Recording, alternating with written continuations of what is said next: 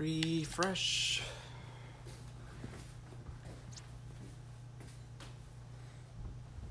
And that's what they're getting it.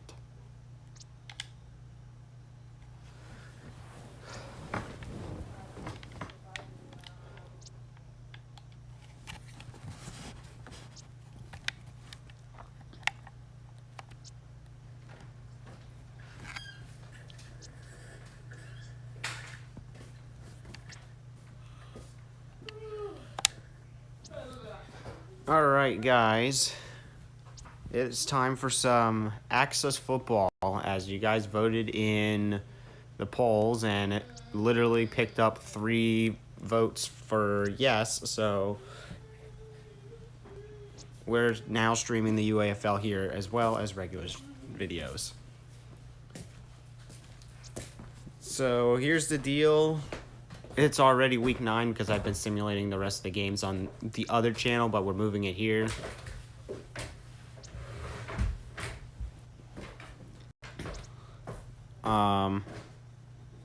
And in week 9, we got some pretty interesting games going on today. Well, for the second half, we have the Indianapolis Mallards. 4th game will be at 6th game will be the Sharks versus the Racers. The 7th game will be the Montreal Terrapins versus the Pittsburgh Ironhawks. Bruins versus the Vegas Outlaws.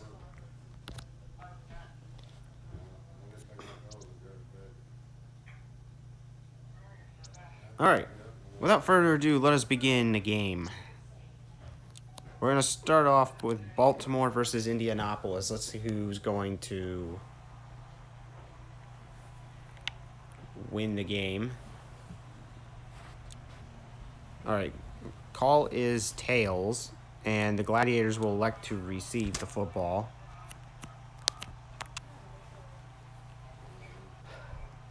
And week 9 action has resumed.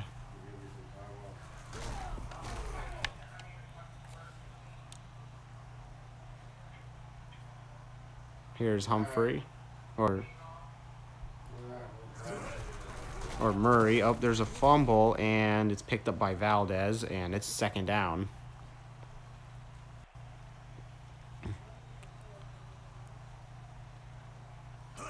All right, here's Murray again. It's now 3rd and short, or 3rd and moderate, actually.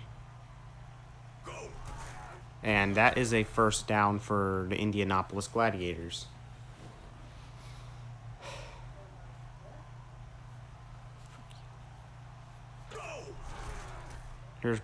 Here's Pesley, and it's 2nd and short.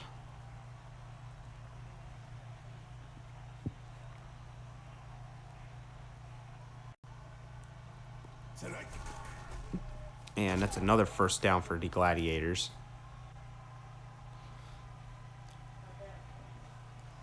All right.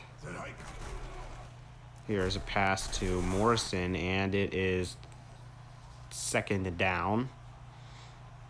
Baltimore's defense is not doing a good job at stopping the run game right now, as they've already lost to the Indianapolis Colts in real life. Let's not make let's not lose to the Indianapolis Gladiators as well.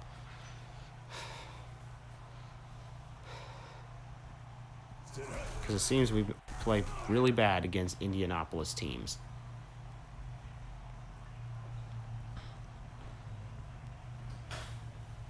However, Baltimore is expected to win this game, and Joseph is sacked or tackled for a loss. And it's 2nd and 13. And now it's 3rd and long. And we have a double substitution coming in. Here's a long pass, and that's caught for a 1st down. 2nd, it's now 1st and goal. Here's Pesley, and it's incomplete.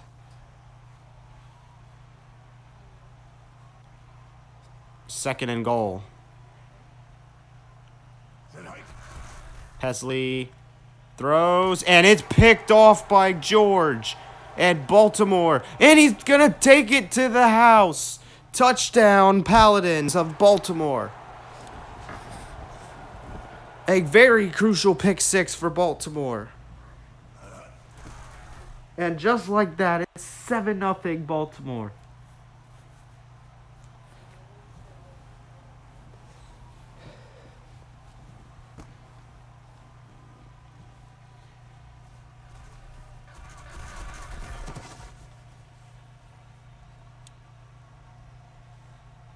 And now the Gladiators are wondering to themselves how that happened.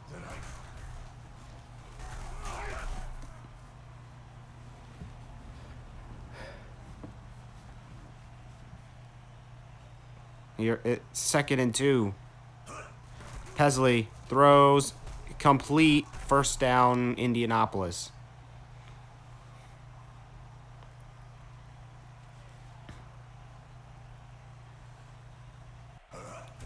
Here's Pesley with the screen, and it's 2nd and 4.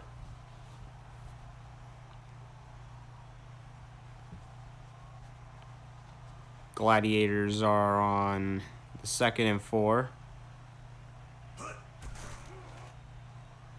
Deep pass, that's deflected by Baltimore.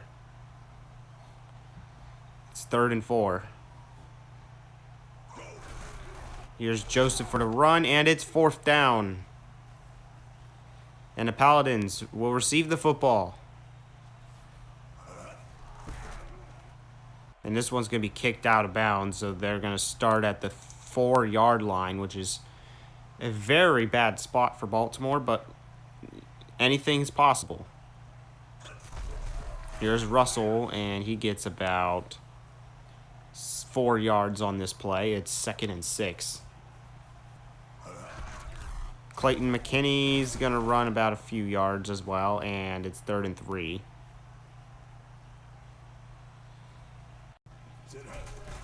Clayton McKinney is going to run it again, and it's 1st down.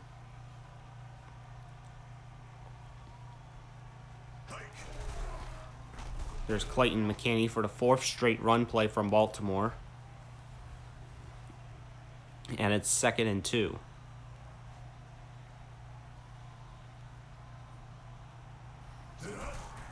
Here's Taylor, who runs the ball, and that's a 1st down.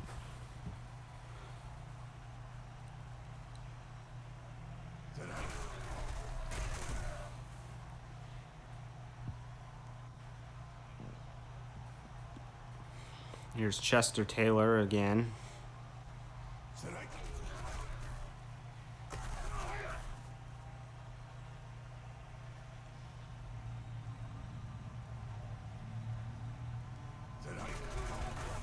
Clayton McKinney is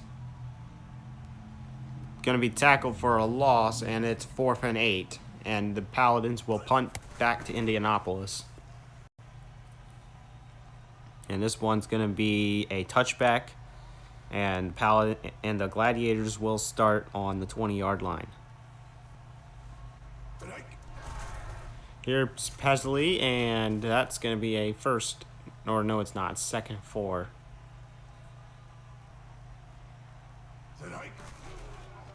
Pesley throws, it's incomplete.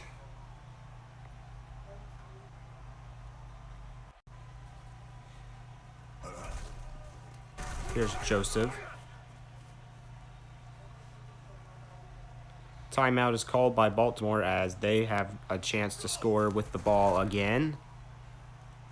And here's the ball, and that's going to be spotted at the 21-yard line, so the Baltimore special teams gets the win on that. Here's Ryan to Marshall for a 2-yard gain, or 3-yard gain.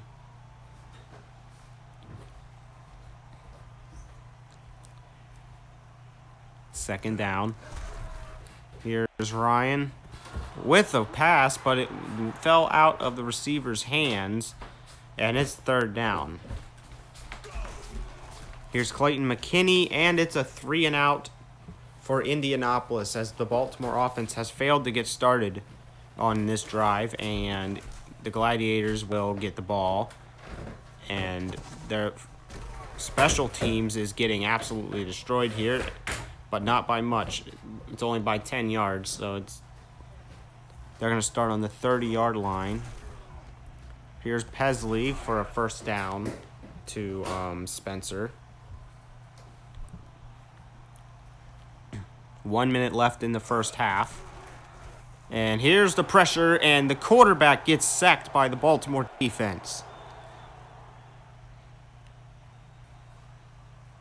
It's now 3rd and 12. Here's Joseph, and it is 4th down again, and Baltimore will get the ball back.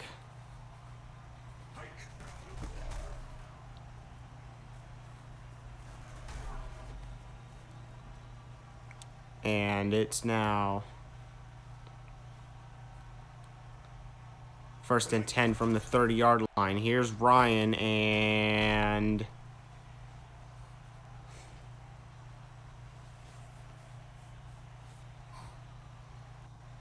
it's now 2nd and 3, and there's a flag against Baltimore, and it's a false start against Daniel, and it's now going to be 2nd and 8 rather than 2nd and 3. Here's Ryan, and they're able to convert. And here's Bridges, and he scores a touchdown.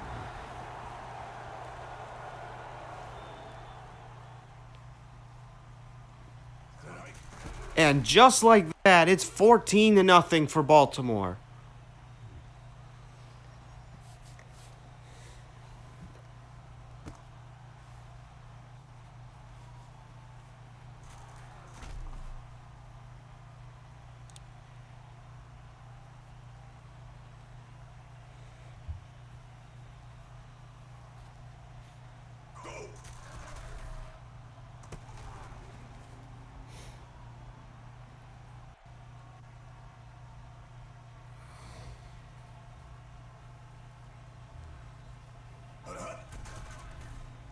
Here's a pass to Morrison.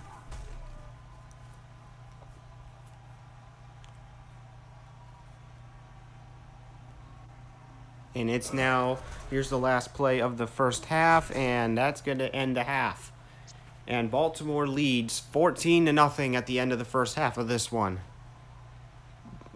Excellent performance by both the defense and offense from Baltimore as they managed to pick the ball for 6 and then score a touchdown off of a 3rd and long situation. They even managed to avoid a tackle, and now Baltimore will receive the football to start off the second half. However, Indianapolis's defense has not stopped the game, and their passing situation is a mess right now. Here's Baltimore on 2nd down. Deep pass, wide open to Marshall. And they're going to bring this ball to the red zone. And now Baltimore has a chance to make it 21-0.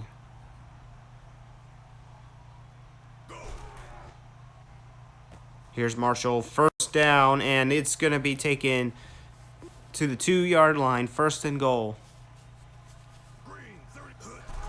And Clayton McKinney scores for the Baltimore Paladins.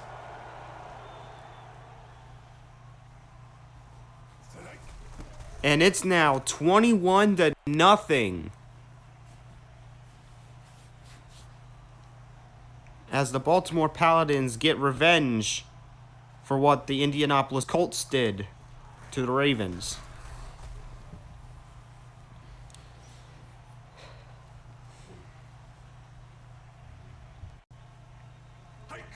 Here's Joseph, and he's going to lose some yards. It's now 2nd and 14 as the Indianapolis offense continues to struggle.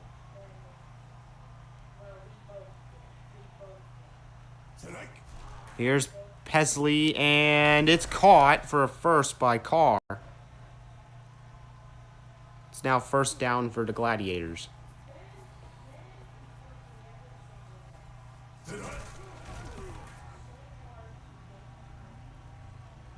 It's now 2nd and 13.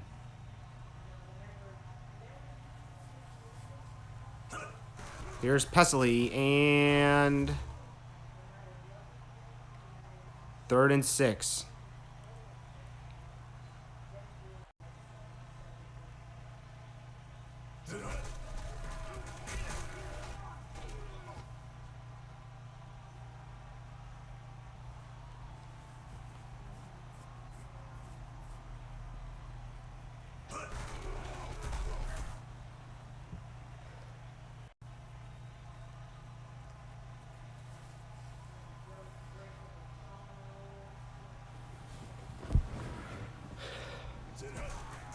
All right, here's Murray.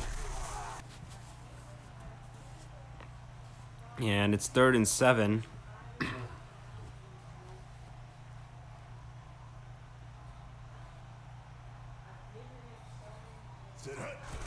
Here's Pesley with the pass, and that's a touchdown for the Indianapolis Gladiators by Jenkins, and that's going to reduce Baltimore's lead to 14. And now it's 7-21.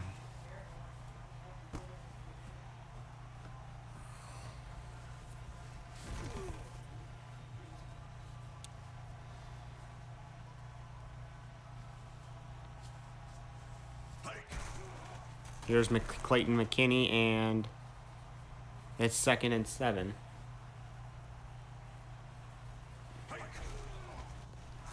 And that's a first down for Baltimore. It's now going to be first down from the 35-yard line.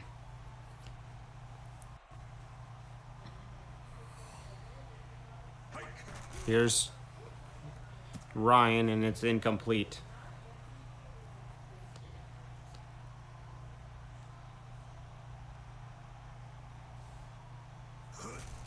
Here's Clayton McKinney. The ball is fumbled, but it's picked back up by Hopkins. And now it's 3rd and really long. Baltimore's going to have to pass here. Here it is, and it's caught by Marshall for a first down.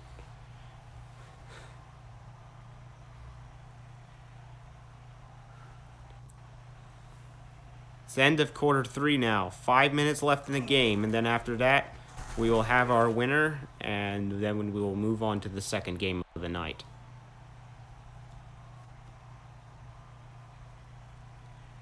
Indianapolis has struggled all season long, but they managed to stay alive.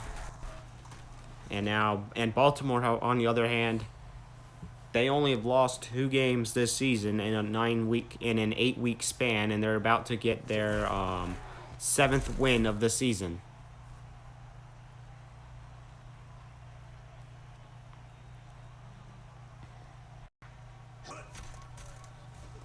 Here's Clayton McKinney, and it is first down for Baltimore.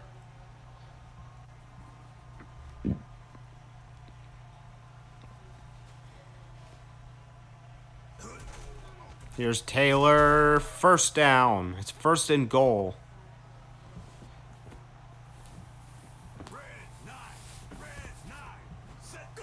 Here it is. Clayton McKinney scores, and it is now, once again, a 21-point lead for the Baltimore Paladins, as the score is now 28-7 Baltimore.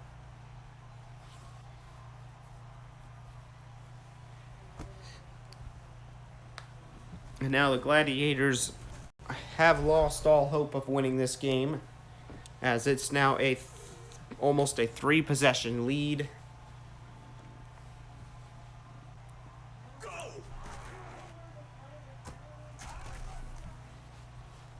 Actually, it is a 3-possession lead, not gonna lie.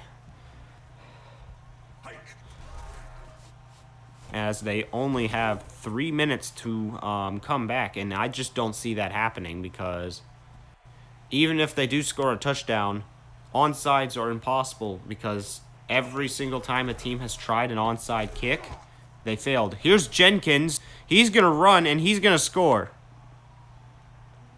That's his 2nd touchdown of the game for the Indianapolis Gladiators, and it is now 14-28. But like I said, there's not a lot of time left for the Gladiators, and I just don't see them coming back to winning this one.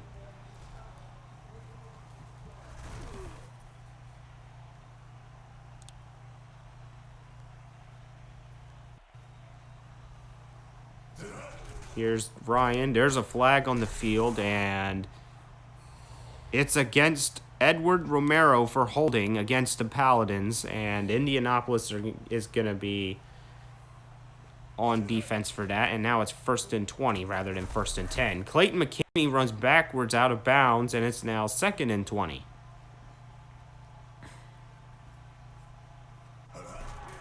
Here's Clayton McKinney, and it's now 3rd and long. And there's a flag for a face mask that just got called against the Gladiators, and now it's 3rd and 5 for Baltimore rather than 3rd and 15. And here's Clayton McKinney, and he gets the first down. Now these face mask penalties are something you shouldn't be trying to avoid. Actually, it was 2nd and 20, and it changed to 3rd and 5. I did not count the face mask properly. It was actually 15 yards rather than a 10-yard penalty.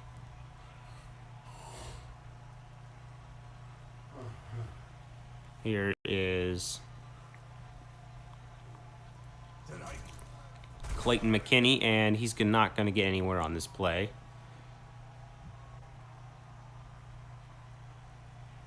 Today's games are brought to you by Five Nights at Freddy's, as you can see on the banner here.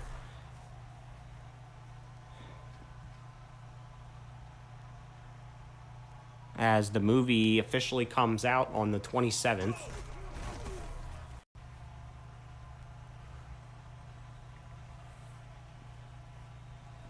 Now, these banners won't stay forever, especially on the Xbox version, because the Xbox doesn't have ads at all, even though sometimes ads are good for the game, because the default ads is Gritty and Football and stuff like that.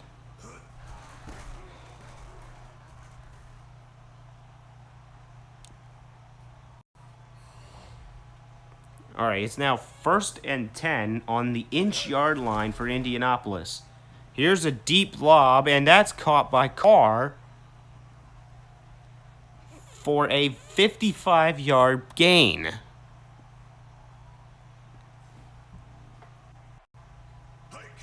Here's Pesley, and it should have been intercepted, but it was dropped.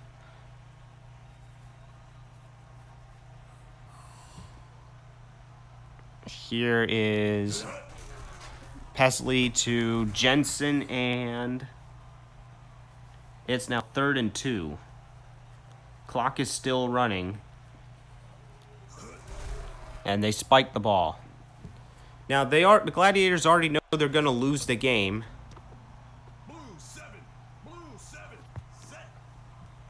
But their goal now is to lose by the least amount of points, and it's picked off by Cobb. And he's still on his feet. And the Paladins have turned it over to themselves yet again. And this knee should end this one, as the Paladins get their 7th win of the season against the Indianapolis Gladiators. 28-14. Very excellent job by Baltimore on getting that win that they needed.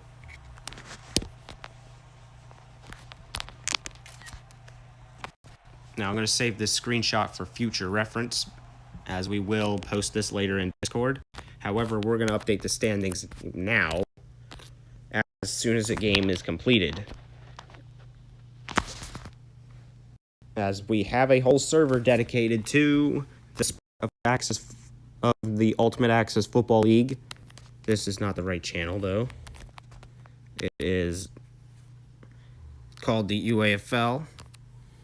It was a 14-point win for Baltimore, so now for Baltimore, their record is now 7-2, and they're just trailing behind Pittsburgh right now, who is 7-1 and can potentially become 8-1 if they win today. And their point differential goes up to 96, as Baltimore has done an excellent job all season long. However, their only 2 losses are to Tennessee and to Pittsburgh.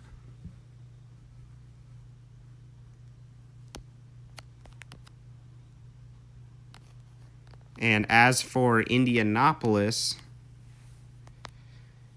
they are sitting in 4th place in the division. That could change now that they've lost.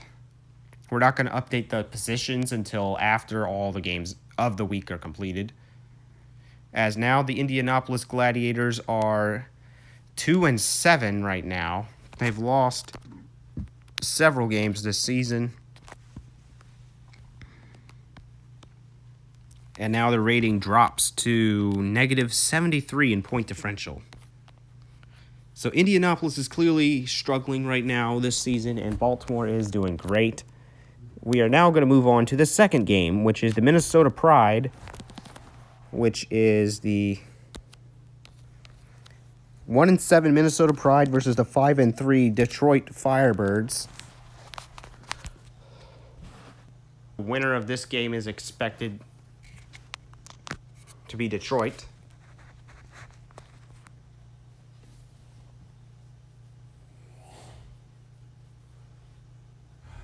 As Detroit's expected to win this game. Second game. 1-7 Minnesota Pride. 5-3 Detroit Firebirds.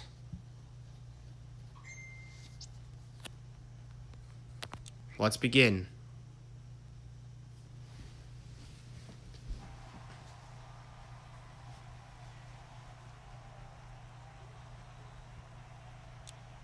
All right, Minnesota's going to call heads. Heads is the call. And Minnesota will start with the football to begin the game. And we're underway to begin the second game of the week.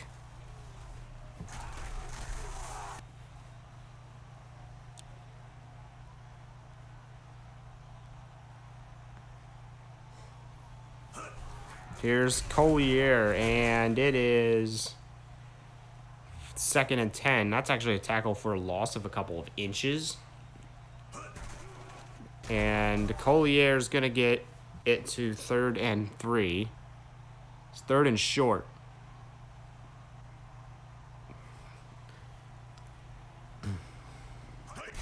Here's Snyder, and Snyder does not get the yards needed for a first down. Now, Minnesota may be looking pretty bad this season, but after the Access 24 Russia Showcase, they are looking better. Here's Gregory, and that's a touchdown for Detroit off of special teams.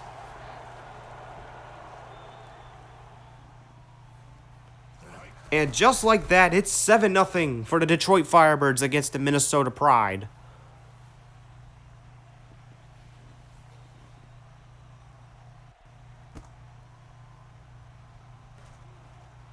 And now Minnesota is speechless after that.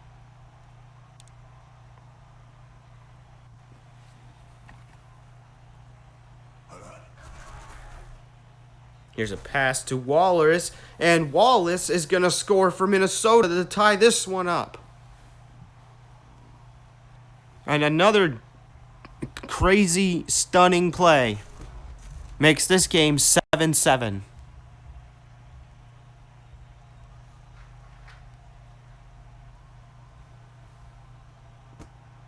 And now here's Detroit.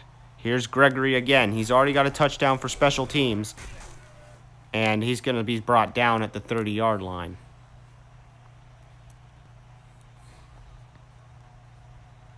And here's Detroit's offense on the field. Here's Knight. Here's Paul, and he gets a first down.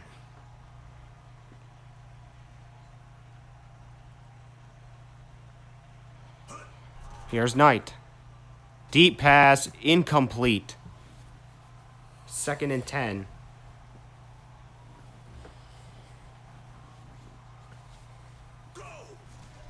Here's Knight with the screen, and it is 3rd and 4.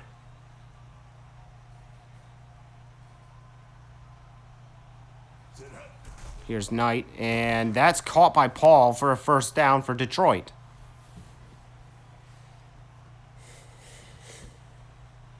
Now there is a key clinching scenario, well, not for the playoffs, but for something else, for Minnesota today. If Minnesota loses today, they will clinch a losing record, which is something Minnesota does not want to have.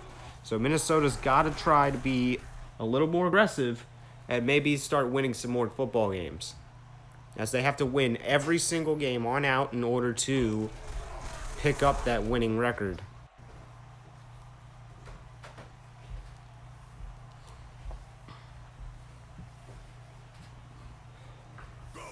Here's Garcia.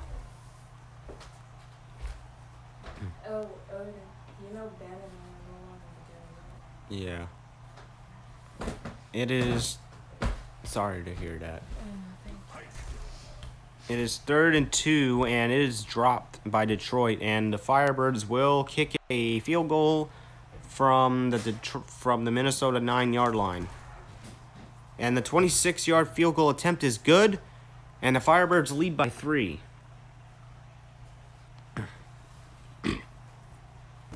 Minnesota is going to come back to get the ball. Here's Burgess. And he's going to be brought down at the 28-yard line. And here's Valdez. He gets 1 yard on this play. Or no yards on this play. He doesn't get anything. Could have sworn he got like 2 yards on that play. Here's Collier, and it's 3rd and 12.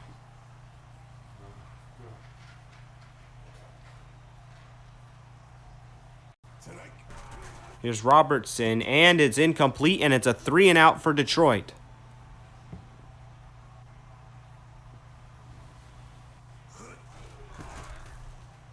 And the Firebirds will take over just short of the 30-yard line of Detroit's 30-yard line. And Paul is going to be tackled, and that will be the end of the first quarter. So far, Detroit leads by 3, as we still got 15 minutes of football left. Here's Knight. Deep pass, caught by Day at the Minnesota 25-yard line.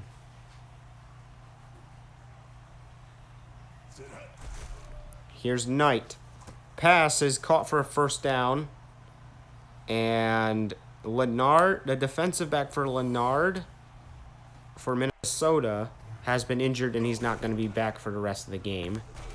And here's Paul. And it's 1st and goal. Here's Knight. He fires. Touchdown. This one's caught by Paul. And it's a 2-possession game for Detroit. And now it's 17-7.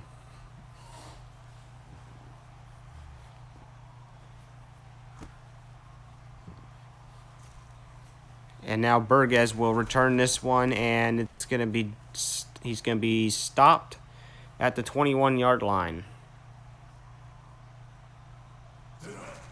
Here's Collier, and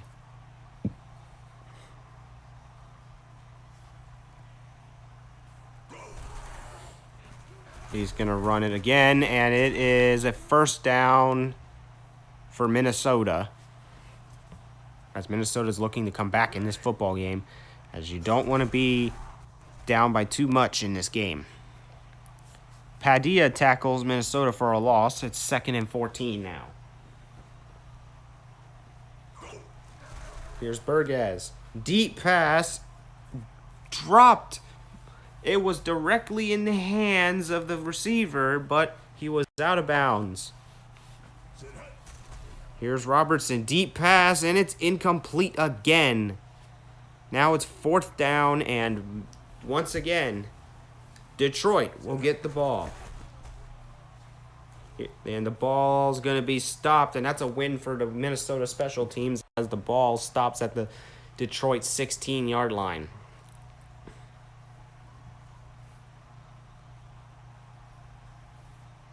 Here's Detroit. Here's Paul, and it's first down from the Minnesota 32 or from the Detroit 32-yard line.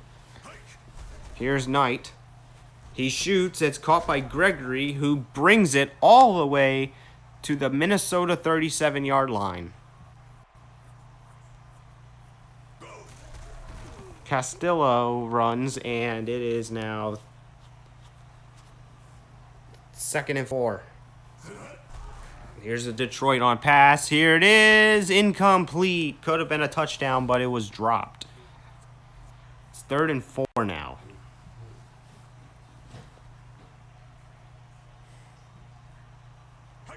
Here's Knight.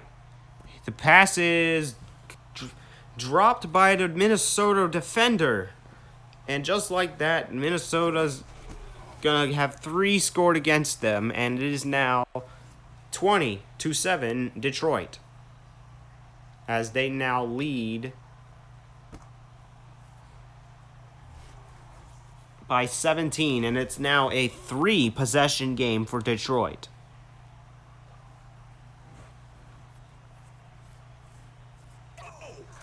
Here's Robertson. Deep pass. Caught by Wallace. And it is now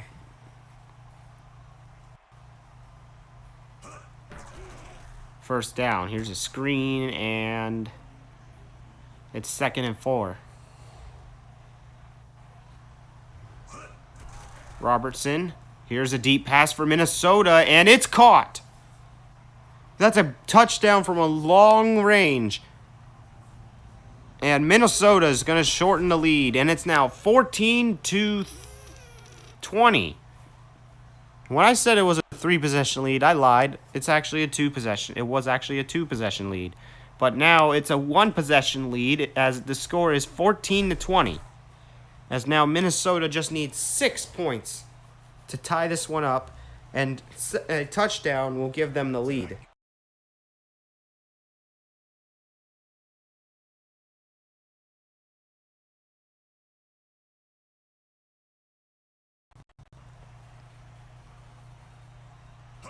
For some reason, the Detroit or Minnesota defense runs all the way down the field. Touchdown, Detroit. And Minnesota leads to a Detroit touchdown. And just like that, the score is 14-27. As now the Firebirds lead and continues to grow.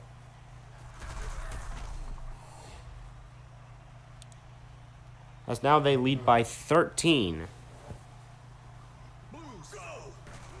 Here's Minnesota with the screen, and it's incomplete.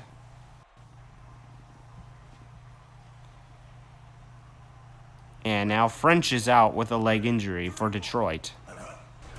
Here's Robertson. Here's a pass caught by West, and he is on the foot race as this one's taken to the Detroit 14-yard line.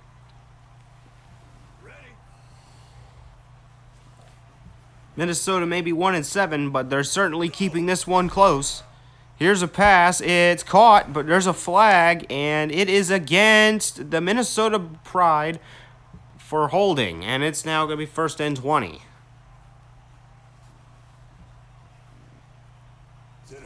Here's Robertson. Pass caught by Wallace, and it is 2nd and 14.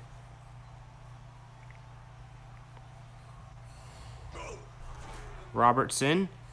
Pass to the right. It's incomplete. 3rd down. Robertson. And that's also incomplete. And now Padilla for Detroit is coming back on the field. And here's a field goal for Minnesota, and it's good. As now the lead is cut to 10. As the score is now 27-17 Detroit.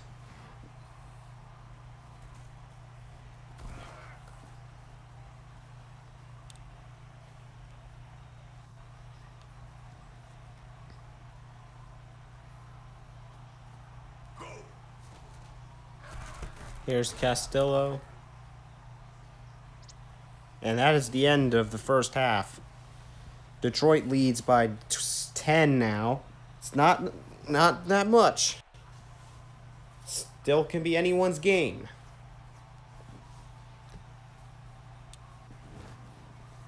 The Firebirds will start with the football in this second half.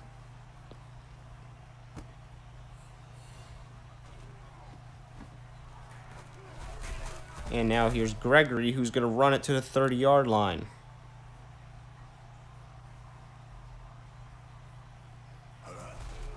Here's Paul.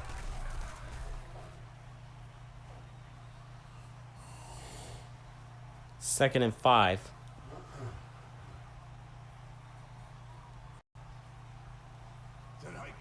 Here's Knight.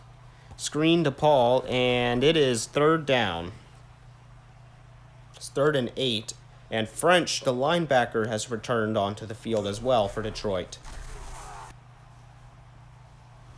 And it's now 4th down, and that's a 3 and out for Minnesota, as they're going to now attempt to run the ball.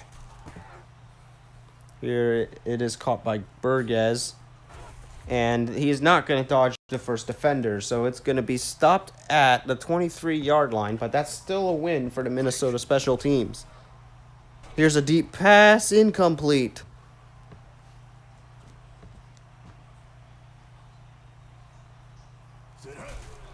Here's Valdez, who runs straight up the middle, and it's turned over by a fumble, and Detroit, once again, makes the stop.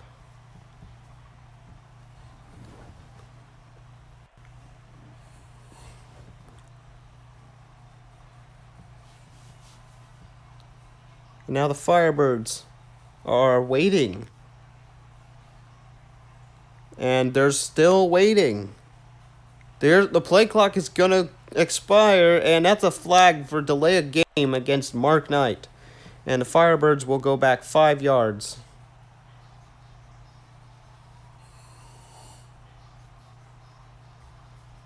Here's Detroit. Taken down for a loss. However, there's a flag. And it's now 2nd and 13. Here's a screen. That's incomplete, as the receiver couldn't stay in bounds, and it's 3rd and 13. Here's Knight. Deep pass. Caught by Summers, who hasn't been around the entire game until now. And it's 1st and goal for Detroit.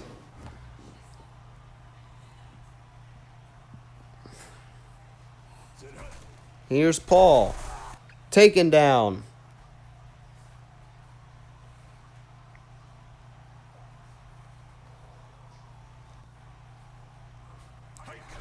Here's Paul. He runs, and he's not going to get in there. It's 3rd and goal. They're going to try to protect on the run game, but fails. Detroit scores again, this time by Castillo, and it is now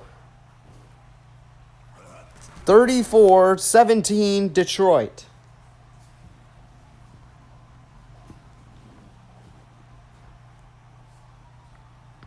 And now Minnesota's season is becoming hopeless for them.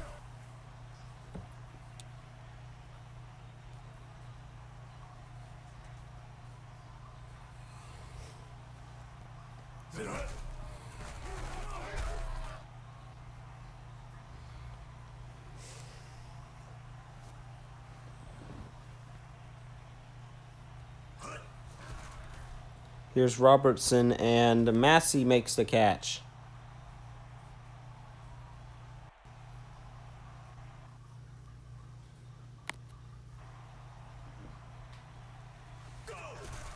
Here's Collier.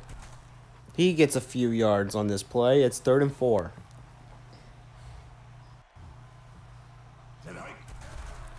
Robertson makes the pass, caught by Wallace for a 1st down.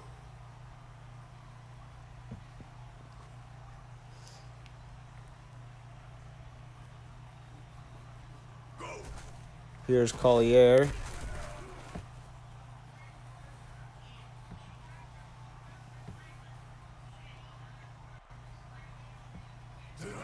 And here's Snyder, and that's going to be a loss of a few on that play. It's 3rd and 9. And there's a flag against Minnesota for a false start, and it's now 3rd and 14.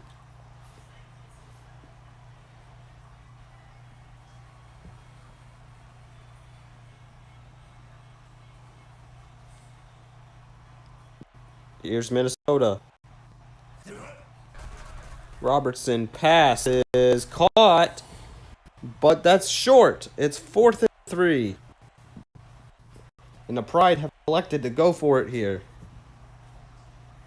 Detroit's defender is running off the field for some reason, and that's going to be actually helpful.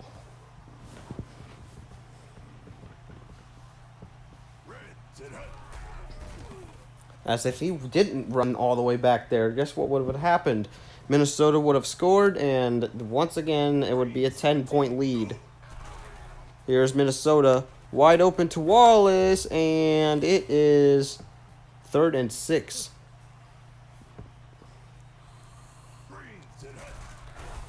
Here's Collier, and it is 4th and 5. Once again, Minnesota elects to go for it.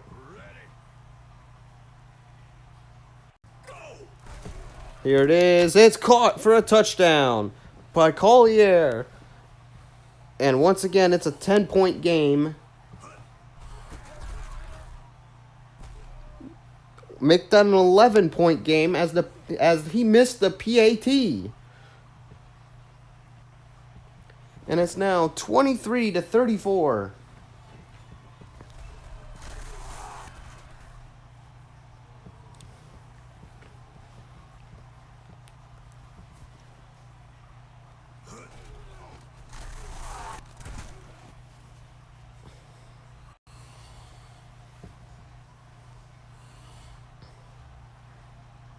Here's Detroit. Here's Paul, and it's 3rd and 3.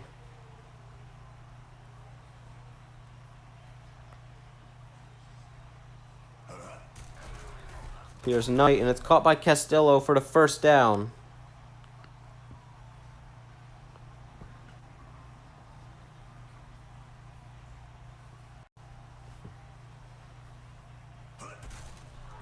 Here's Paul.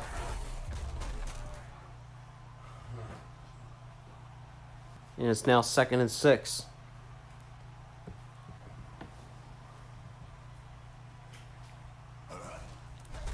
Here's Detroit's Garcia, and it is 3rd and 7.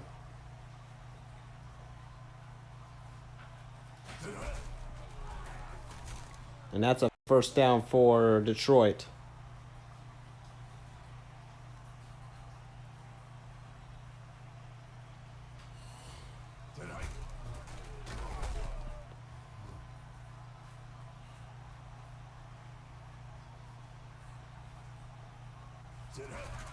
Here's Castillo, and it's a first down for the Firebirds, as Minnesota has burned all their timeouts now. And the Detroit Firebirds will knee this one out, as the Firebirds get their 6th win of the season, as their record will improve to 6-3.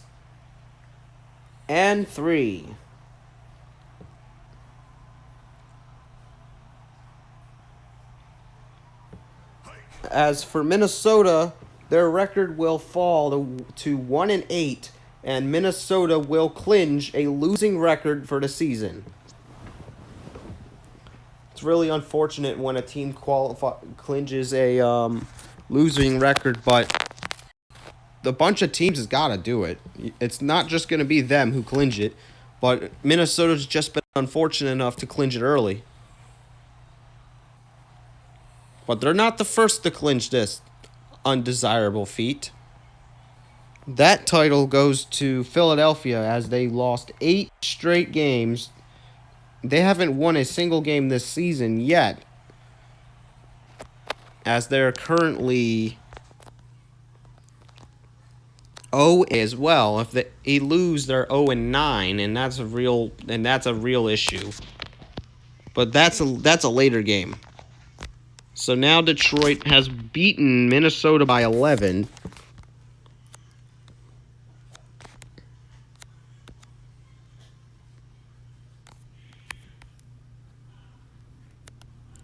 And now the Firebirds improved their record to 6-3 with a point differential of plus 41.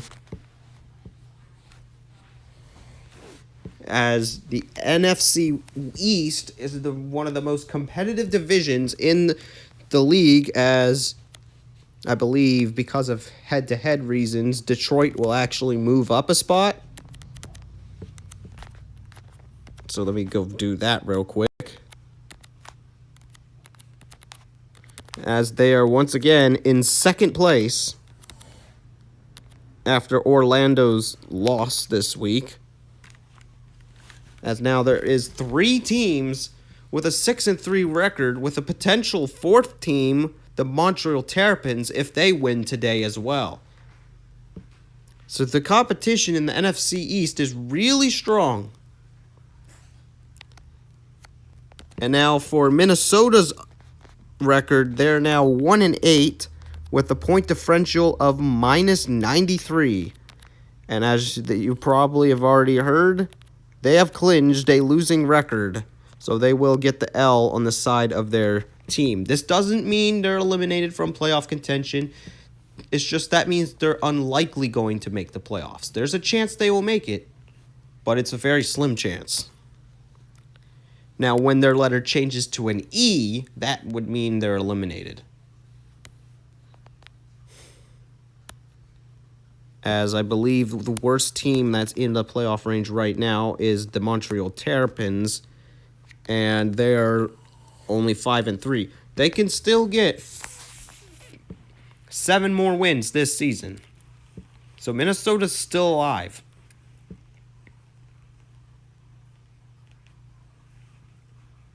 Actually, I lied. 6 more wins this season.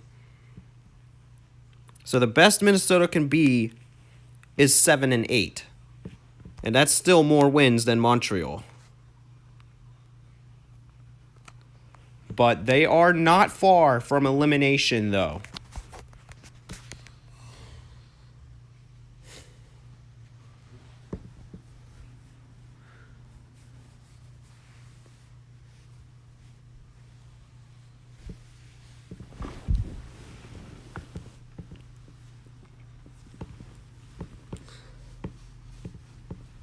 All right, we are now moving on to the 3rd game of the week. Or of the day. It's not the 3rd game of the week. The first. Another win for either Vancouver to get their 8th. And each one of the scenarios involves one of the teams beating the other in both ways. If Vancouver wins, they will clinch a winning record for the first time in franchise history, as they will be the 2nd Canadian team to do so this season, as Winnipeg has already done it, I believe, yesterday. However, if Tennessee wins, they will have a winning record, and they will be in playoff range. So it's a very important game for both of these teams.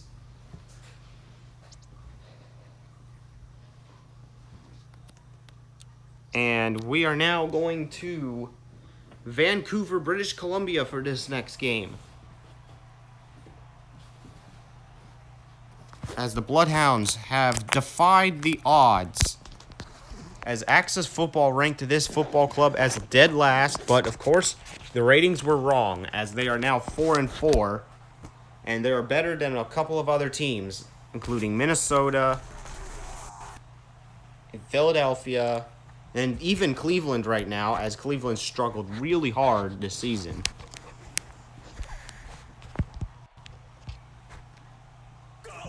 Here's Cunningham on first down, wide open to Fuqua, and that's a first down for Tennessee.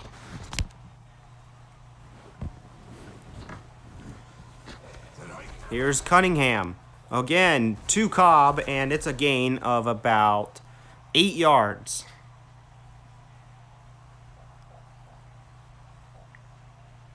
Here's Tennessee on the run, and it's a first down for Tennessee.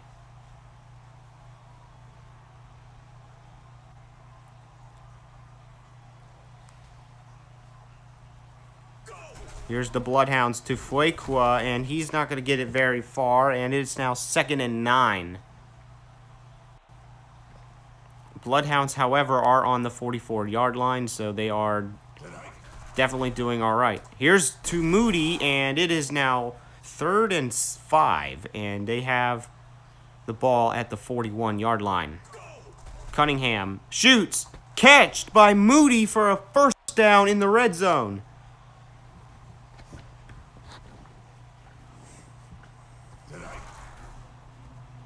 Here's Daniels. He runs it, and it's to the 2. It's on the inch-yard line.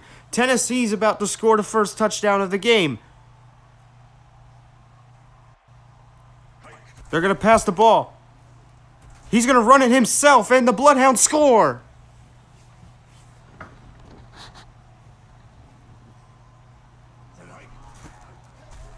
And it's 7-0. Again, it's 7-0 Tennessee against Vancouver, who has only lost to Baltimore this season.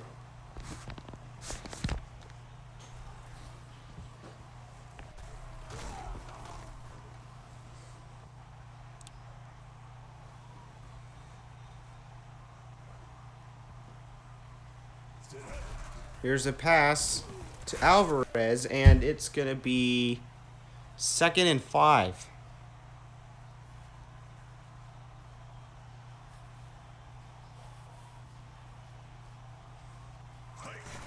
Here's Alvarez, and it's first down Vancouver.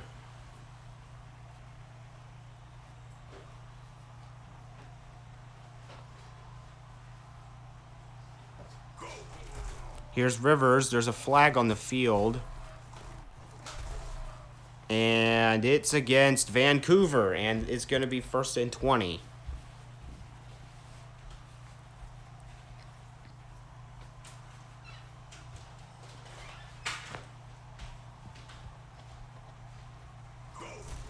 Here's Alvarez, and it's now 2nd and 15.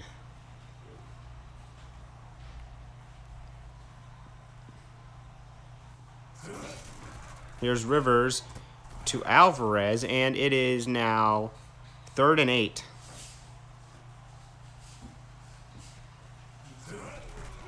Rivers dropped, and it's 4th down. And the Bloodhounds will get the ball. Nice job by the Tennessee defense to getting the stop there. And here's Hodges. He's going to run it all the way to the Vancouver 32-yard line. And that's great field position for Tennessee, as they're now already in field goal range.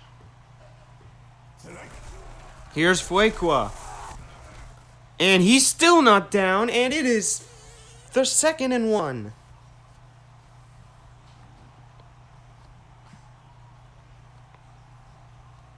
Here's Tennessee. Cunningham, he fires to Morton, and it's 1st down.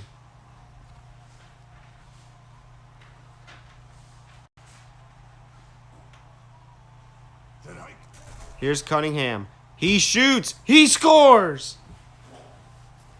Fuqua for the touchdown. And it's 14-0 Tennessee.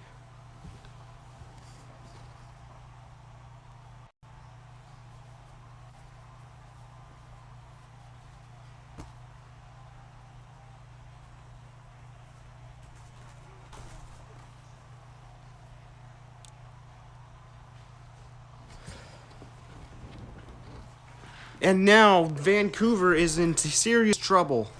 Here's the return by Rivers, and it's now 2nd and 5.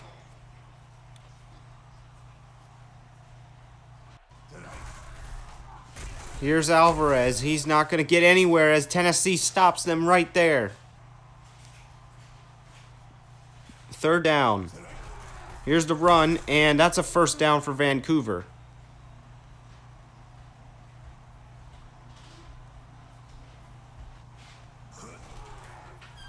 And here's Weaver.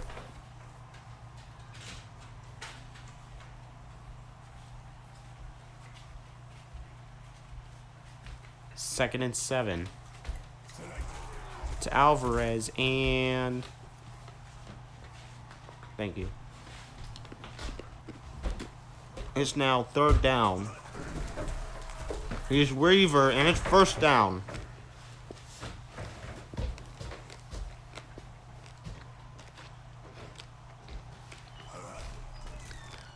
And here's Weaver.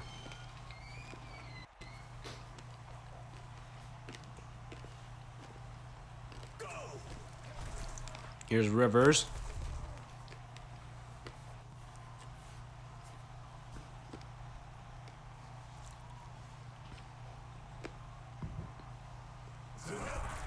And it's now 2nd and 6.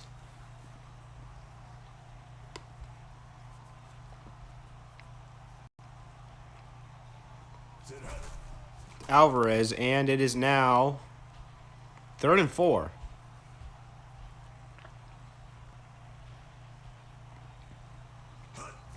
Here's Rivers. Deep pass. Caught. Almost in for the touchdown.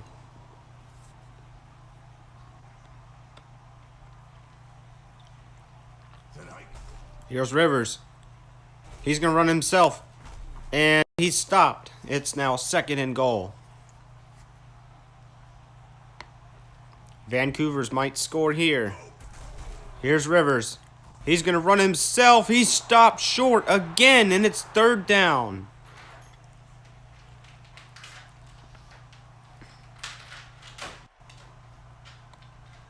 Here's Vancouver. Pass is deflected, and it's 4th down, and the goal line stand from Tennessee is very real. And they missed the PAT, and it remains 14-0.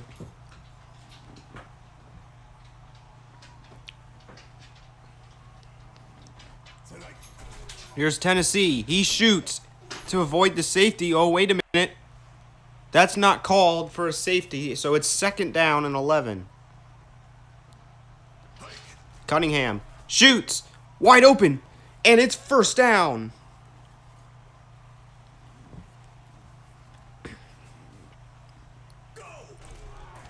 After just barely avoiding the safety, they made the nice pass to get out of that situation.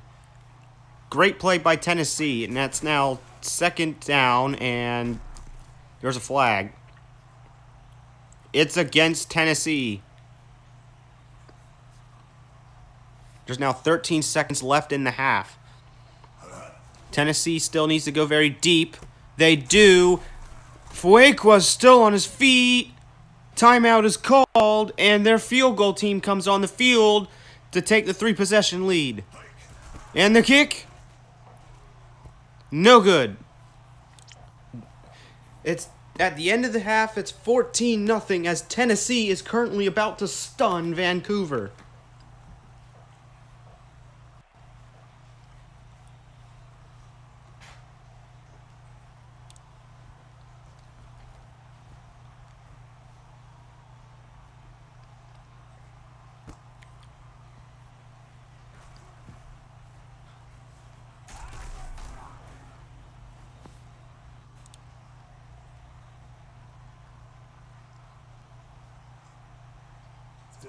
Here's Vancouver with the screen to Patton, and it's now 1st down.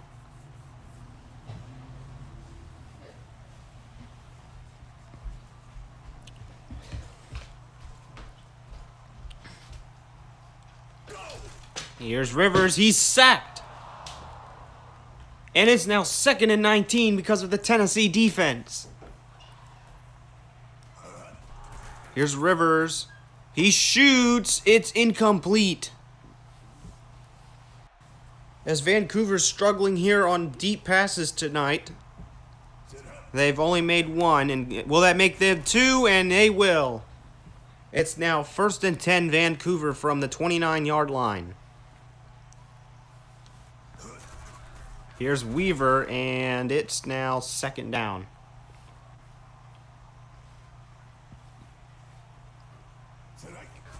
Rivers with the screen. It's caught for the 1st down.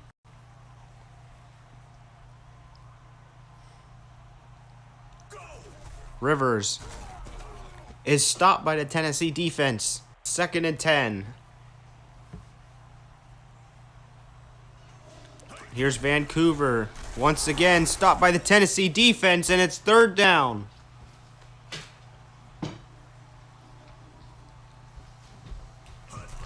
Here's Vancouver, and it's incomplete, and it's fourth down again.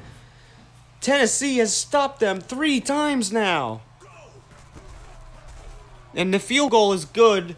However, Vancouver could have had a lot more if they were to capitalize. This game could have been tied 14-14 if it wasn't for Tennessee's crazy defensive plays in this game. And Fuequa's going to take it to the 30-yard line, or to 31. Fuequa's not going to get very far. It's now 2nd and 9.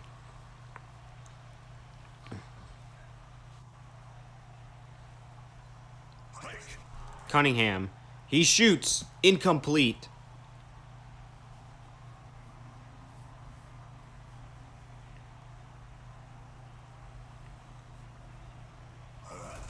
It's now third down, and for the first time tonight, Vancouver's going to get the stop.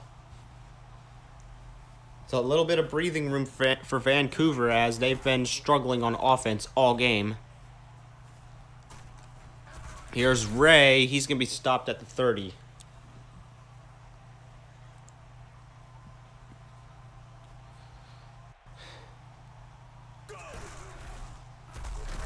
And here's Weaver.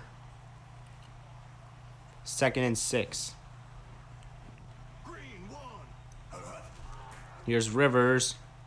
He's going to run it himself, and it's now 3rd and 2.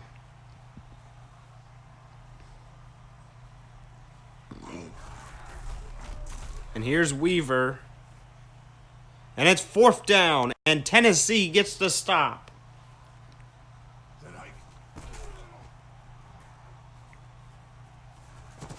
Here's Hodges. He's going to run it to the 40.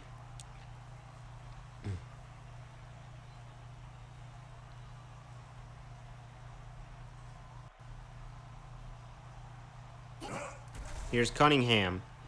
Deep. Caught by Moody again. And it's first down from the 18-yard line.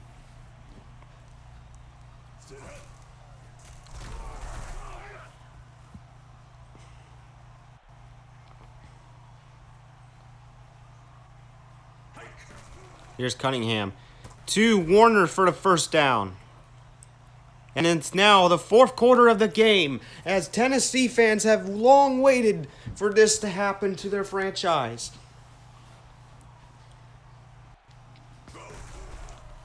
Here's Fuequa.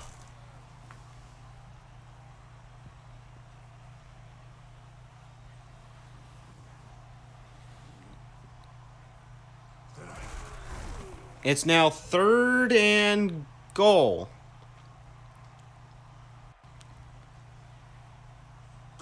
Here's Cunningham by himself, and he's not going to get there.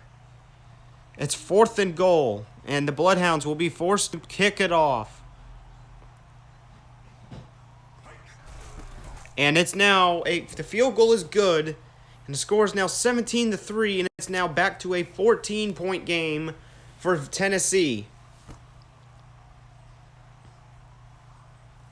Here's Ray. And he stopped just shy of the 30-yard line.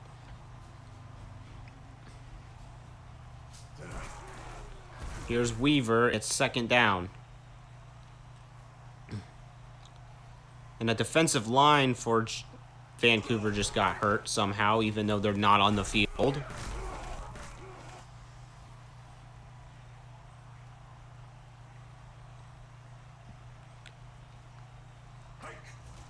Here's Rivers. Deep pass caught by Miller, and Vancouver's trying to keep this one alive.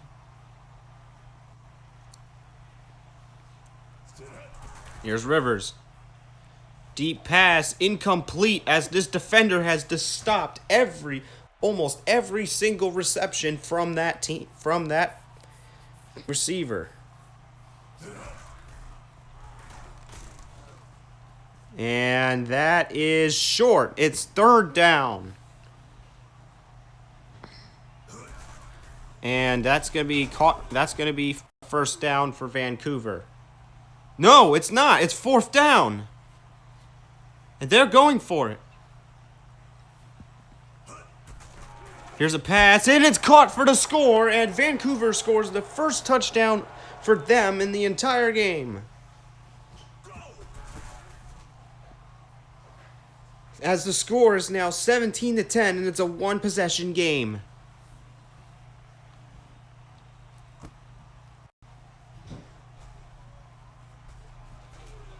Here's Fuqua.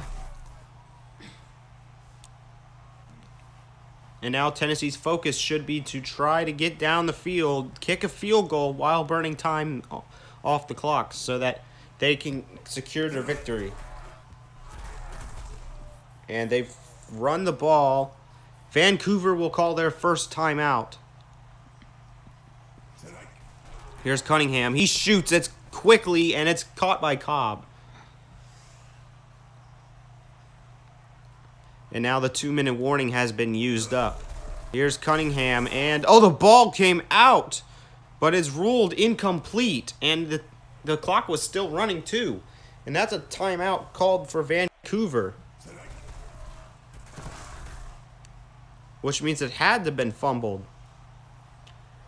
Vancouver has used all their timeouts now.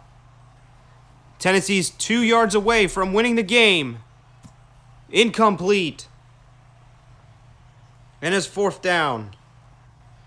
And Vancouver will get one more chance. And the ball's actually going to be spotted at the 14-yard line.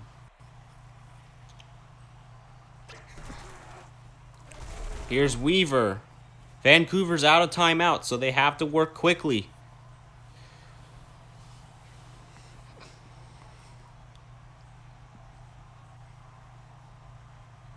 It's now, here's Rivers to Phillips. It's third down.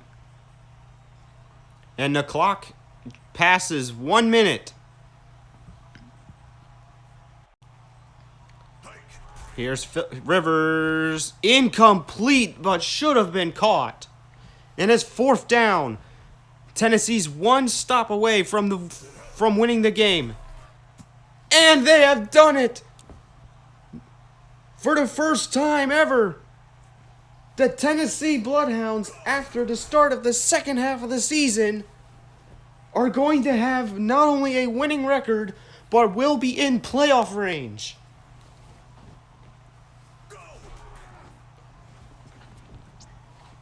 As Tennessee improves to 5-4, as they've stunned the Vancouver Mallards.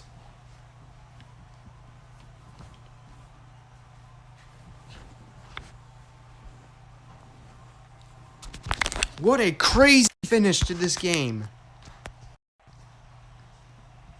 As Tennessee stuns the world.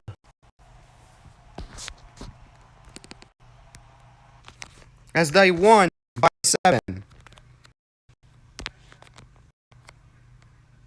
Why is the phone not charging? That's a good question, no?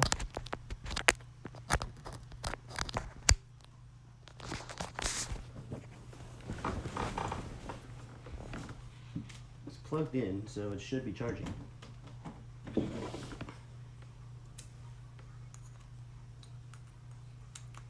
Maybe this charger's broken. I don't know why.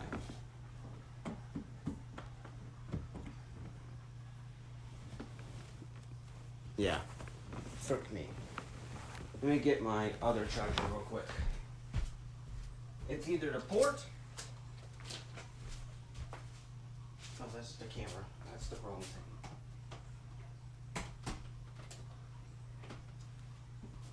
It's either the port or the cord. It's one of the two things, and we will find out tonight before we begin the third game of the week.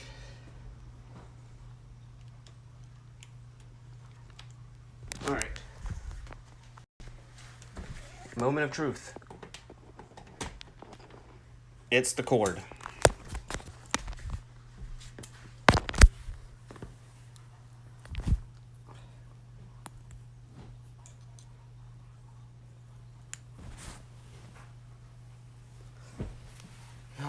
If the phone dies, just know that I will start the stream up. Let me get my charger. Backup charger, please.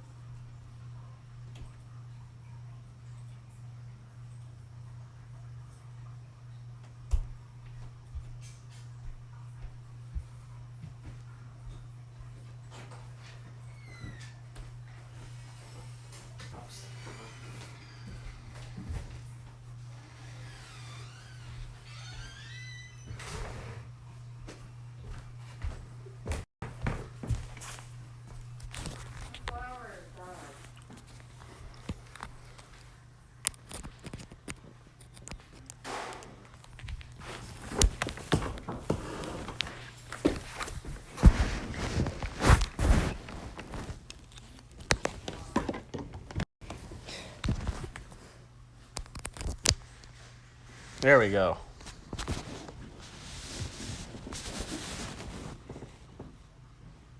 I need to order a new long cable.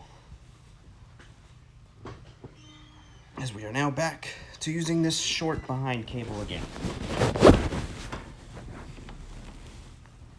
Because our red cable has unfortunately passed away today.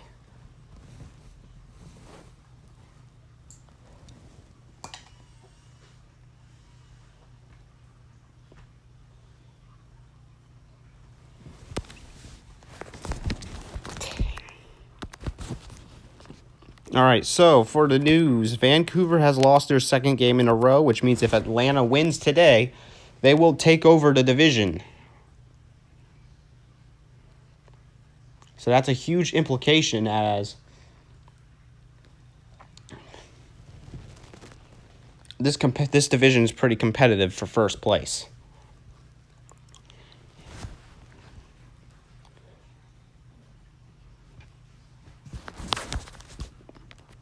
As now Vancouver has a rating that drops to 43. And for the Tennessee Bloodhounds, who have just shocked the world, are 5-4.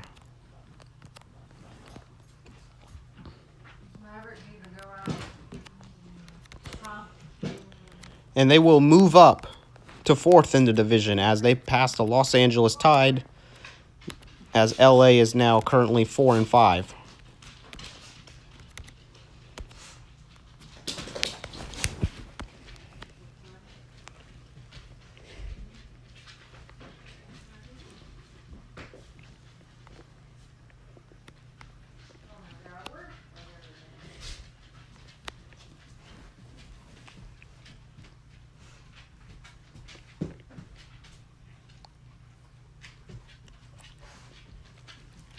And we will be right back shortly after this short break.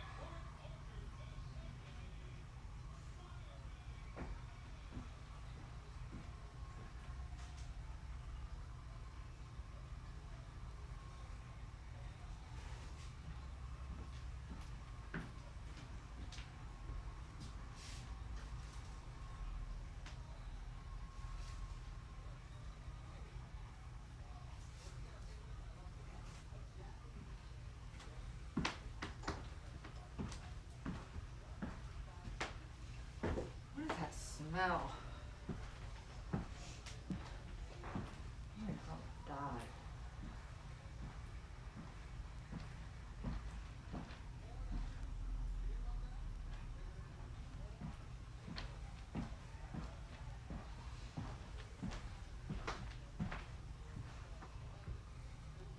Alright, dirty, stinky sheets. No.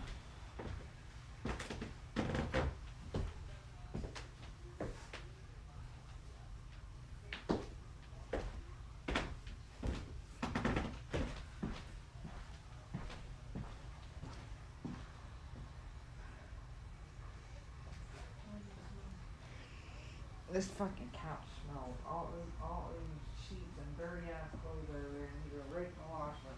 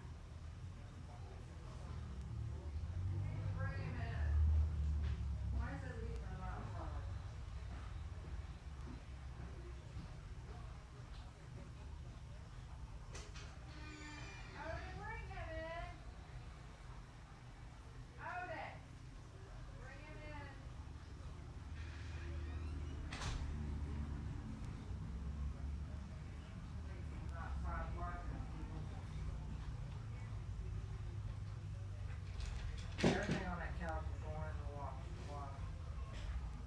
You hear, Mom? Huh? You hear about it? Huh? You hear about it? What, you have a bed? Yeah, you told me, girl.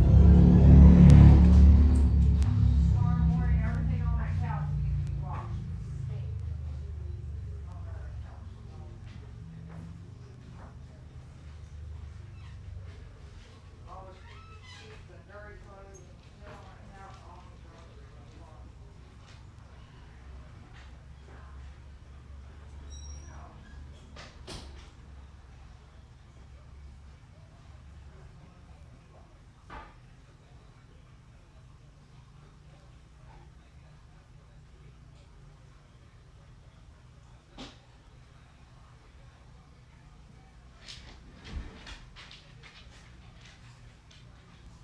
It's like seasoning all over the floor.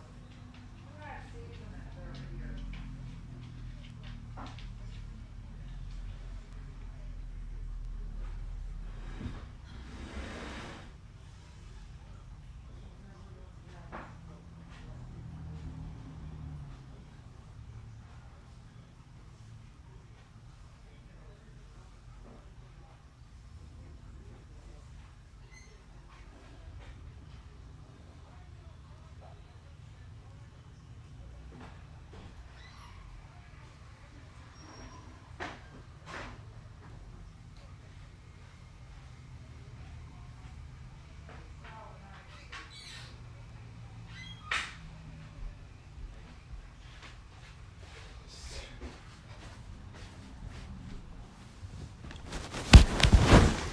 Tennessee has shocked the world in the most crazy way.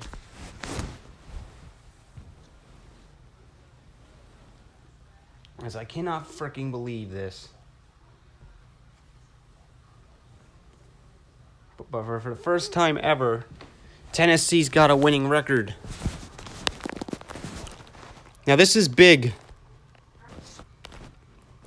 This is big news for all Tennessee fans, as they were never this good.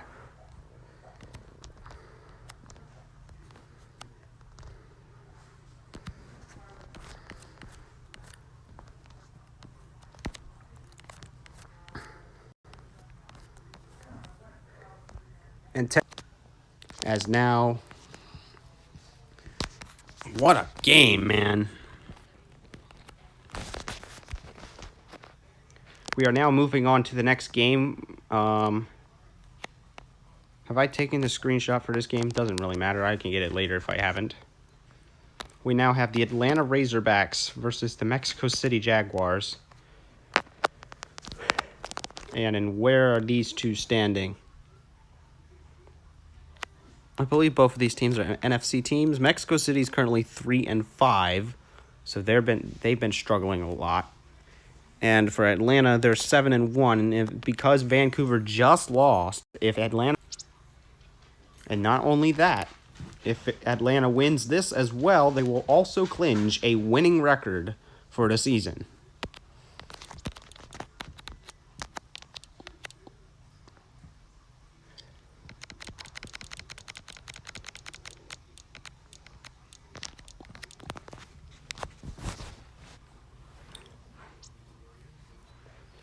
All right, here we are, Atlanta versus Mexico City.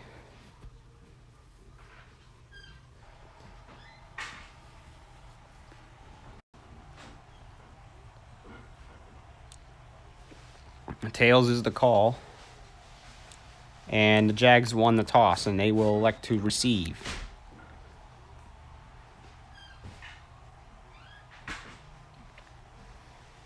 All right, here's Mexico City's Thornton.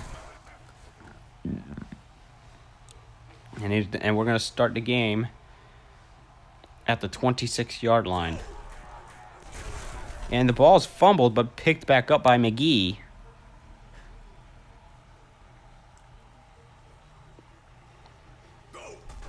Here's Tate to Ray, wide open, and that's a first down for Mexico City.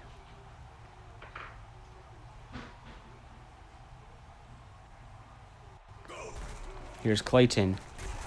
He's going to be short of the first down.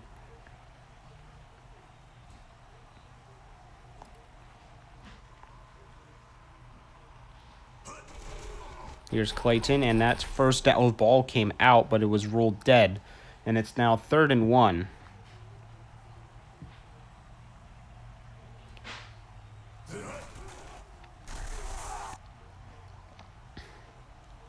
And now it's 4th down, and Mexico City will be punting to Atlanta.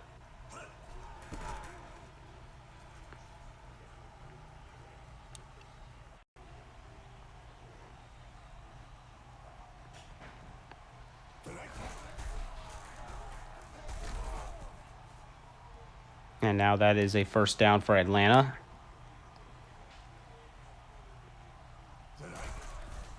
There's a flag, and it is against Mexico City.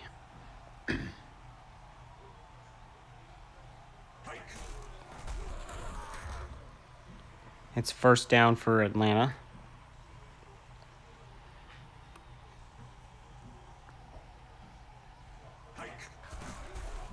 Razorbacks throw deep. It's caught by Chandler, and that's a huge first down. Now it's 1st and goal from the 3-yard line. Razorbacks shoot it away and throw it away before he got sacked.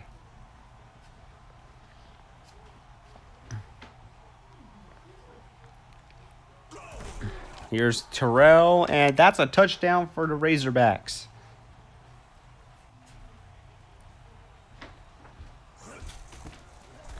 And it's 7-0 for Atlanta.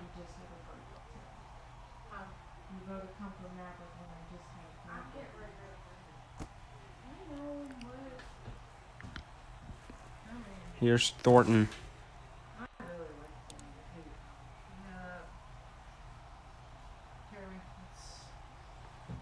I've given up. I'm sorry. I've given up. No, it's just his mom. It wasn't him, it was mom. No, I was just. Huh? Here's Clayton, and Come here, Michaela. Can't handle it. it's 3rd and 1. Silva is sacked or not. And now it is 4th down.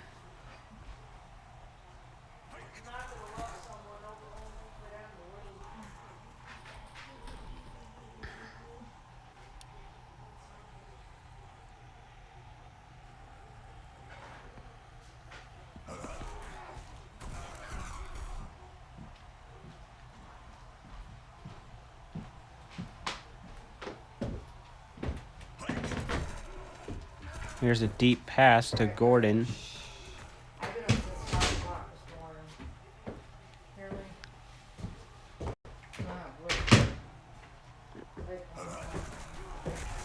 Here's Terrell and 2nd and goal.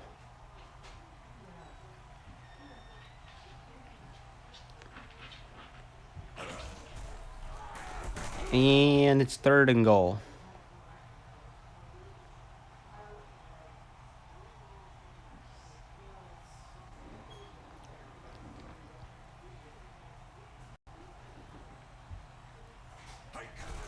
And that's a touchdown by Atlanta. Love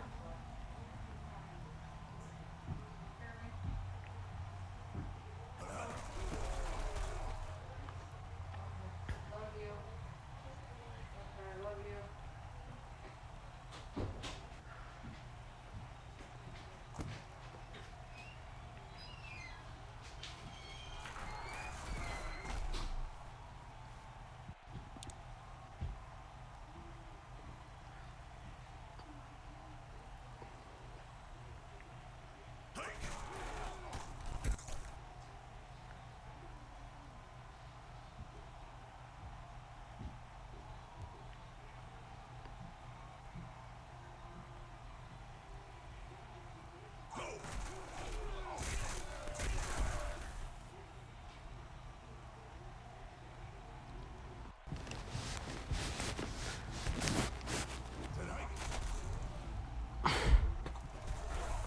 All right, that is a 2nd and 4 situation for Mexico City. Here's Clayton. 3rd and 1.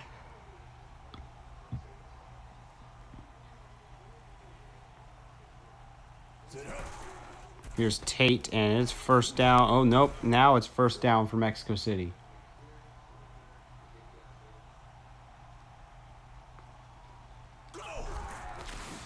Here's a pass, and oh, wait. That wasn't ruled a 1st down before?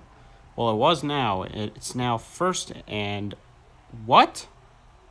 Excuse me. How did Atlanta get the ball?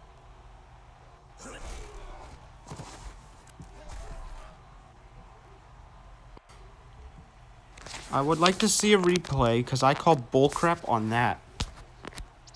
I'm going to pause the game. I want to see a replay. I mean, it's not going to change the outcome of the game, but I just want to see.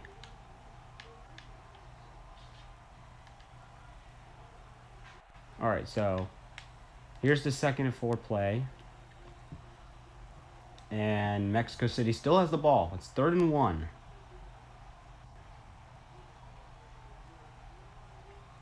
Running the replay, he makes the catch, hurdles to get back in for a 1st down. Now it's 4th and 1, and Mexico City decides to go for it. He makes the catch for a 1st down,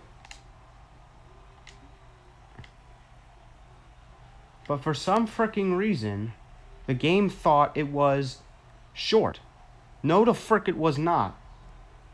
That is the most horse crap referee I've ever seen in my dang life. I'm sorry if you're a Mexico City fan. The refs have fricked you again. This will all be fixed in Access 24, which is the game we will be using next season. Yeah, that's literally bullcrap. I can't believe that, man. All right. There's a flag against Atlanta, but that doesn't compensate for the fact that it was a turnover on downs, even though he claimed 1st down twice. They got 1st down twice, and they were both ruled short.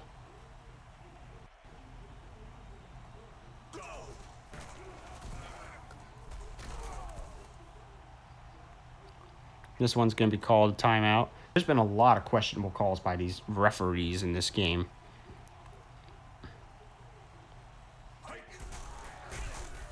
That should be a 1st down. And it is.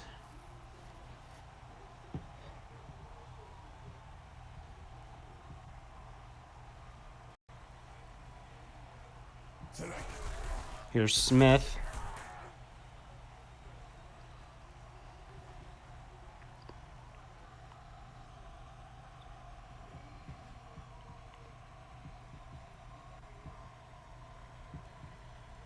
So we now know the referees are rigging the game for Atlanta.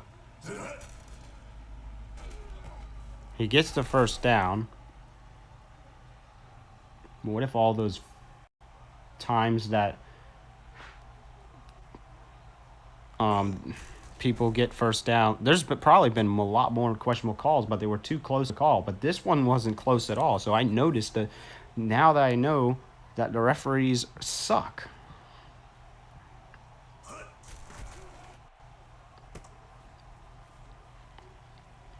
And it's now 2nd and 20.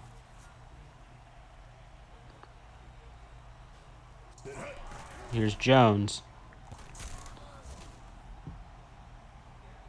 It's 3rd and 15.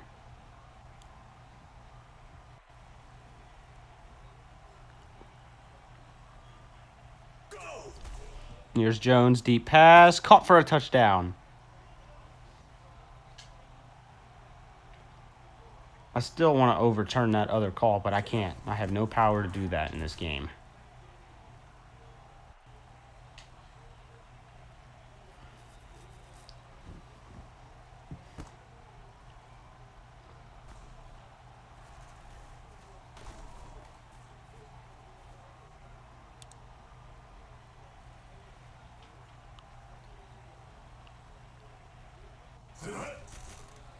There's Mexico City. Let's see if they get screwed over again.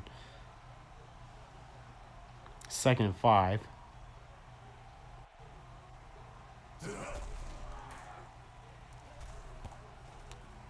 And here's Cooper.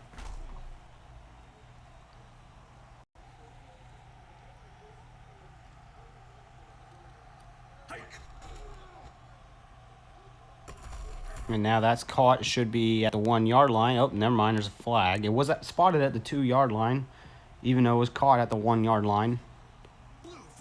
Well, actually, it was about halfway. He's sacked. It's now 3rd and goal. The flag. And he's not in for the score. And it's now 4th and goal from the 0-yard line. That blue line's over the touchdown marker. That blue line was over the Actually, wait. No, it was over it was over the touchdown marker. That should be touchdown.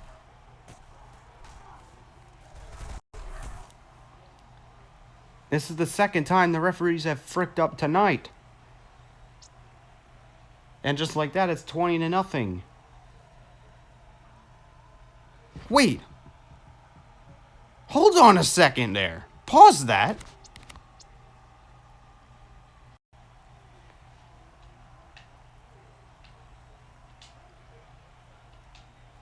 How the frick did Atlanta score?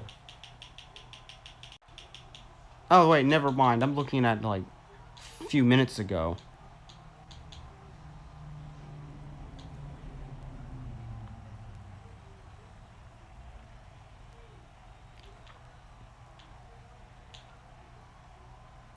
This game is absolutely freaking rigged. This game must hate Mexicans for no reason. It's such. This is probably the most racist freaking game. I mean, and ironically, this is Atlanta, and you got the people of Georgia.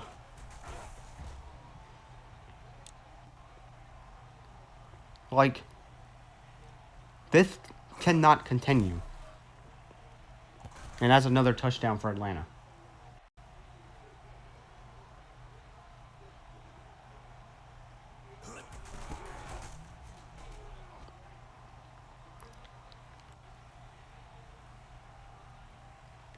Yes, Mexico City may not be a good team at football, but that doesn't mean you have to rig the game against them.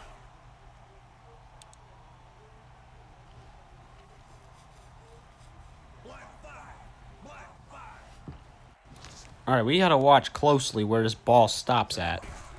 Here's Clayton. That should be stopped at the 21 or 19-yard line. That's what I meant, actually. That's exactly where they stopped it at. Here's Clayton, taken to the 22. That's exactly where I thought they were going to be at as well.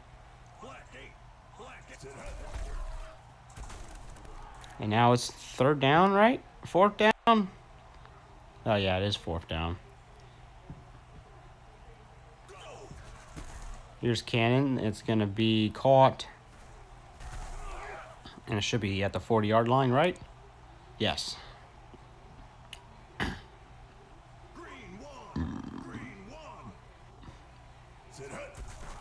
Here's Jones. Deep pass to Butler.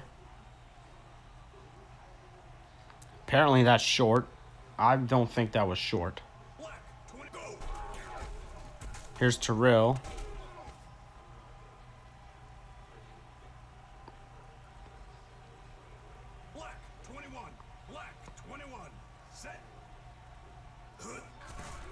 Here's Atlanta. They screen the ball.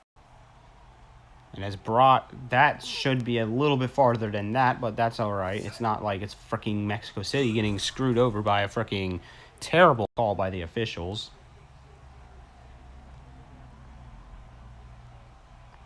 Green 29, go. And Mexico City does get to stop here.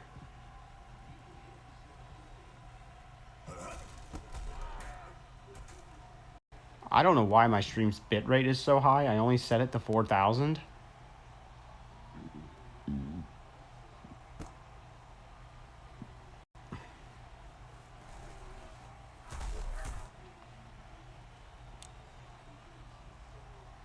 It's 30-0.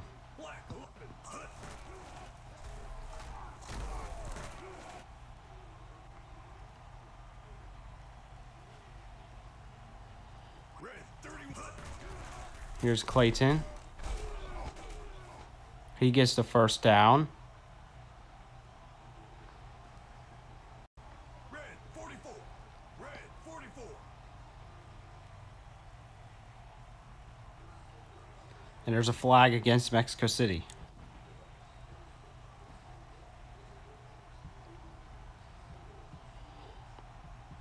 Set. Here's Clayton. And it's 2nd and 7. Black 41. Clayton does not get anywhere. Ready. And there's a flag against Mexico City again. Black 11. Black 11. Ready. Here's Mexico City with the pass, and it's incomplete.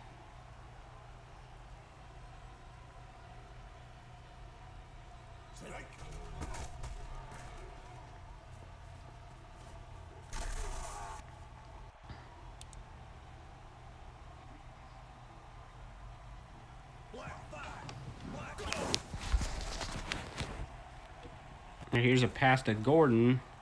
And the clock is still ticking. Why the frick is it ticking? I feel this is just a bad day for the referees. Or just one of the bad games for referees today. How do you run out of bounds and still have the clock tick on you? I mean, this game has already been decided, but imagine if that happened during the Access Cup, when the game's the most intense of the year. Like,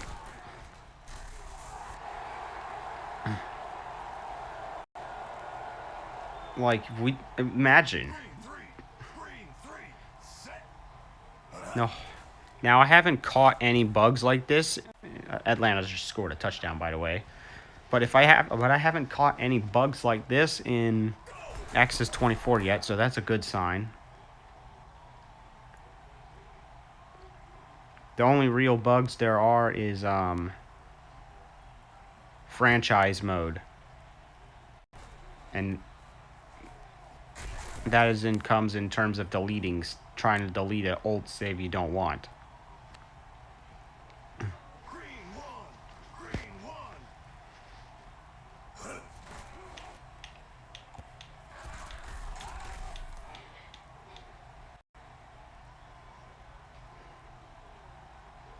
All right, it's 1st and 10 Mexico City.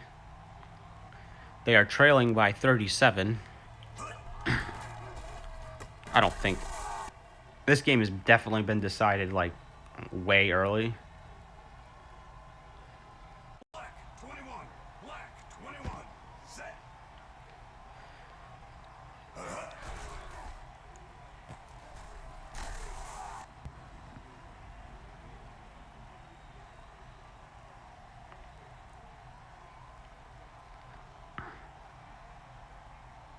Tonight. Here's Tate with the pass to Clayton, and it is 1st down Mexico City. Now the question is, can Mexico City finally get on the board, as they haven't scored a single thing all game? Tonight. Here's Tate with the screen, and it's now 2nd down. Green 29. Tonight.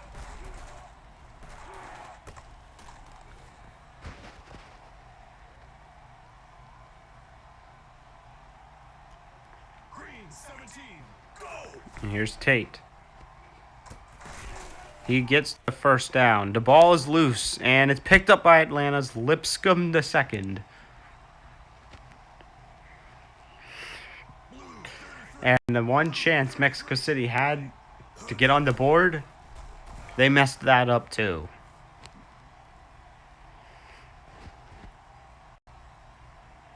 Green one. Green one.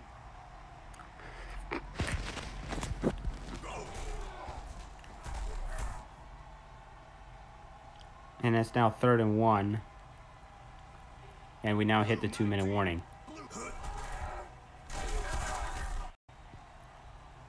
I have no freaking idea why they're still playing this freaking game. This game is over. It's 37-0. Just let the game go. Like, I would just freaking kneel the ball and not even call timeout if I'm the defending team. You're done.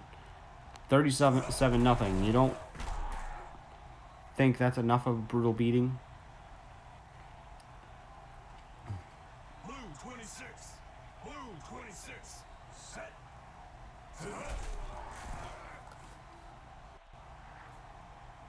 It's actually 4th down, so Mexico City's going to get the ball again. So at least they have a chance to score. But we'll see what happens.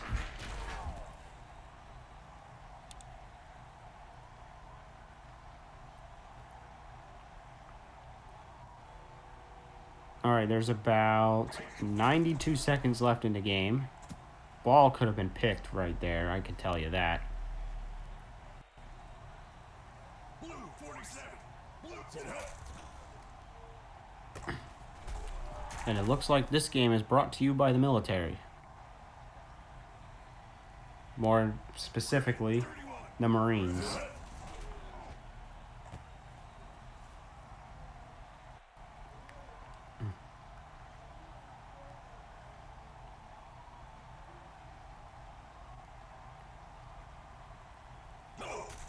Here's Tate. 1st down Mexico City. 73 seconds left.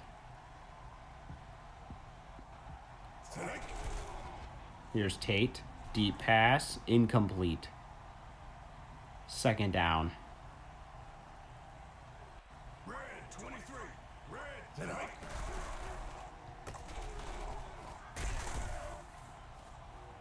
And it's now 3rd and 7. Clock is running. 50 seconds left.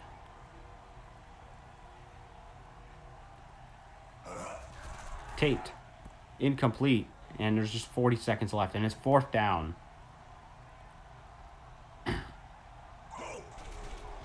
Here's the pass. It's dropped, and that's game over. The game will end with Atlanta winning 37-0 in this major blowout plus shutout victory for Atlanta. And as for Mexico City, what the frick was that? Yes, the referee rigged the game a little bit, but you still were going to lose anyways.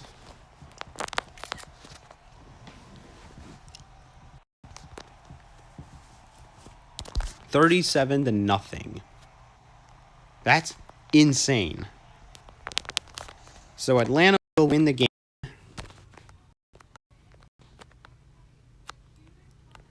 Atlanta will definitely walk. They didn't even need to they just had to freaking walk into first place in the division.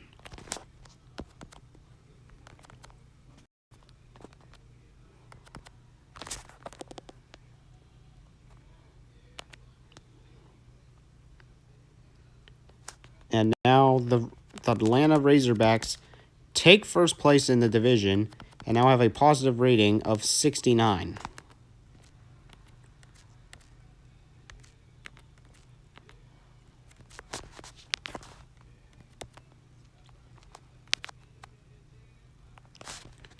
And as for Mexico City,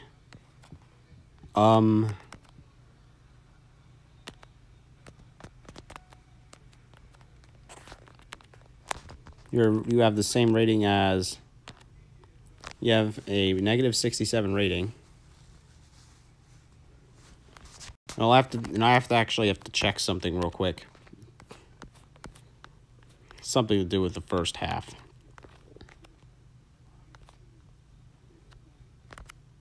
Nope, not this game.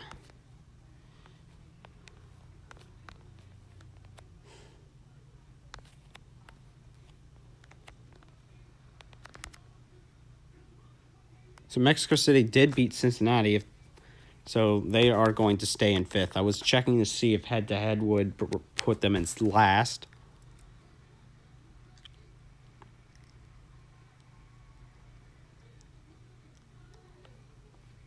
And that's just embarrassing. That's an embarrassing loss in front of literally thousands of people. Kansas City.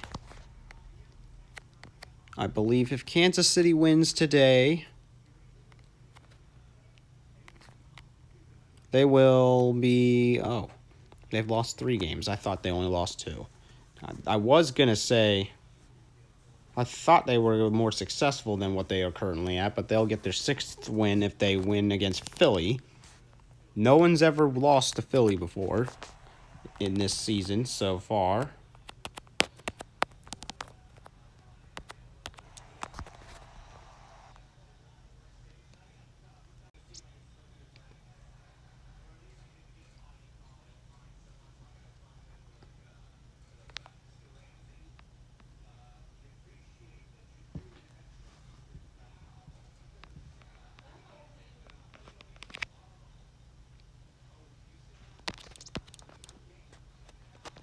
All right, we got Philadelphia versus Kansas City. Keep in mind, Philadelphia is the last team to have not won a game yet, as they are 0-8.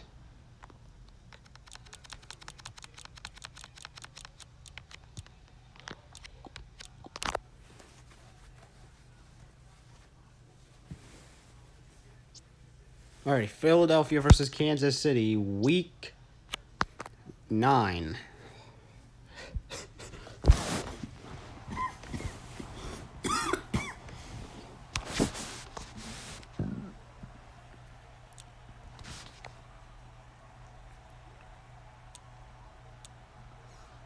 All right, so the Express will start with the football.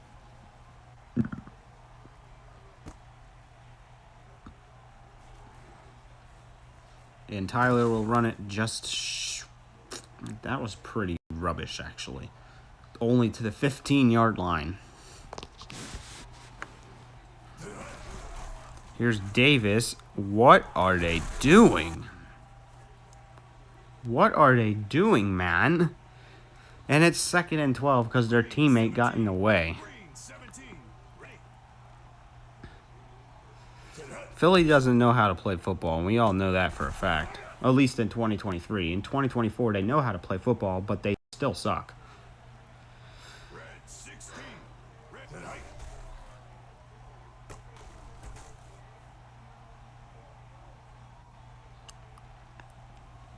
Philadelphia's going to start 1st and 10 on the 43-yard line. And they get nowhere. Blue 26. Blue 26. Set. There's a flag. And it's against Philadelphia for holding. Tonight. Here is Philadelphia, and it's 3rd and 15.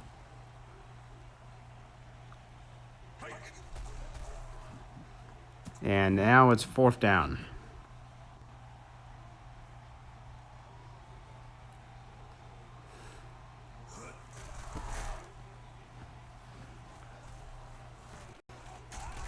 All right, here's Wheeler.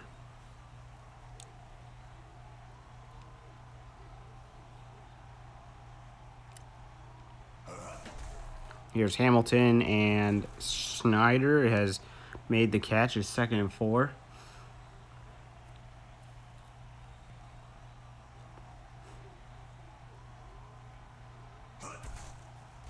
Here's Olsen. It's 3rd down.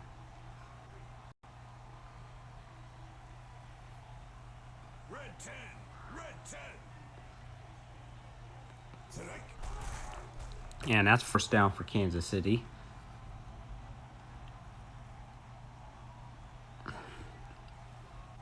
Tonight. Wranglers pass to Romero.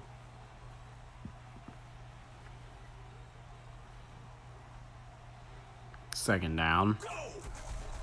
Hamilton, 1st down and more, and they enter the yellow zone.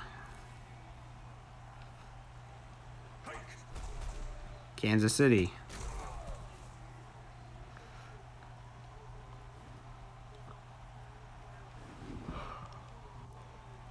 Tonight. Here's Olsen.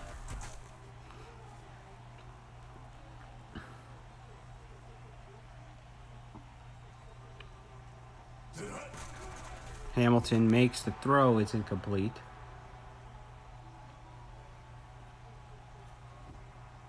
And here's the field goal unit who kicks in, hits it for 44. For 44 yards out, and now the Wranglers lead 3-0 over Kansas City. I'm surprised, or over Philadelphia. I'm surprised it's not 7-0 at this point.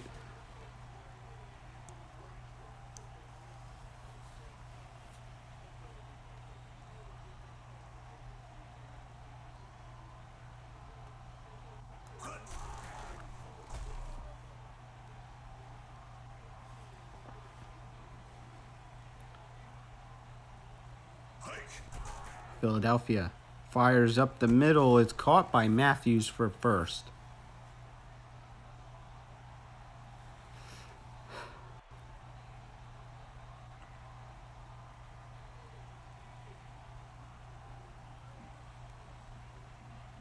Tonight. Here's Davis.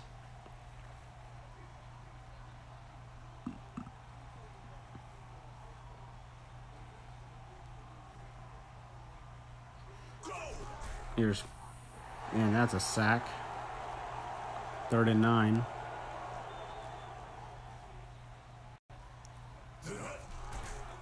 Philadelphia with a deep pass. It's caught by Cole. Philadelphia has a chance to take the lead here. If Kansas City loses this game, then Kansas City has some real problems. And Philadelphia does score the touchdown.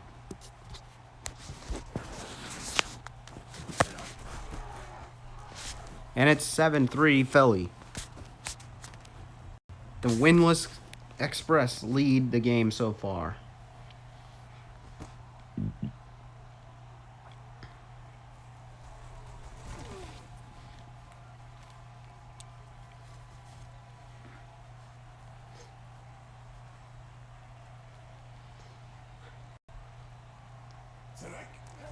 Here's Hamilton with the screen.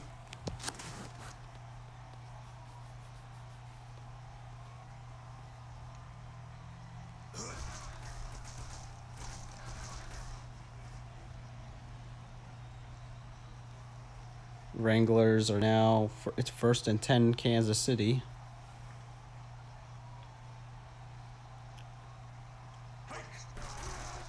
Here's Hamilton.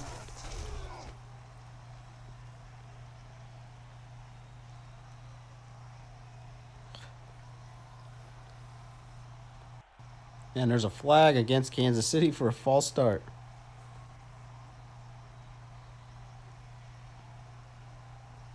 Green 17. Hike. Here's a flag.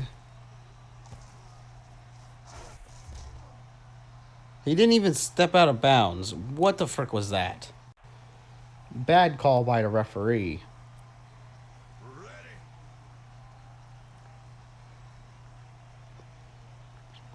Take.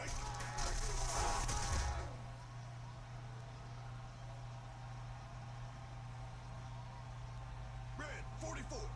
Red 44.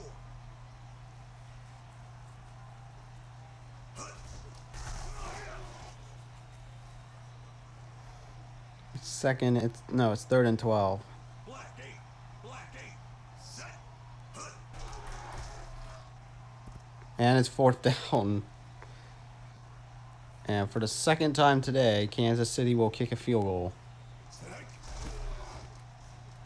And it's now 7-6 as they Express lead by 1.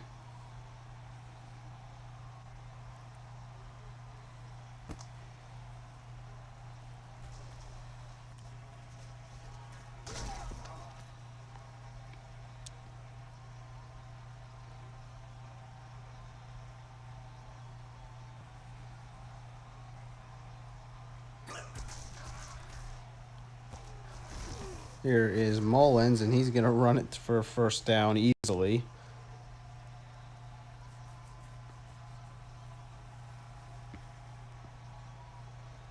Tonight.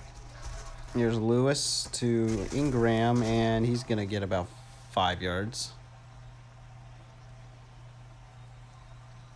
Black 39. Black 39. Ready.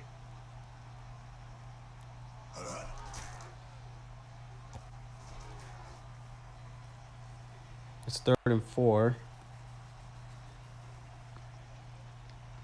Tonight. And they get the first down.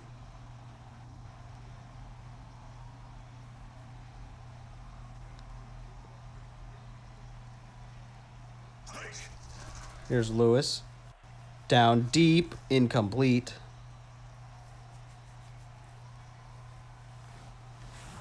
Red 31. Red 31. Ready. Tonight. Here's Philadelphia. Deep. Caught by Cole. And it's now 1st and goal. Ready. Hike. Here's a run, and that is another touchdown from the Philadelphia Express.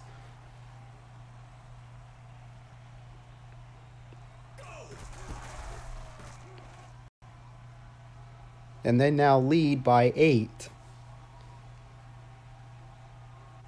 And now Kansas City's questioning themselves how they're losing to Philadelphia right now. This is probably another one of these upset games, my friends. Can Philadelphia finally get their first win of the season? Or will they choke? Kansas City calls TO.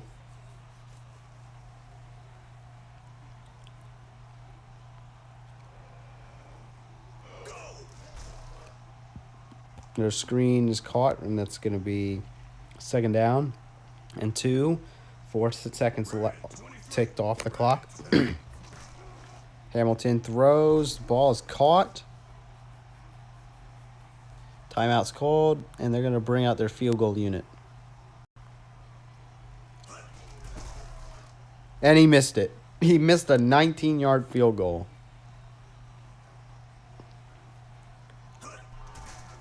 All right, so I know Kansas City was an absolute joke and a fake and a fraud. What is happening with Kansas City right now?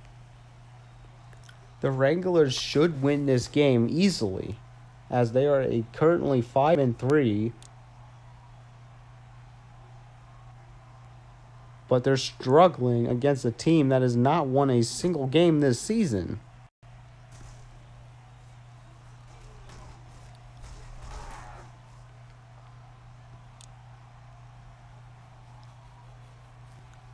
Red 16.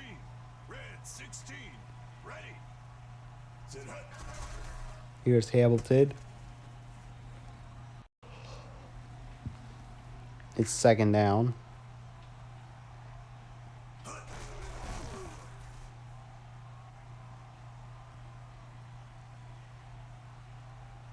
Red 9. Sit up. Catch made by Olsen. Now, missing a 19-yard field goal is pretty freaking embarrassing. I have to say that. That happened to Pittsburgh a few years ago in a playoff game, I think. And they lost that game because of that. Or, I don't know, it was some sort of game that took place in the XAFL, and Devin was furious. And now Kansas City just pulled a Pittsburgh and missed a 19-yard field goal.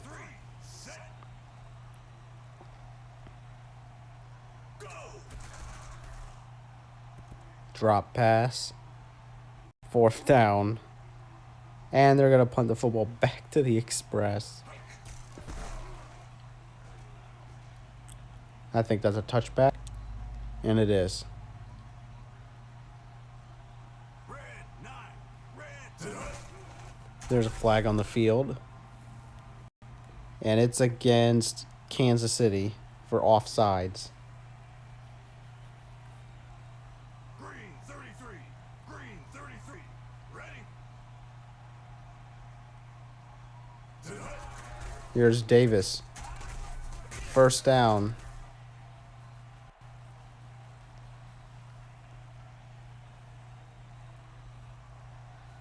Sit up. Here's Davis.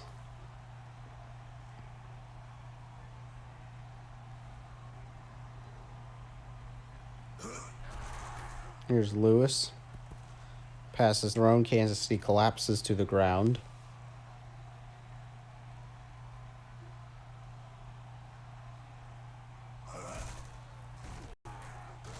And Philadelphia fails to get the ball away. And Kansas City gets the ball back.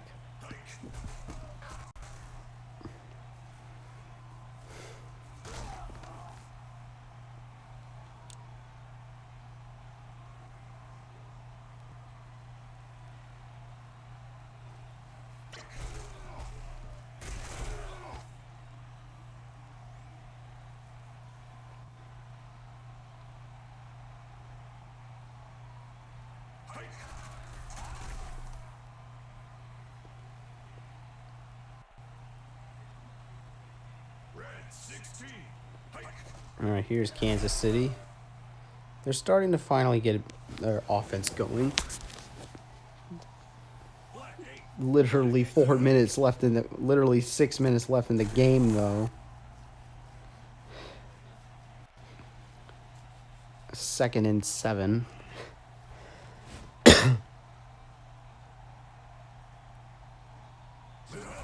They're gonna run the ball. And it's 3rd and 4.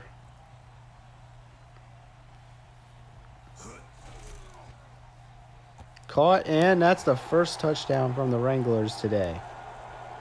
And they'll go for 2 to tie this one up, as they don't want to lose to the winless freaking Express. And the quarterback is sacked. And Philadelphia keeps the lead.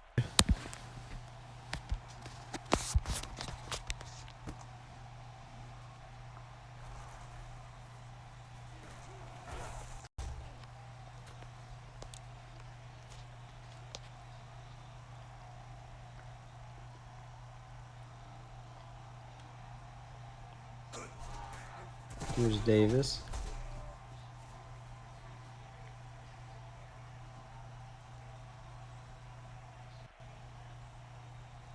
Red 9. Red 9. Set. Tonight. Here's Lewis.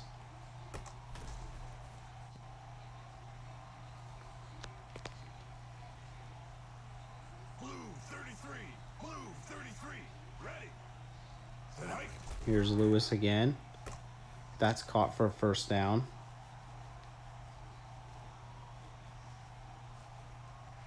Go.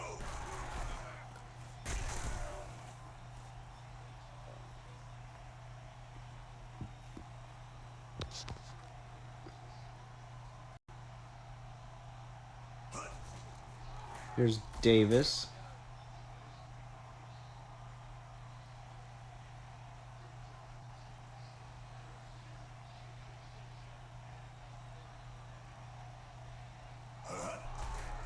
Here's Lewis, and it's incomplete.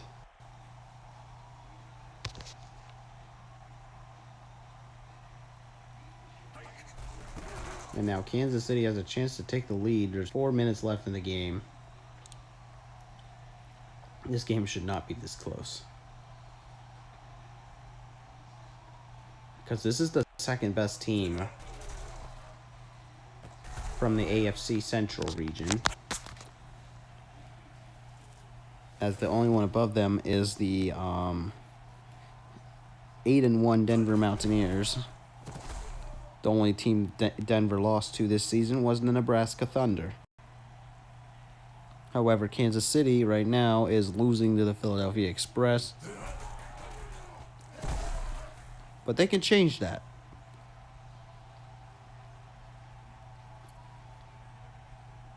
Tonight.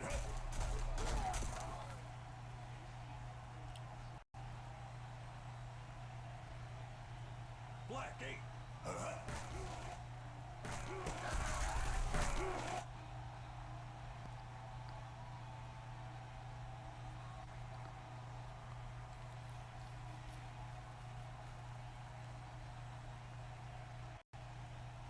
There's a flag against the Express.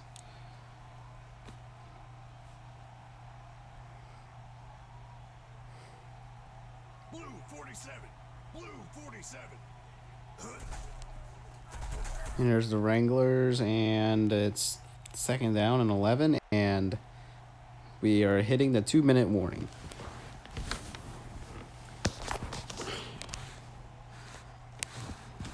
This is comedy, guys. I wouldn't keep your eyes off of this game.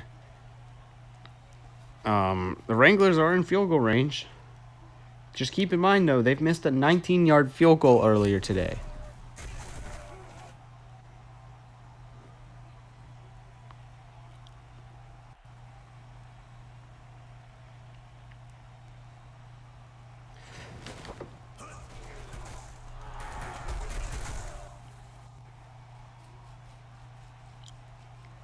Okay. Now it's getting real. 2nd and 7. Oh, third down. It's 3rd and 8.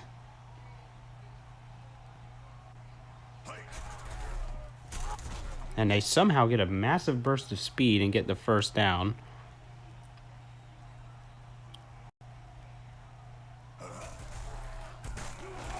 And they are about to score a touchdown. As Kansas City's going to find a way to win, most likely here.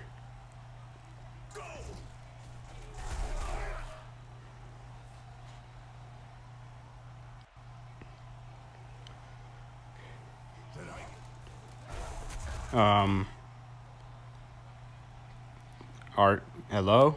Are they going to score or not? 3rd and goal. And they finally scored. And that's the first and only time Kansas City needs to take the lead to win this freaking game.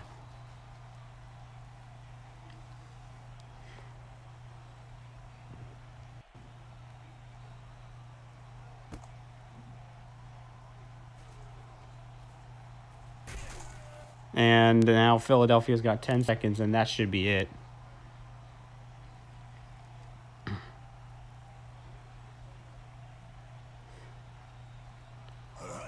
And the winless Philadelphia Express will continue to be winless. They're not going to lie. It was an embarrassing performance from both teams. As the Wranglers freaking missed a 19-yard field goal. How the frick do you miss a 19-yard field goal?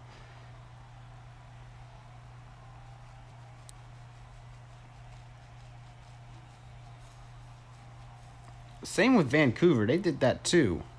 They did something similar against Tennessee.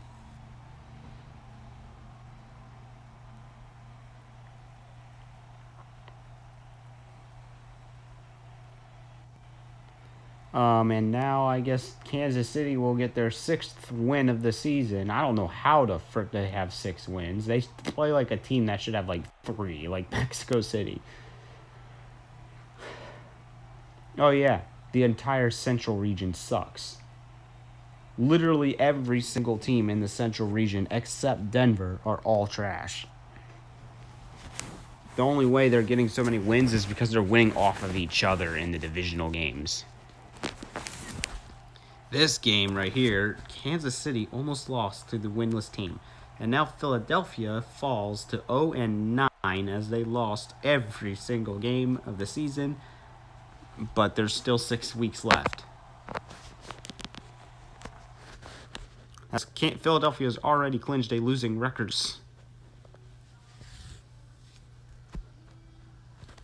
So that's a 5-point win for Kansas City.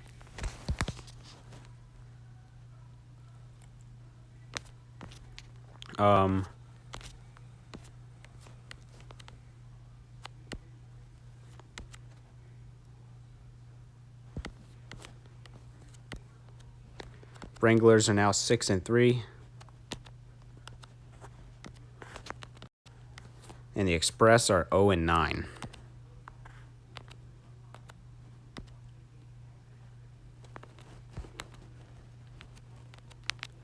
And I need to see who is in the playoff range for the other conference. Los Angeles and now Tennessee as well. But Los Angeles is getting kicked out, I'm pretty sure. You need at least 5 wins to make the playoffs. Philadelphia can only get 6. So Philadelphia is on the brink of... Philadelphia can be possibly eliminated next week from playoff contention.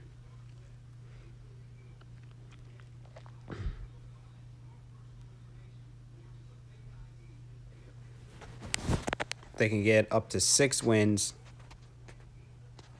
As the team that's currently taken the lowest seed, I believe, might be Tennessee, with a 5-4 record.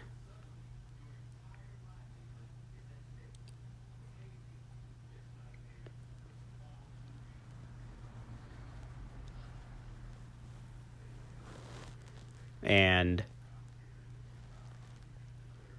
yeah, somehow the Philadelphia Express are not eliminated yet.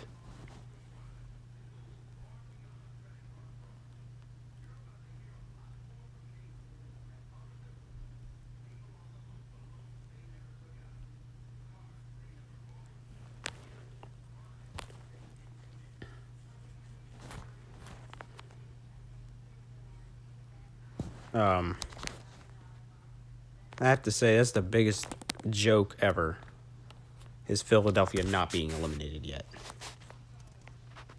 Next up is San Francisco versus St. Louis. 6-2 San Francisco Sharks versus the 4-4 St. Louis Racers.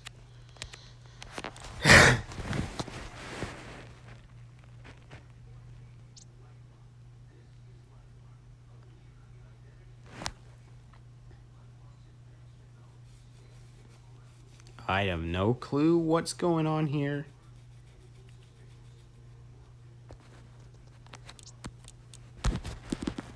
All right, the 2 teams that are playing now is San Francisco and St. Louis.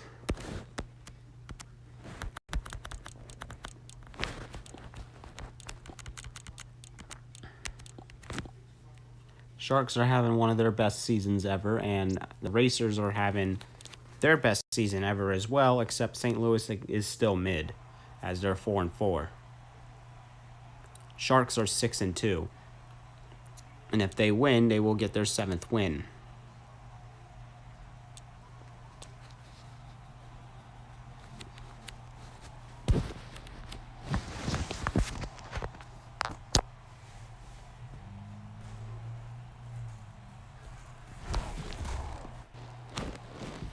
All right, here we go. We're underway. San Francisco versus St. Louis. And possibly a game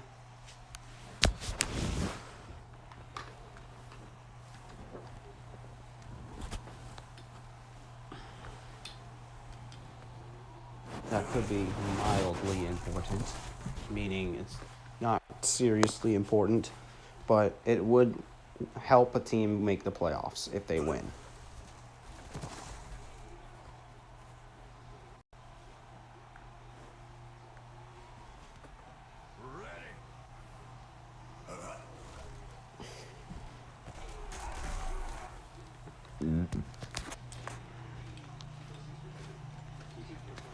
Blue 7, go! All right.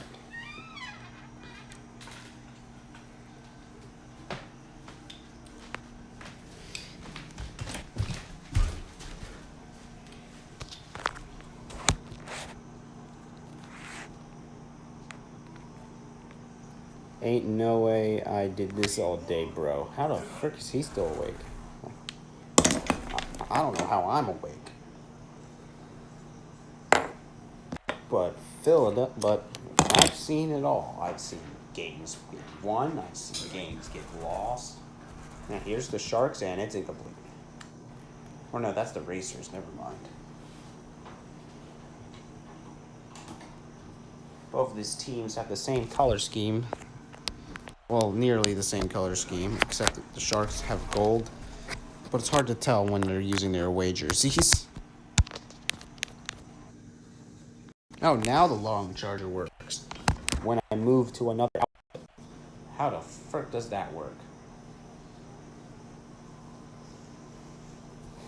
Racers shoot the ball forwards, and they scored. It is now 7-0 St. Louis. And we finally have a good offensive start after games of disappointment.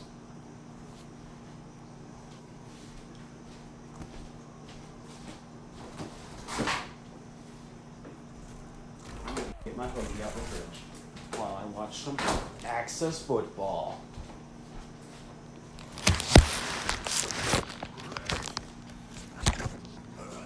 Here is the screen, and it's out of bounds. It is 2nd and 7.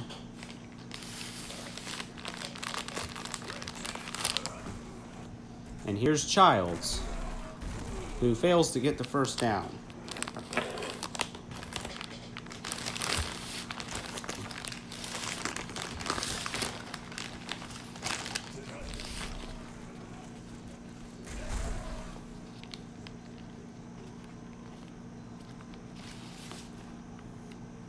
It is now past the Silva. Blue 47, tonight.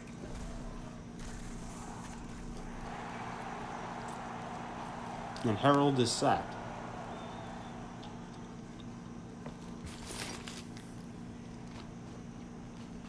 Tonight. And here's Bullen. He gets the first down.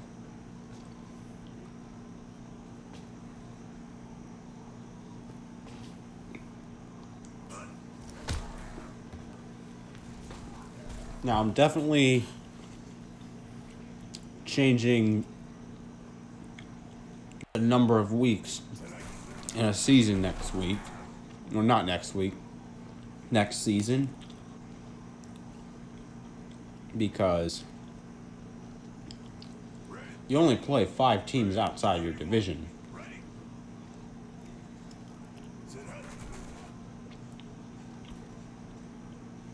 as I will be changing the format to where you will play, or next week, or not next week, next season.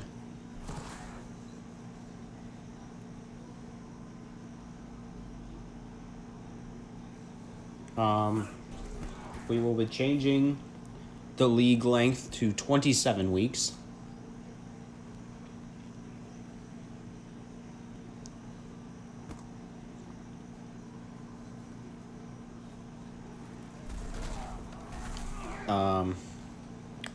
And what's going to happen is you will play your division rivals at least twice.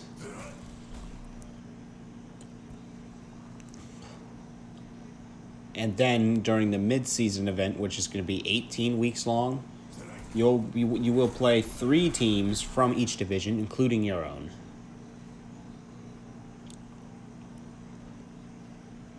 So there will be certain division rivals you will play a third time, certain other ones you will play twice. That way, there's no, didn't make the playoffs because my division's too strong. Or, I made the playoffs but my team sucks. We're getting rid of that problem by changing the format again. Now, previously 15 weeks worked when we had 16 teams because everyone played each other once.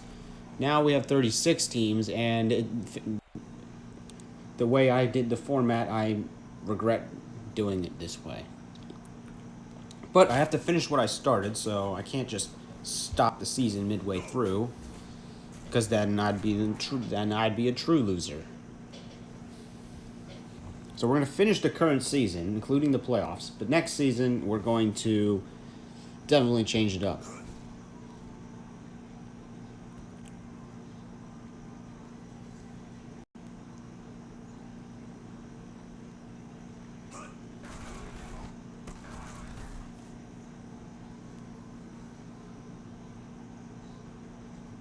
It is now 1st and goal. Here's St. Louis. Touchdown.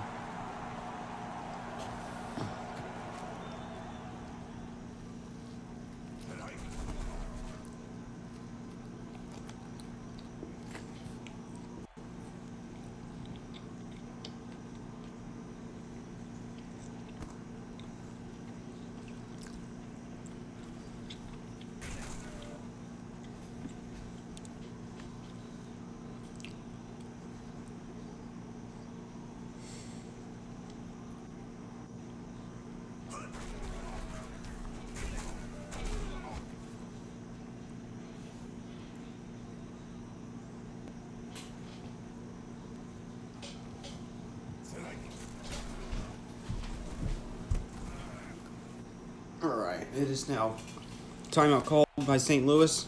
It's 31 for San Francisco. Here's Harold, first down, Childs. And that timeout is now considered wasted. Pass is thrown, is caught.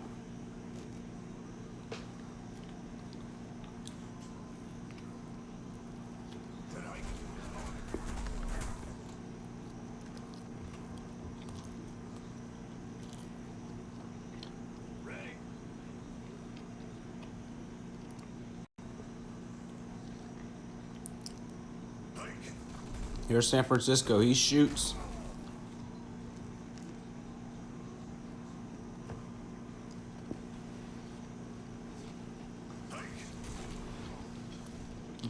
And now that's a catch by San Francisco.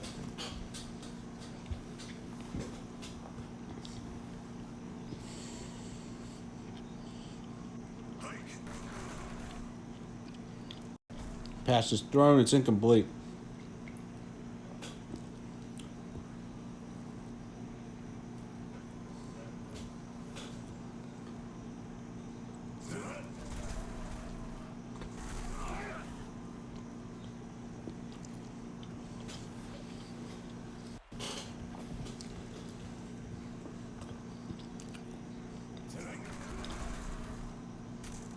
Here's a pass.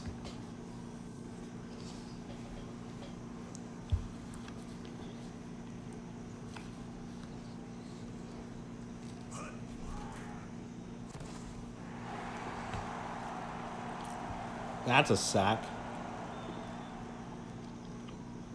2nd and goal.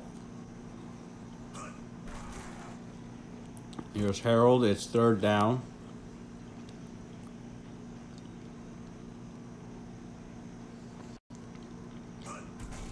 Here it is. Pass is thrown and caught for a score. And the Sharks tie this one up.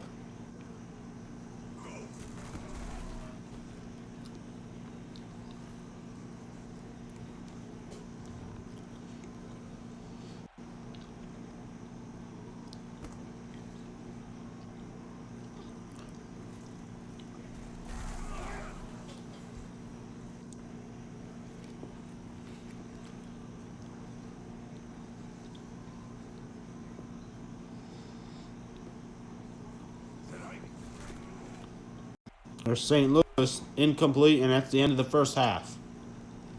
Both teams looking good so far. 14-14. We have a game.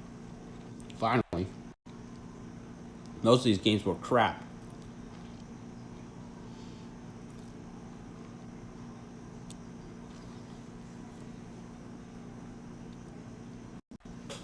The Racers are going to punt it away, and the Sharks will start with it in the second half.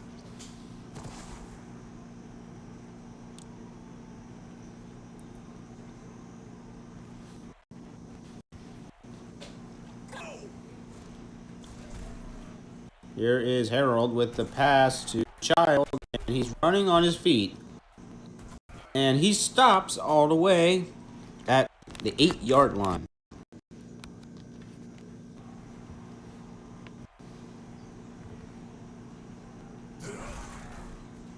He's going to run backwards, somehow makes a huge carry to Childs, and Blue 47. Blue 47. it's now 3rd and goal.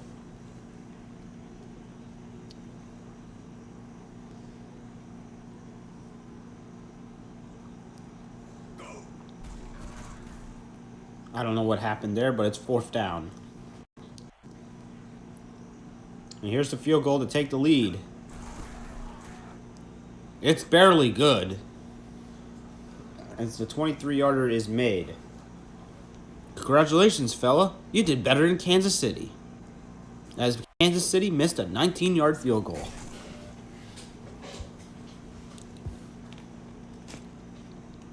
I probably should stop saying that. I should really stop saying that. They still won the game anyways, but it's still funny just to know that their kicker missed it from 19 yards out. I mean, neither of these two teams are in the same division as them anyways, so it's not really like it matters.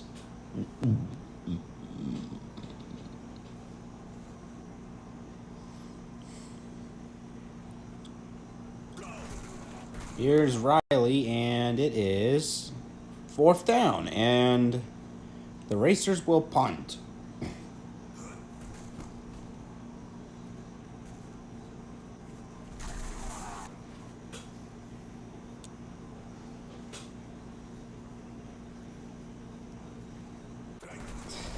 Here's Childs.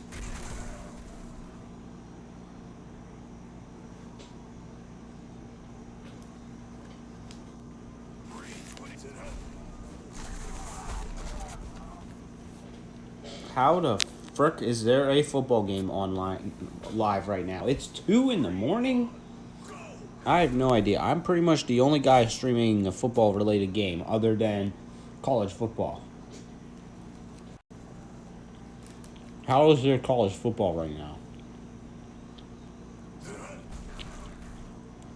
Here's a deep pass, incomplete.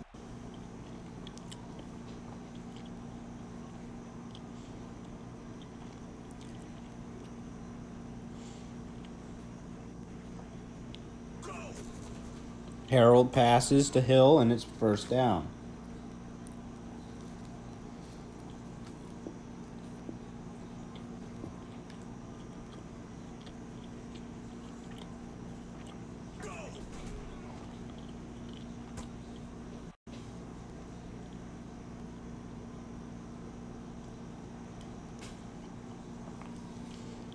Here's San Francisco. The Child in his first down.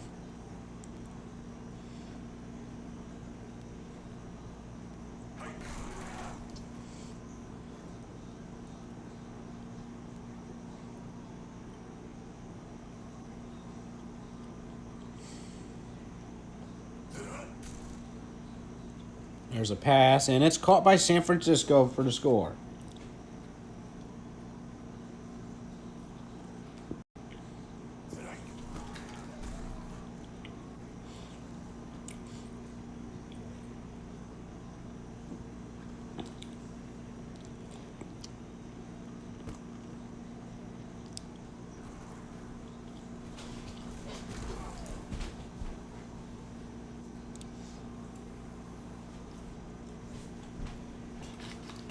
It's now 14. It's 24-14.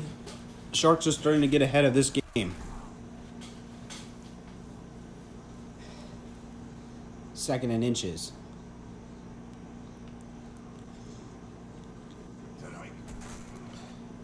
There's a pass to St. Louis's Bolin, and it's caught at the 40-yard line. And quarter number 3 comes to a close. 5 minutes left in the game. Sharks pass, or Racers pass, and it's incomplete.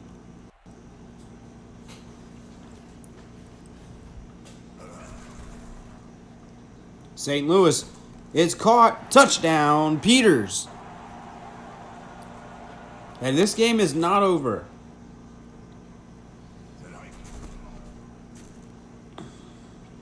It's 24-21. Sharks are looking to make a big play here.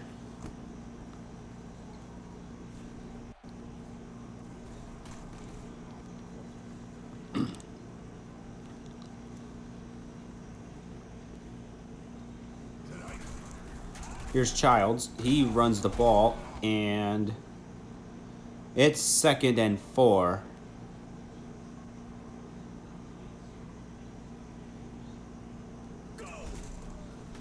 Childs.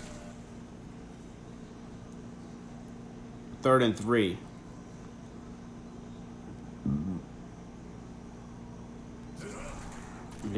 And it's 4th down, Sharks, and the St. Louis Racers will get a chance to take the lead.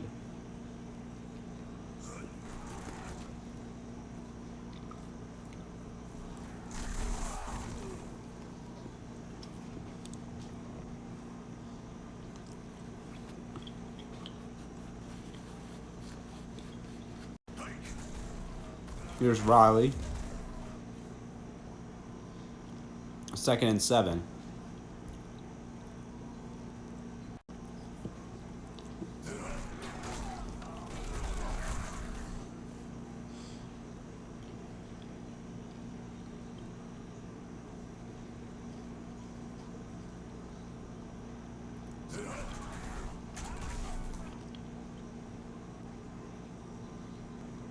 And now it's 4th down. St. Louis needs the reception. They got it, and it's 1st down.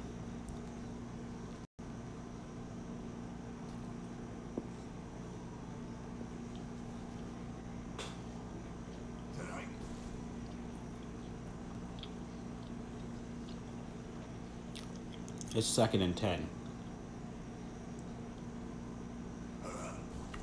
There's a flag.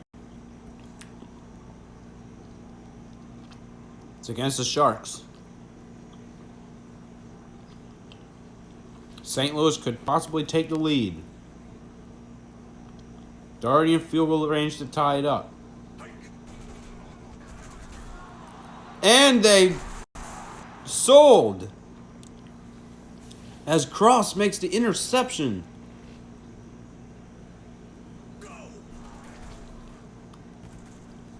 Now the Racers aren't going to do either of those things.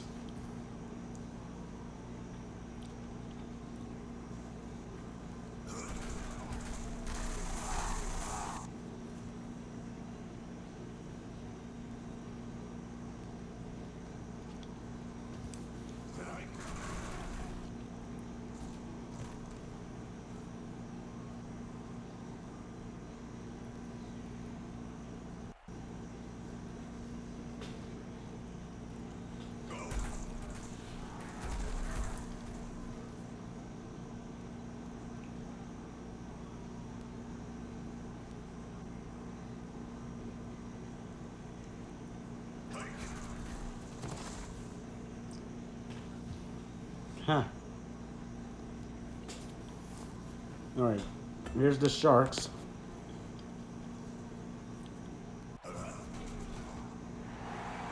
They just got sacked.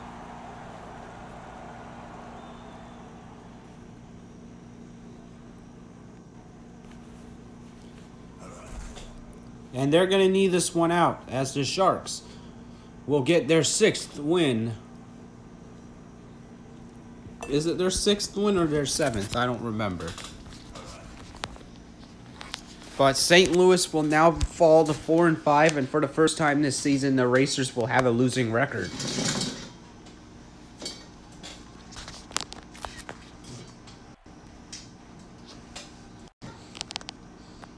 And as for the Sharks, they improve to 7-2. Okay, so they have 7 wins now.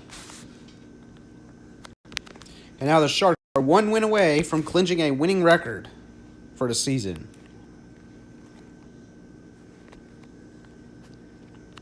So the Sharks are now 7-2.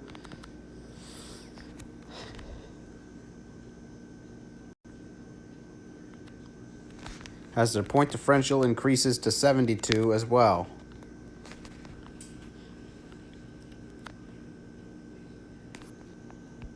And now they're 3 games above Arizona now.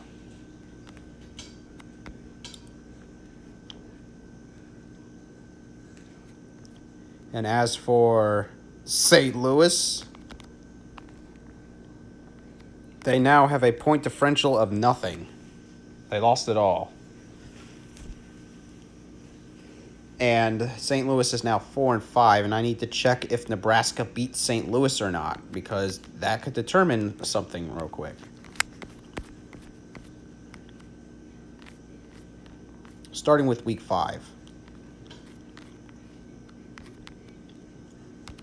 And they did not beat them.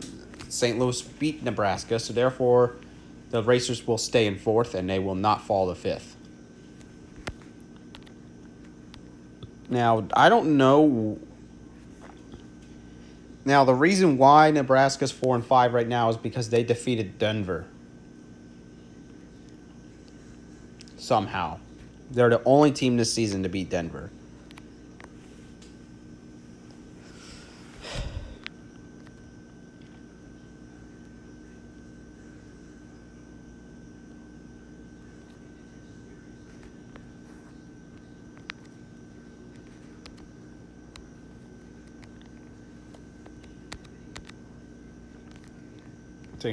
Who pinged me in this?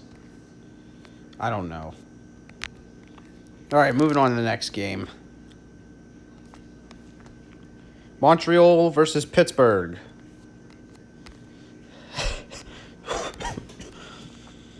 Montreal Terrapins will improve to 6-3 if they beat Pittsburgh today. However, if Pittsburgh wins, they will clinch a winning record.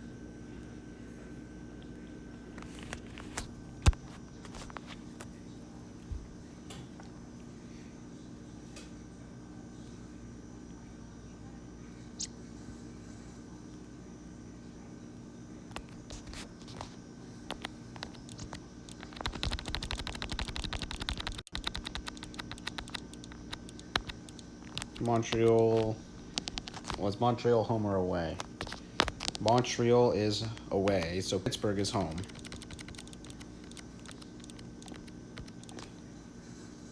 And now Danny Jugan and his team will go up against the Montreal Terrapins.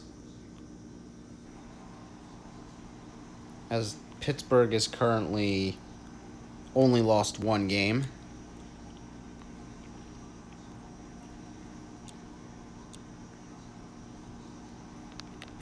And now we're underway in Pittsburgh, Pennsylvania.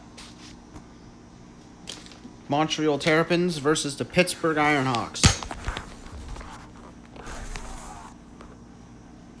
Now, we gotta say, Pittsburgh is a really tough team to beat.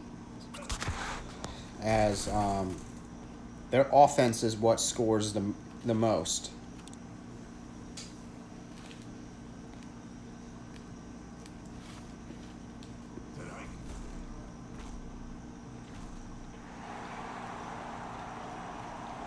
And it's third down.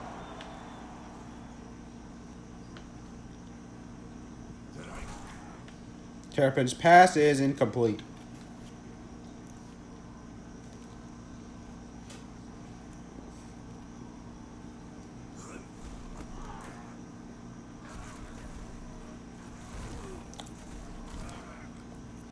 The Ironhawks will get good field position as they start on the 46-yard line.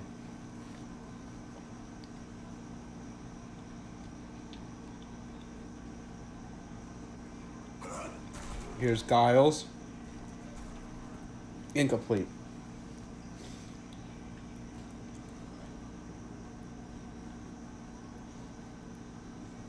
And there's a flag.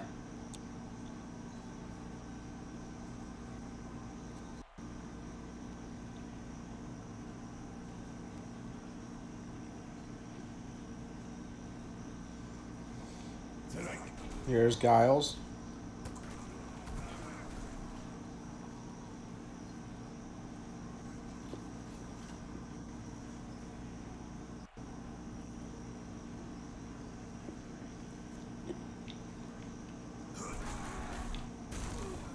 Here's Pittsburgh and it's first down.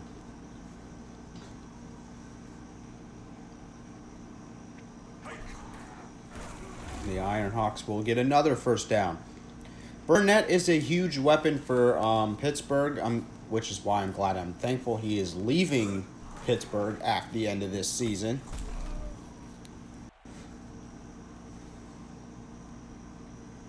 Yes, it is true. He is not officially on the Access 24 rosters for Pittsburgh. So this will be sad for Pittsburgh fans. But happy for fans like me who are fans of Baltimore, because frick that. We've had enough problems with this team.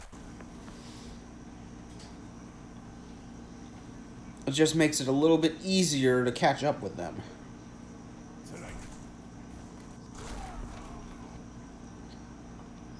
As I believe Anthony Burnett does deserve to be in the Pittsburgh Hall of Fame. I'm surprised the Ironhawks did not score a touchdown, though.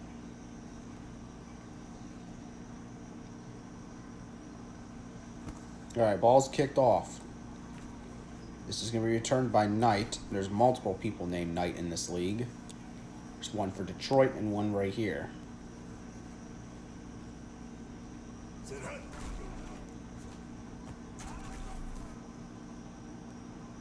Second down.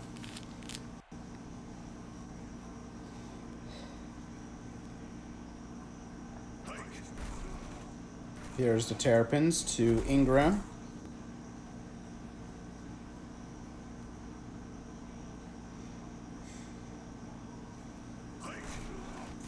Here's Knight, and it is 2nd and 4.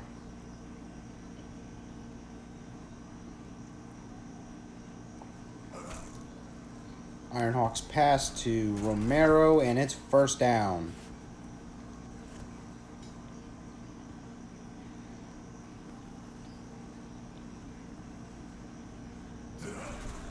Here's Montreal with the screen to Payne, and it's first down.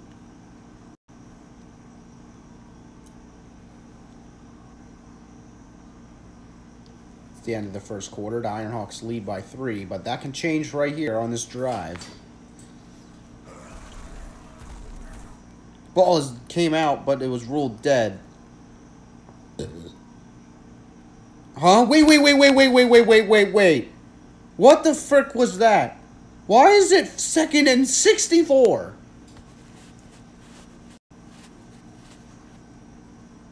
Why is it 2nd and 64? Danny Jugan, I get you love your team so much, but you don't have to rig the game for your team, man. That's so fricked up.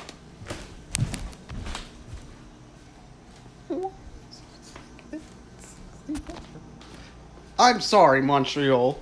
I'm sorry for my Canadian family who are watching this if they ever find this channel. This is horse crap. Literal bull crap. Why is it 2nd and 64? There's no reason it should be 2nd and 64.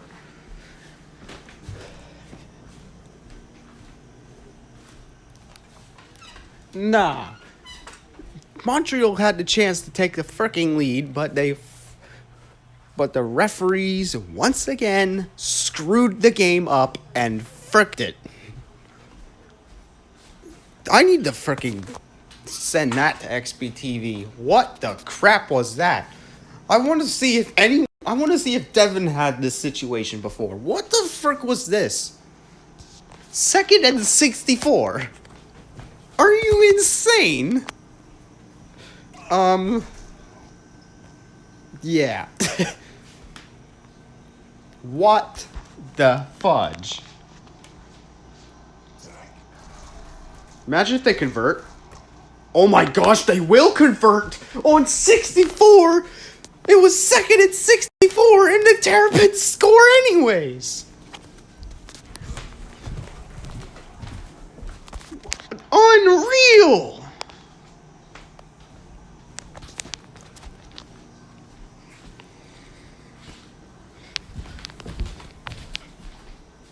Wow. The referees tried to screw the game and it didn't even work.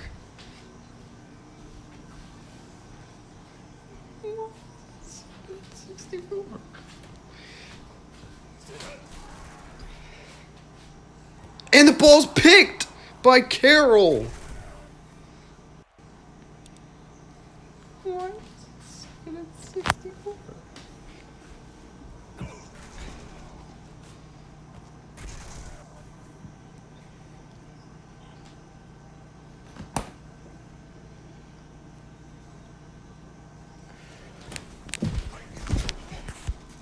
Well, Montreal now holds the record for the longest amount of yards gained.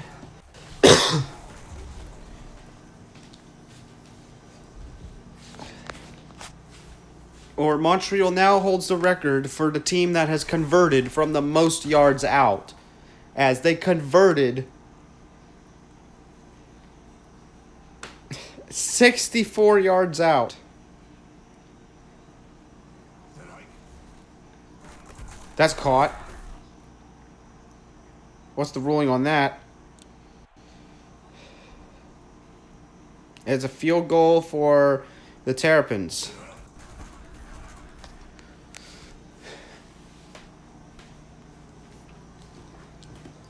Why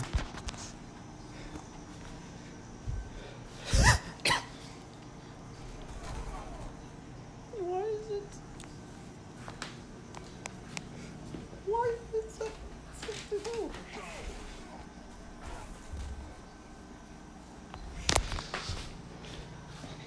Oh no.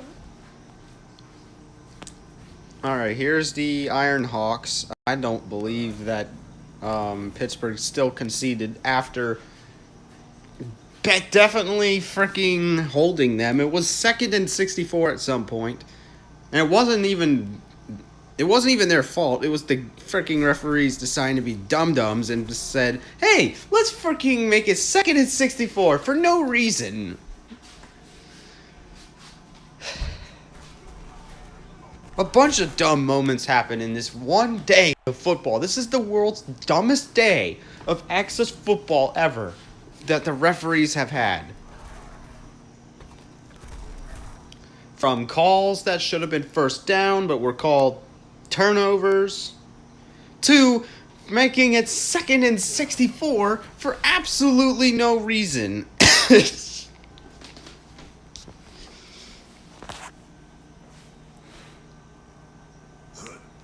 It just amazes me how dumb they could be.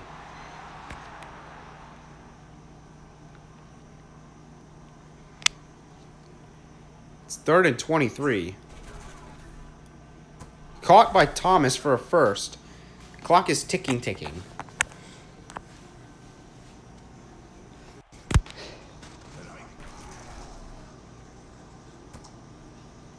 There's a flag. It's against Montreal for offsides. It's going to be declined. Here's Giles. That could have been picked, and that would have been big.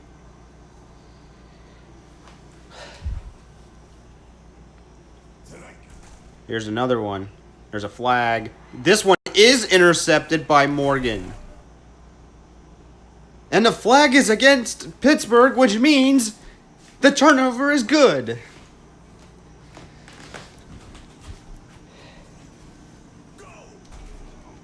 Here's Montreal with a deep pass. It's incomplete.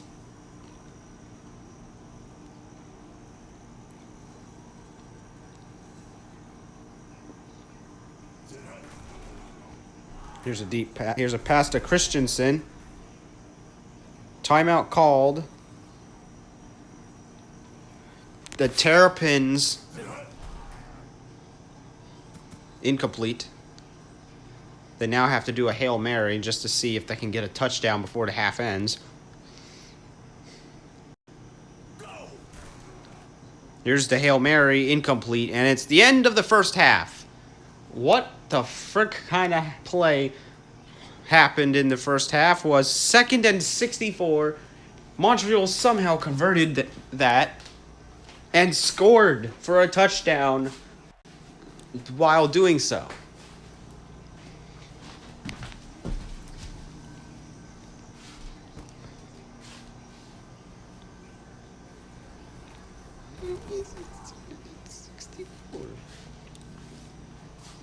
That was a dumb freaking thing. But now Pittsburgh's got the ball once again. They've thrown 2 picks at the goal line in this game now. As Pittsburgh is starting to show weakness. Something they haven't shown all season for the first...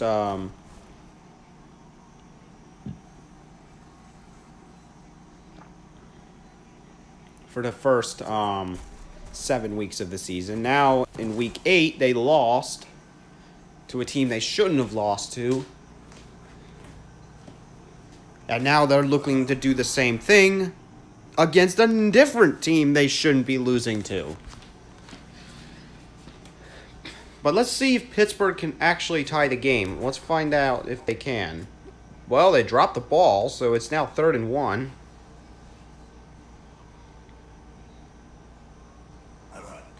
And here's a pass. It's caught by Thomas for a first.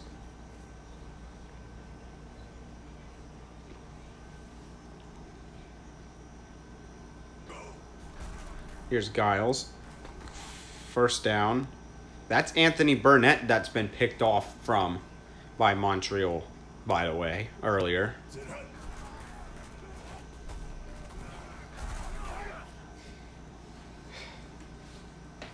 Yeah, if you're getting outclassed by Montreal, then you need to figure out what's going on with your team. Especially if you're Pittsburgh, who is known for defeating lots of opponents. Well, apparently except for Montreal. Let's see, can they score a touchdown? And not quite there, as he was covered by not the Terrapins. 1st and goal. Anthony Burnett could run it in, and he's not going to get in there. 2nd and goal.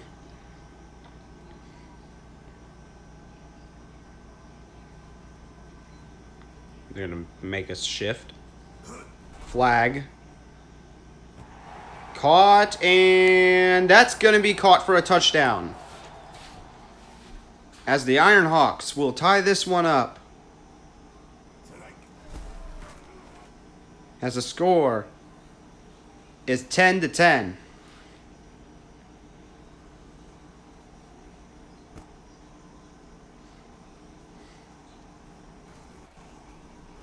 Here's Knight.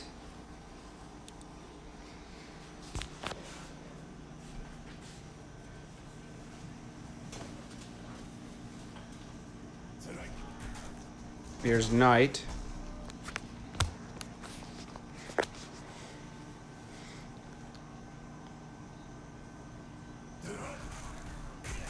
Here's Payne. 2nd and 7.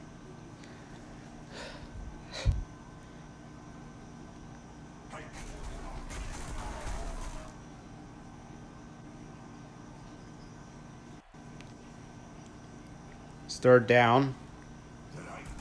Here's Montreal, sacked by Pittsburgh. And the Ironhawks will get the ball for a chance to take the lead. And Anthony Burnett's going to be stopped pretty quickly.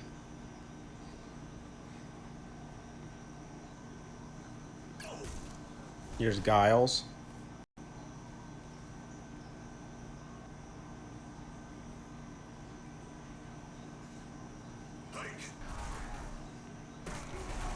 And it's now, I believe, it is now 3rd down and 6. The game is tied.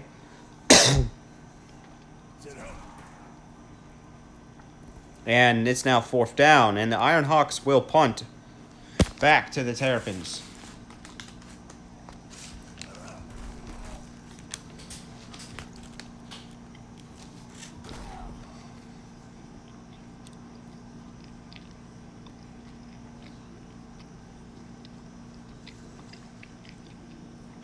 Here's Montreal. Wide open to Cunningham.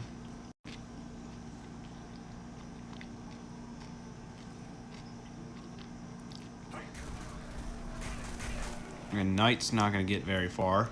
It's 3rd and 2. Can the Terrapins convert? Yes, they can. 1st down. It's now 1st down with 4 minutes left to play.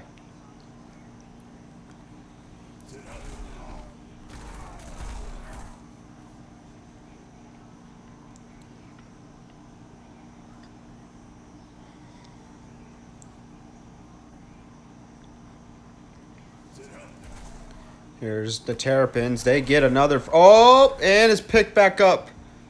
Terrapins still get the 1st down.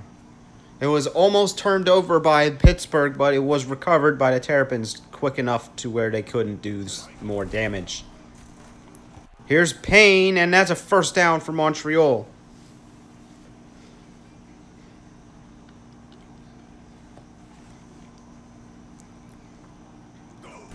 Here's Knight. He's going to run it, and there's 3 minutes left to play in this game.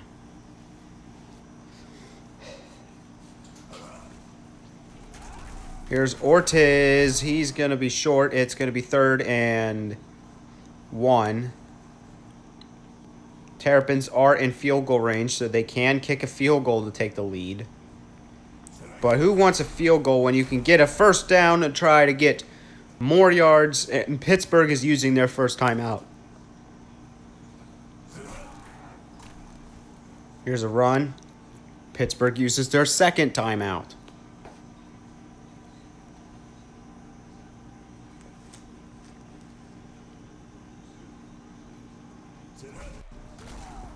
And that's a sack. But the Ironhawks used their 3rd and final timeout. It's 3rd down. Will they convert? No, they won't. And the 2-minute warning has struck. Here's the field goal for the lead, and it's good. And there's 1:57 seconds left in the game. And the Ironhawks can either tie it or win it.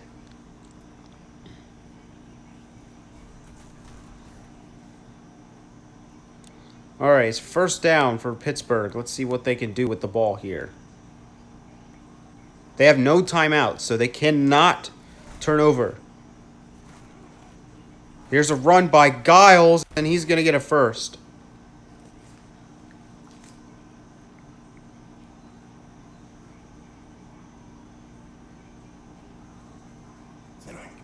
Here's Giles, deep throw, incomplete, and it's dropped by the receiver, and it's 2nd and 10.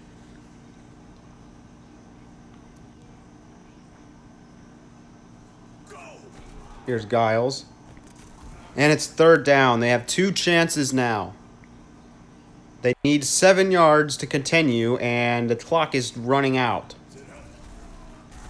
And it's 4th down.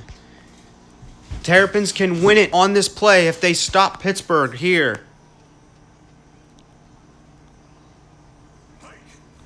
Terrapins will not win it here, as it's 1st down and the Ironhawks are in field goal range. Here's Giles. Here's Paul, and it's first and goal. 53 seconds left, though, so I'm pretty sure Pittsburgh just gave Montreal too much time left. Here's Giles. Sacked! Terrapins call timeout because they know something's bad's about to happen. Here's Giles. Pass is thrown. It's stopped. It's third and goal.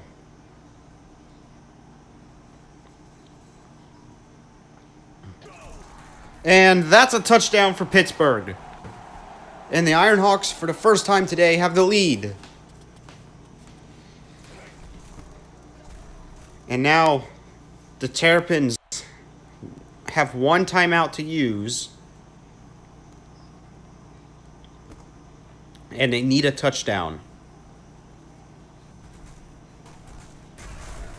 As Bryant makes it about to the 30-yard line. And there's 30 seconds left. It's all or nothing. Terrapins caught by Ingram and runs out of bounds to preserve the timeout. And the Terrapins passes up the middle. It's caught. First down. Timeout is called. They need 17 yards. Gonna go wide. Terrapins fires out of bounds. 2nd and 1. Doesn't matter what down it is now. It's about getting in the end zone. They need 8 yards. Terrapins fires. Touchdown! Terrapins win it!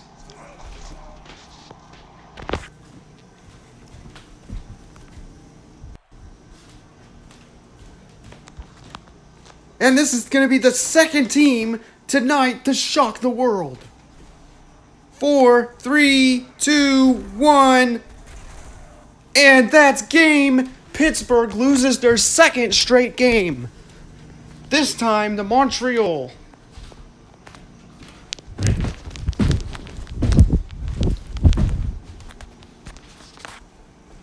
And now the AFC East is once again a contend between Baltimore and Pittsburgh, as both of them now have the same record.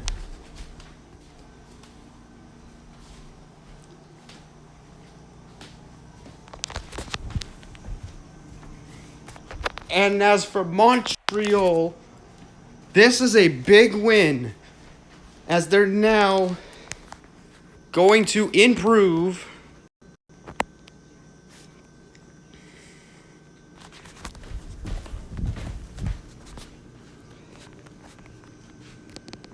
Is the ball still being ran?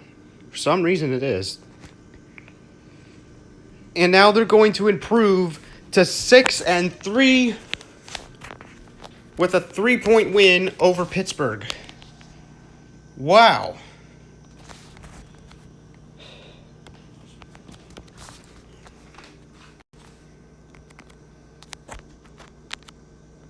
Second straight loss for Pittsburgh. And now, the Ironhawks and the Paladins now both have the same record. The only thing separating the two teams is head-to-head, as Pittsburgh has defeated Baltimore. So that's the only reason why they are in first still. Well, actually, one of the two reasons. The second reason they're still in first is because of point differential, as they still have a point differential of over 100. But Baltimore is closing in, as they're at 96 on that.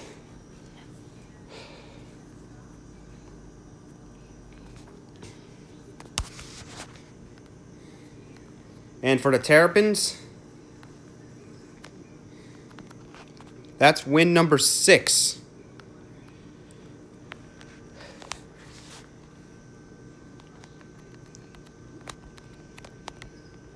And now we have a 4-way tie for first place in the NFC East between the Boston Whalers, Detroit Firebirds, Orlando Rockets, and the Montreal Terrapins. How do we have this four-way tie is beyond my understanding, as all four of those teams want to win the division. In fact, all four of them might make the playoffs.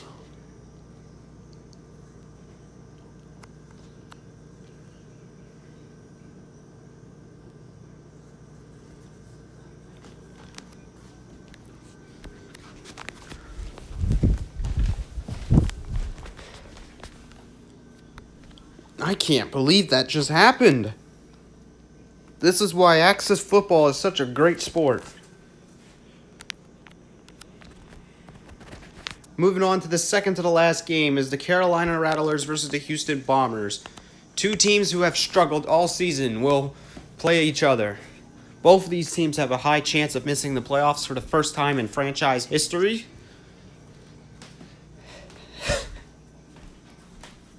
And holy crap. I've seen two freaking upsets in one day. First, Vancouver loses to Tennessee, and now Pittsburgh loses to Montreal. And now all three of Canada's teams have at least 6 wins.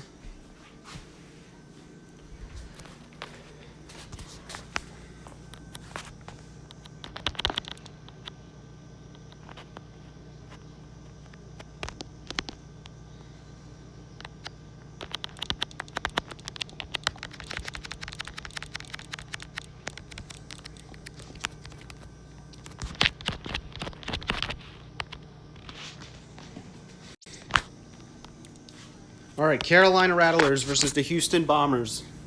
Who is going to win the game?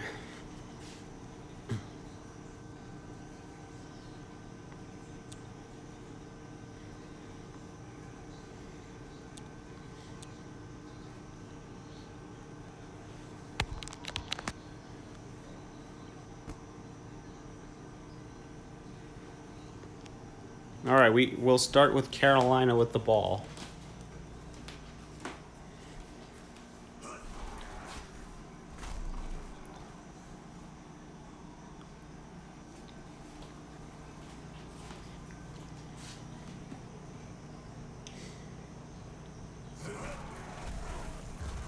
And here's a run by Mucular. And it's now... Here's a deep pass, incomplete. And it's already 4th down, and Carolina's going to punt it away to Houston.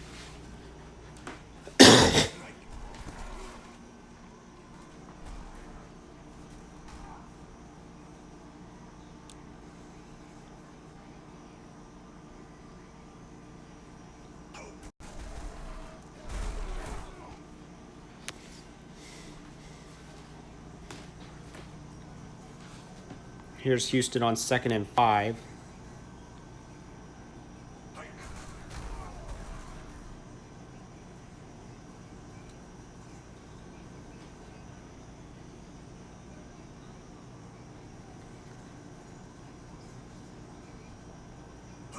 Here's McKenzie with the deep pass. It's intercepted by Holy of the Carolina Rattlers.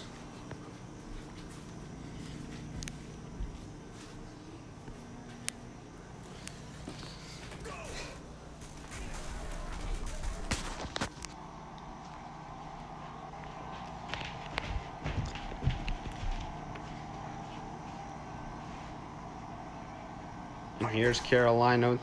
Here's Mucular. He gets the 1st down. The 8th game of the day. You've got to pretend that each game is an inning in baseball, and this one would be the 8th inning. So if you stuck around this long, I would greatly appreciate that.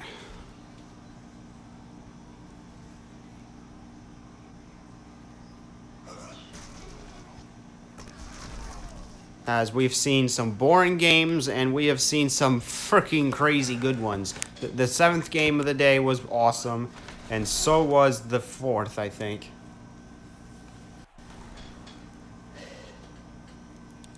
It's 1st and 10 for Houston.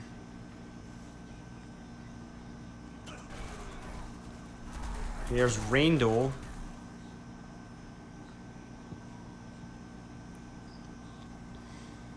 Second and 1. McKenzie. Passes deep. Incomplete. Should have really been picked off again, though.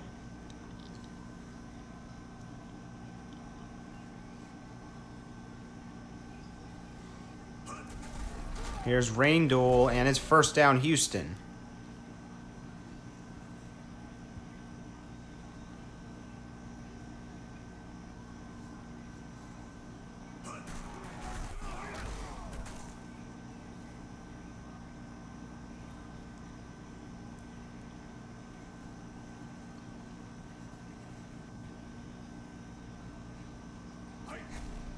Here is Houston with the run to the left.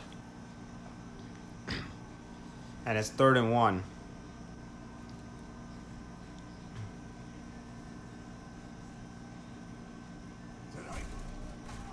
And now it's 4th and something. 4th and 6. And we're going to remain scoreless at the end of the first quarter.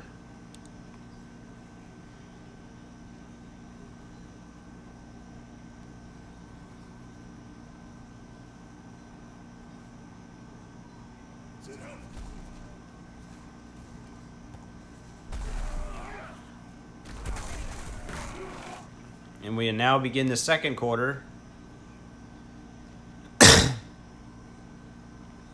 We begin the second quarter at the 35-yard line, which is an impressive place to start the ball with.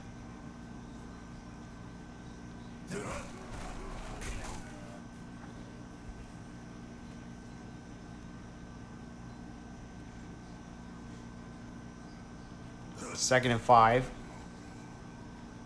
Pass is caught by Bowen, and it's now 1st and 10 from the 14-yard line.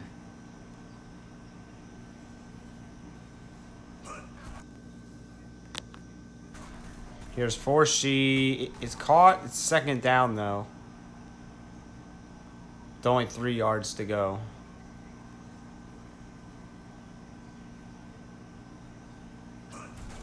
Here is Goodwin, and he's not going to get in the end zone, but he is going to get first down. Now, Carolina's offense is definitely downgraded from what they were many years ago, and that ball is dropped. It's 2nd down.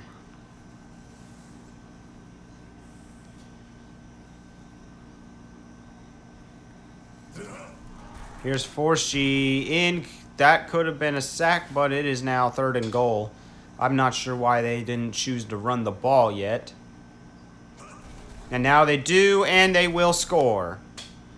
Goodwin with the touchdown, and the Carolina Rattlers take a 7-0 lead. And hold on a minute, there's a flag against Carolina. It's going to be from the 20-yard line now. But they're most likely going to take a 7-0 lead. And they do. As the Rattlers will strike first in this one.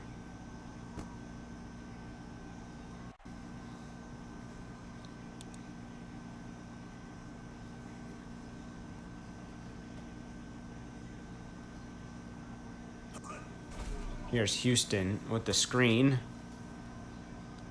And 2nd and 4.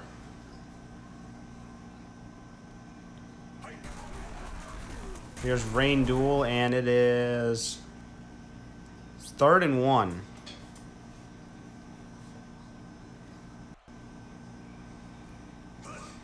McKenzie. Pass is caught by James, and it's 1st down Houston.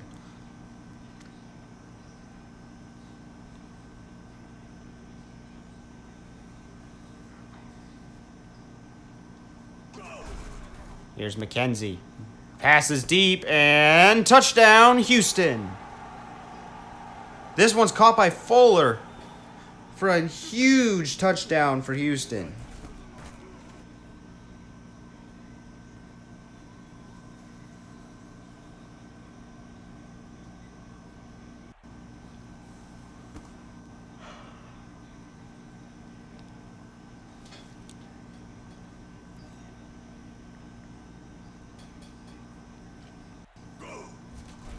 Here's Forshee. Pass is incomplete.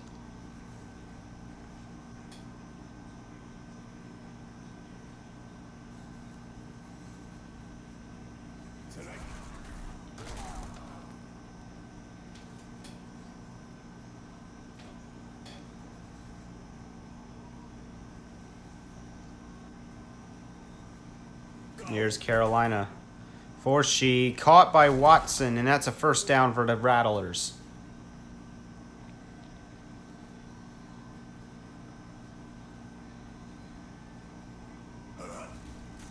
Here's Carolina. They're going to screen it, and it's going to be a short gain. It's 2nd and 7.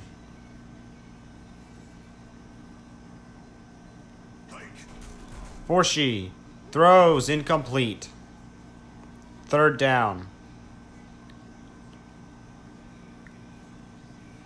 Rattlers looking to take the lead. It's caught by Bowen for a first down.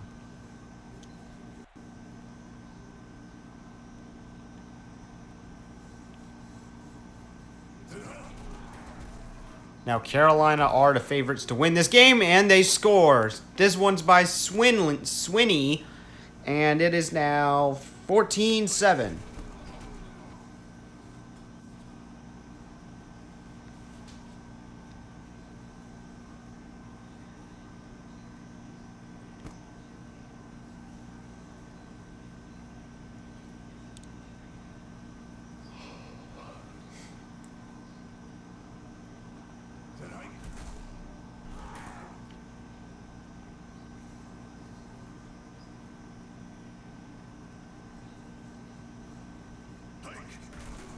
Here's Houston, deep pass, swatted away by the Rattlers. It's 3rd and 10.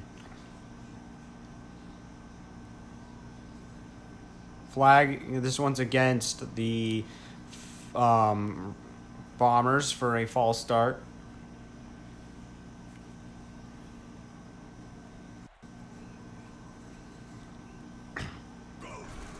And here's McKenzie. Why did they choose to run the ball?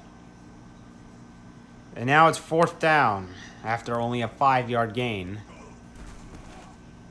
And here's the punt. Lands on the 25-yard line, and the Rattlers are going to continue to run this one. This one goes all the way to the 45-yard line. And Houston might be looking at a 2-possession lead soon. Caught by Swinney, and it's 1st down.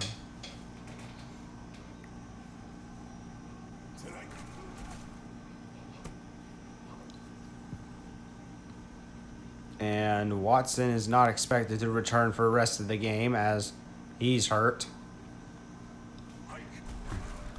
Here's Forshee. It's incomplete as the receiver could not get there. 3rd and 7.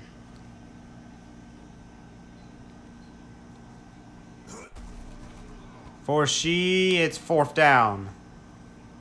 And the Rattlers, let's see what they do here. They have the best kicker in the league. So they're going to kick from 32 yards out. And a 49-yard field goal is good. The longest one they've made was from 61 yards out.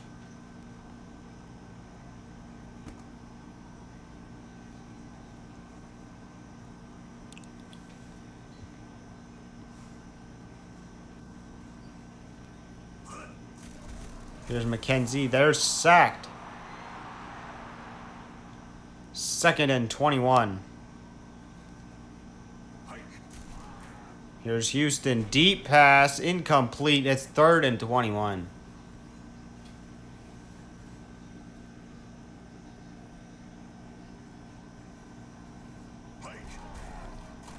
And now it's going to be 4th and possibly 19 or 4th and 17. And the Bombers will punt back to the Rattlers as they already lead by 10. But that doesn't matter because it's the end of the first half.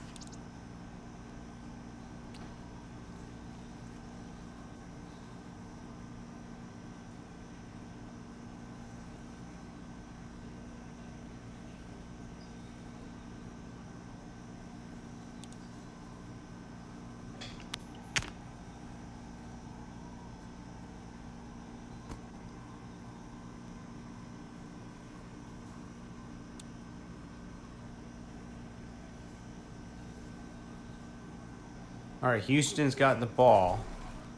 McKenzie throws it. It's caught by Fowler. And it's now 1st and 10 from the 22-yard line. Tonight. Bombers shoot to the right, and it's incomplete. 2nd down.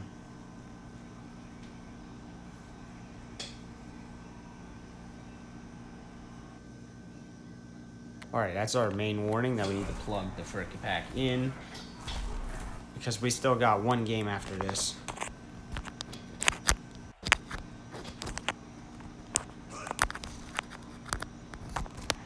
And that's caught for the score. Houston has made it a tie game, or not quite, but has made it 17-14, and there's another field goal that's going to be kicked from the 20-yard line rather than the 15.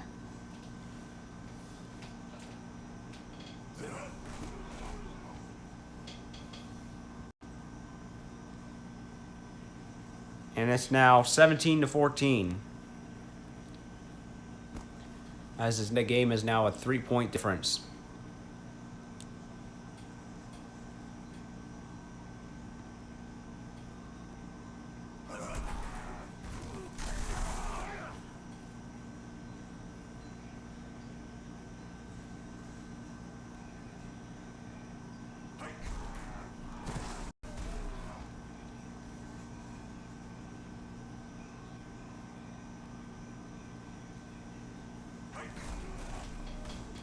It's now a short gain. It's 4th and 5.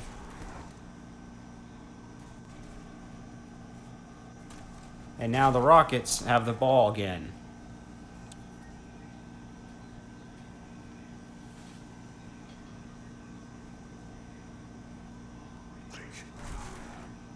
Here's a pass caught by Soto for the 1st down.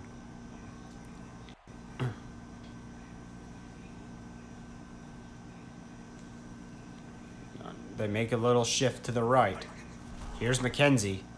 Fires deep, caught, and they scored. And the Bombers lead now.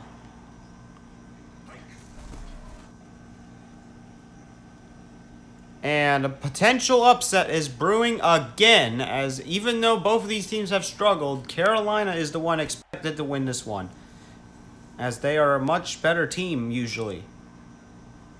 But not to Houston right now.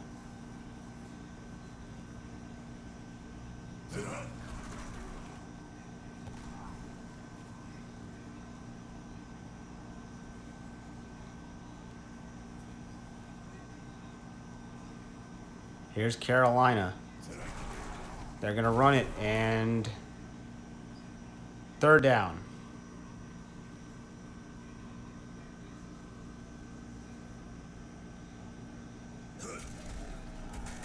Here's Goodwin, and he gets the 1st down. And Carter, the offensive lineman for Carolina, has hurt his neck, and he is not going to be back for the rest of the game. Ball is dropped, and it's turned over by the Rockets. Or by the Bombers. Sorry, wrong team, but the Bombers have turned it over to themselves, and now Houston has another chance to score.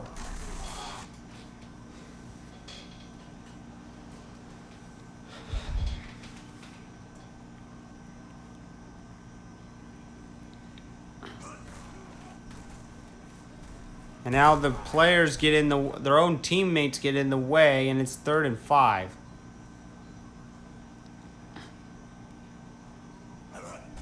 Here's McKenzie. Touchdown!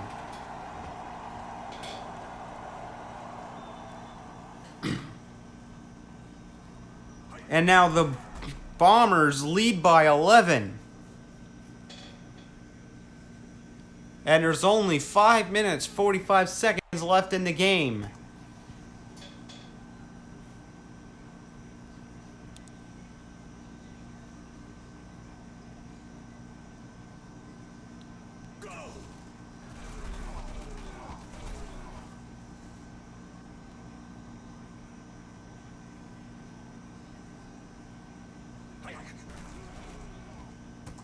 Now here's Carolina to Watson. And we have just about one more play left in the quarter. And that should do it for the third quarter. Score is 17-28. Houston's in the lead.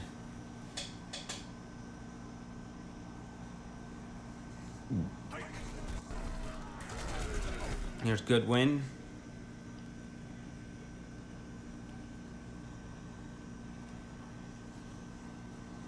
And it's first down for Carolina. Carolina runs it. Goodwin, and it's 2nd and 5.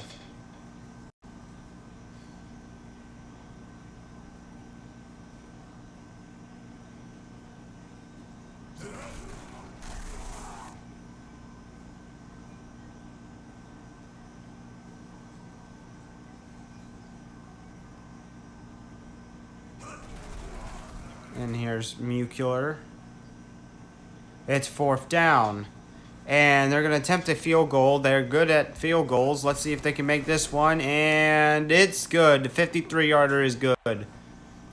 And it's now an 8-point difference between Houston and Carolina. And it's back to a one-possession game.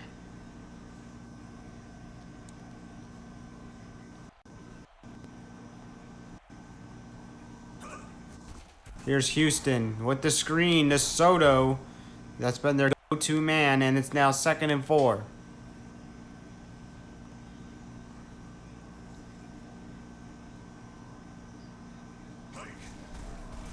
Randall gets the first down.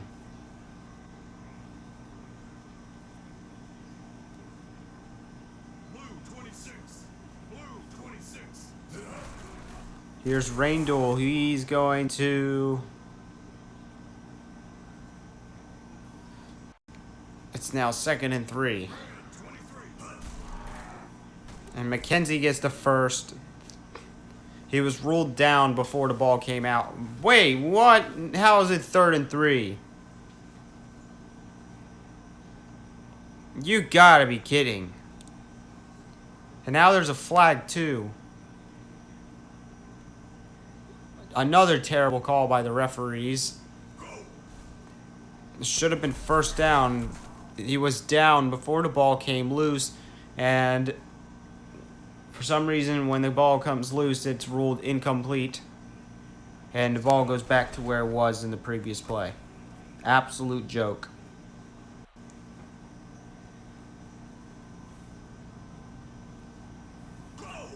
Here's Houston. The 2-minute warning has passed. Soto runs the wrong way. It's 3rd and 5. And he's going backwards. Carolina calls timeout, and Houston's going to make a really long kick. This is like Carolina level. And there's a flag. It's against Houston. I don't even think kicking it is a field goal is an option anymore, as they're now going to punt it.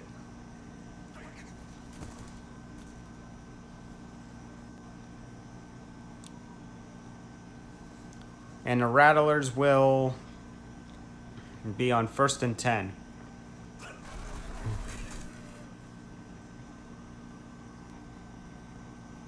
Now, the clock is ticking and the 2-minute warning has passed, so the game is almost over. Here's a deep pass caught by Hopkins. And now Carolina has a chance to tie this one.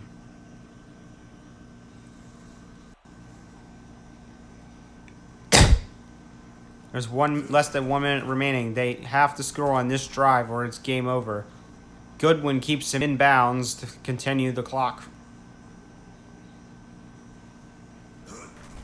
Here's 4C. That's caught. Touchdown, Carolina. And now they're going for 2. And they have to go for 2 here. And they are not going to get it. And Houston is going to win the game.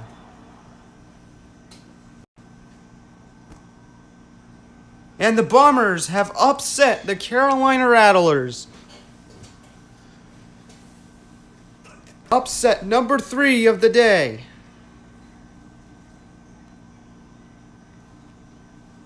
But hold on a second. It ain't quite over yet, though. That Carolina still has two timeouts. I'm turning it to Joe Biden for no reason. There's a flag against Carolina. It's now 3rd and 7. And the ball came loose. And Carolina has called timeout. They're going to kick a field goal, actually. And believe it or not, the 60-yarder is good. And we found a second team that can kick field goals from 60 yards out. And it's both of the teams in play today. And now Carolina has to score a touchdown. There is no field goal option as a 60-yarder was just made. They have no timeouts. And it's game over. Houston has won the game.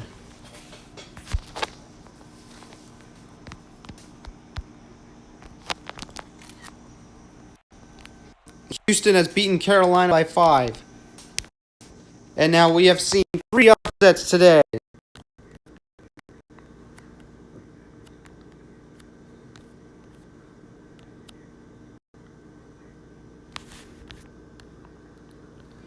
And now the Carolina Rattlers will fall to 3 and 6.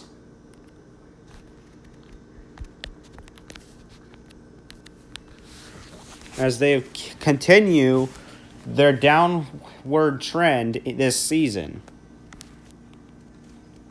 As for the Houston Bombers, they're now 3 and 6.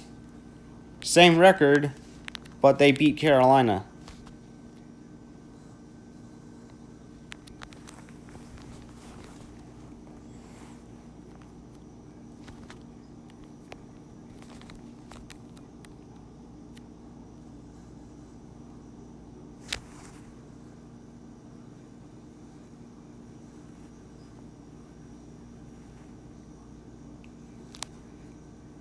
Now, I believe there are still 2 teams that have not yet played this week.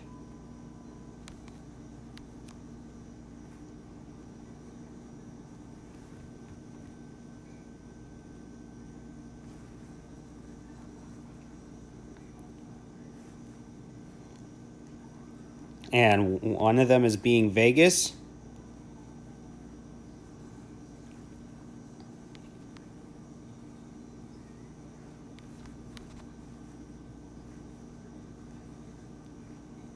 And the other one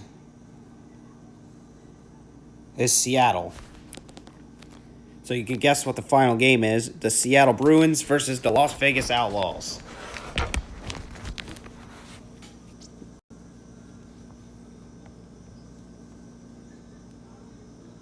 And since St. Louis has lost, if they win, Seattle is going to be really far ahead of St. Louis, as they both have been racing for one playoff spot in the NFC right now.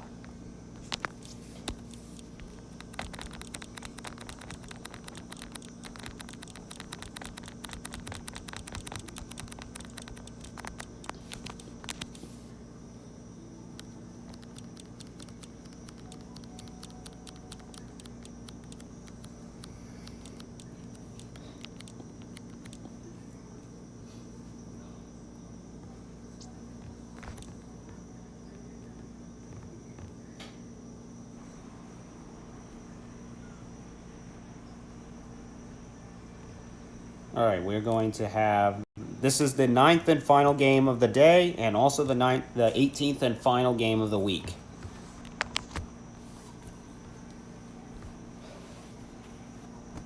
After this game is over, the week will be completed, and we will move on to week 10 tomorrow. It's now 3 a.m. and we began football at around like 11 o'clock at night. So we've been simulating this for 4 hours.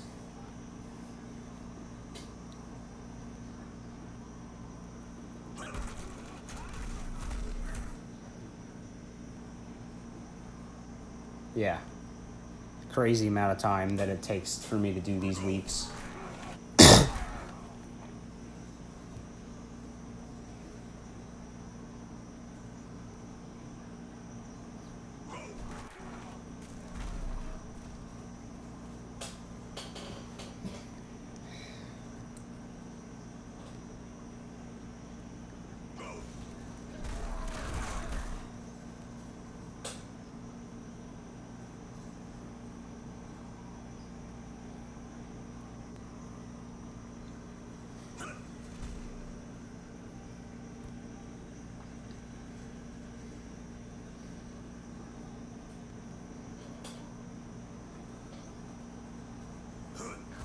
Here is Delgado, and that's incomplete.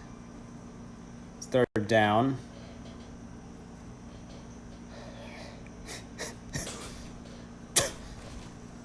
And Hines will fail to get the first down, and it's going to be punted away by Seattle.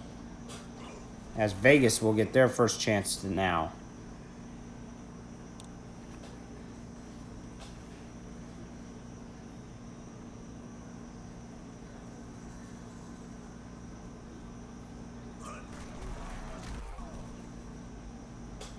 There's Jordan. It's 2nd and 11.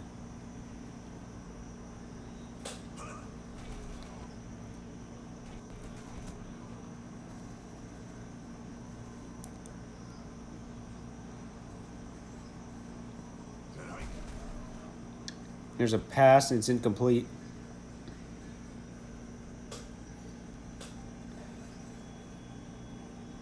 And now Vegas will punt it away to Seattle, and the Bruins will start at the... Oh, wait, it's going to be a touchdown return, and Seattle scores first today. And it's 7-0 off of special teams.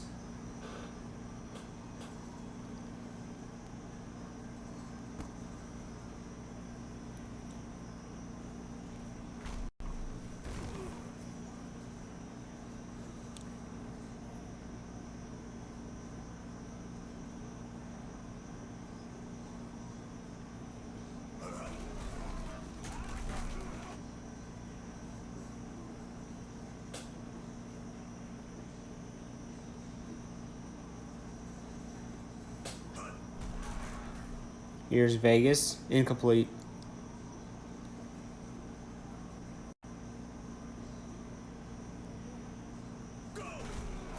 It's 3rd and 2, and it's going to be a punting situation for Vegas.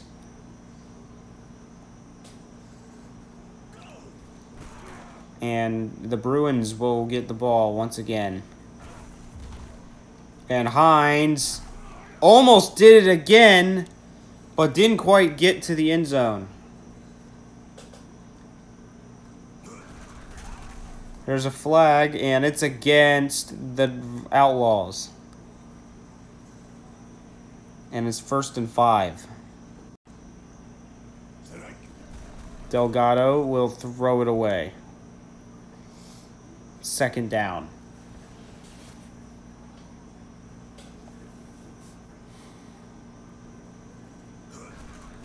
Here's Hines, 1st down.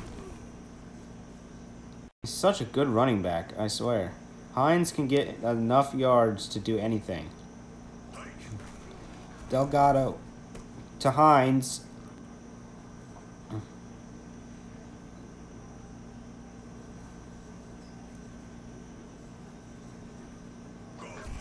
And here's Hines, and it's 1st down.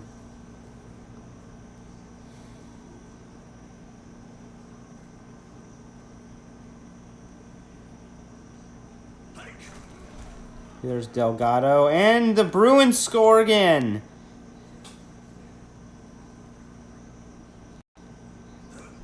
And it is now 14-0.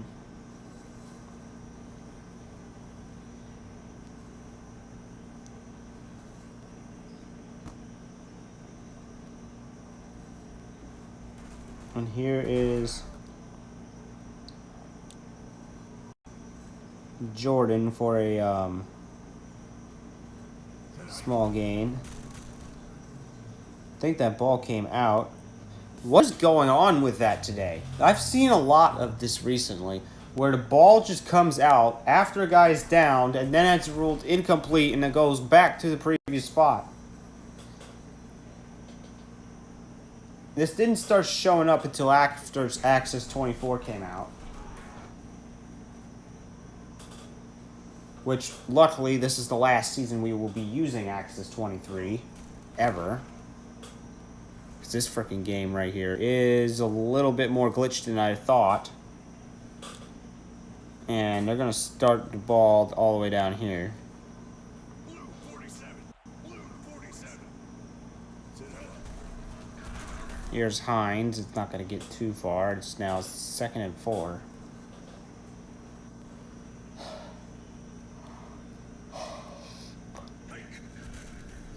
Delgado throws. It's caught by Meyer. First down for the Bruins. And here's Hines. And it's 2nd and 5.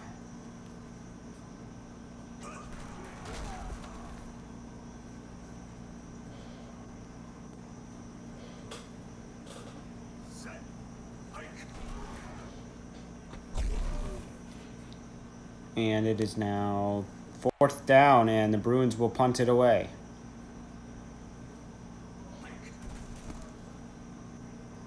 And that's a touchback. All right, Vegas is trailing by a lot of points, and they need to find a way to come back in this game. Let's see if they can do it here. Gibbs gets about 9 yards on that. Here's Jordan for the first down.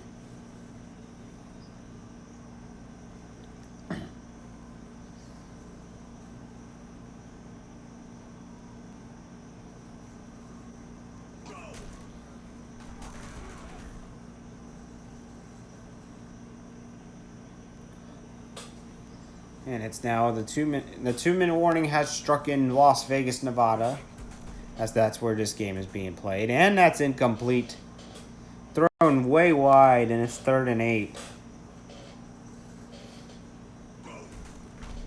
Here's Jordan, and timeout called. It's 4th and 10.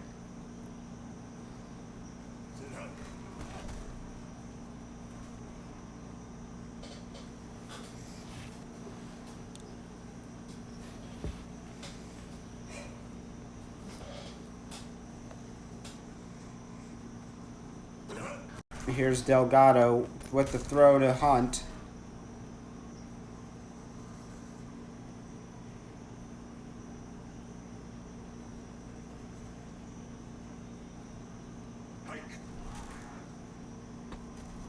And that's first down for Seattle.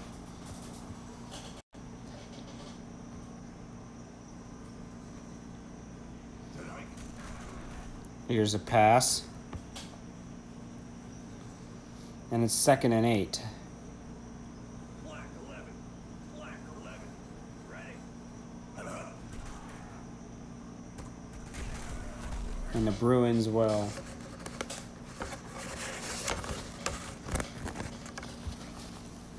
get a few yards on that.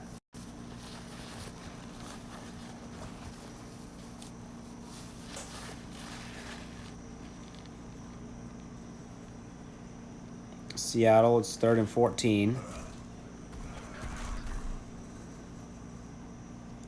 Timeout is called, and the Bruins will punt it away.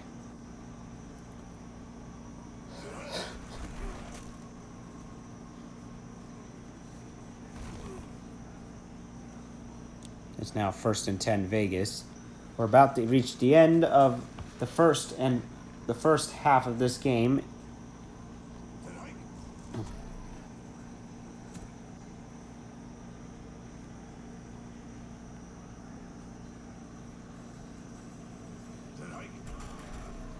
Here's Vegas to Allen. It's 3rd and 2.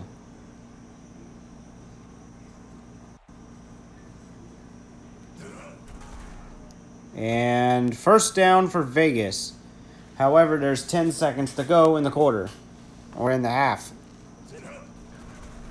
Here's the deep pass. It's caught. But they did manage to call timeout in time, so they now have a chance to kick a field goal. And just like that, we will only have one shutout tonight, as it is 3-14 so far.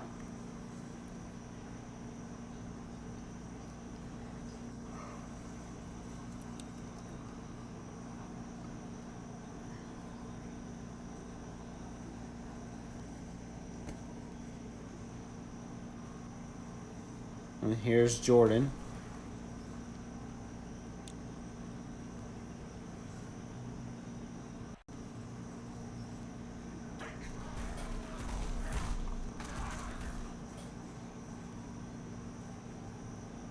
It's now 2nd and 11.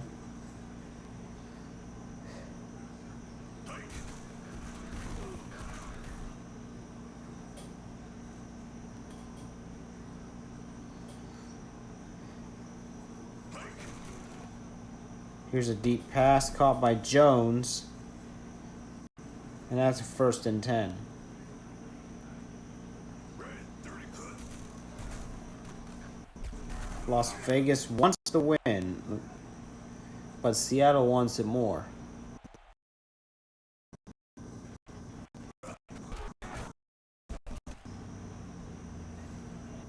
And they just got another stop. It's 3rd and 5.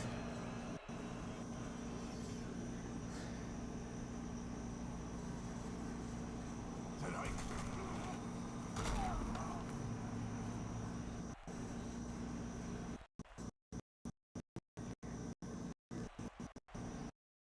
Here's Vegas with the punt or the kickoff, and it's good. And it's now 6-14. As it's now back to a 1-possession game. As they just need 8 points, which means a touchdown and a 2-point conversion can tie this game.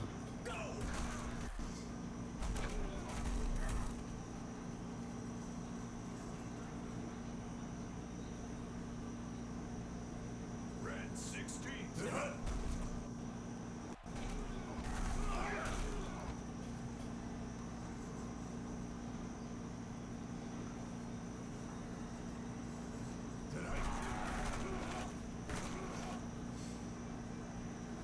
And it's now 3rd and 3.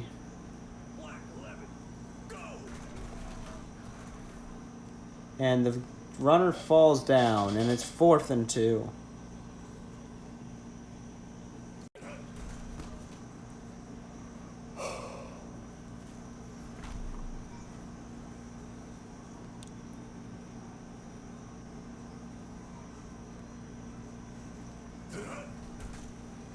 Here's Vegas. He gets a little bit of yards. Oh, no, he doesn't. It's 2nd and 11. I'm just too tired to even realize anything anymore. This has been going on for hours. And that's because I got home at 10 o'clock, and then I had to do all this crap, and I started this at 11, way later than I wanted to start this at. I wanted to start these football games at around like 10:30 or maybe 10. Maybe even if we were lucky before that. But we ended up starting at 11 o'clock at night. And it's unfortunate as frick.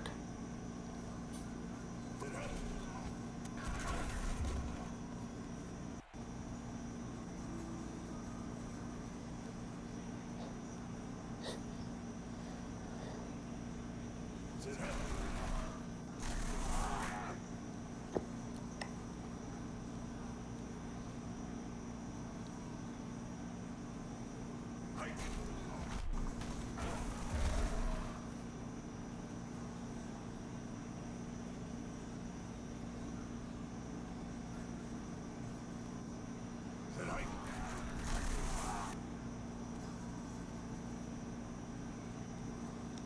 All right.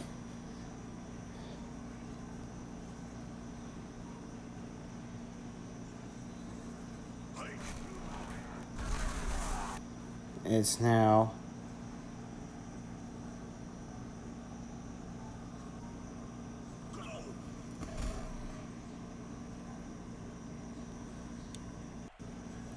it's 1st and 10.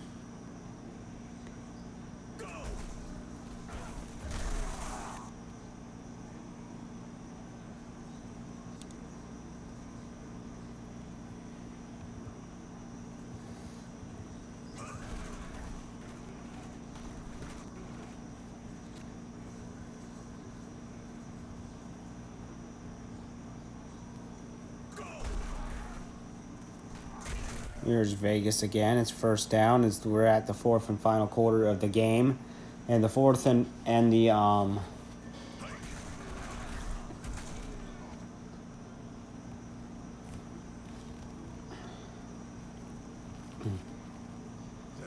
36th and final quarter of the week, or of the day, and the 72nd quarter of the entire week.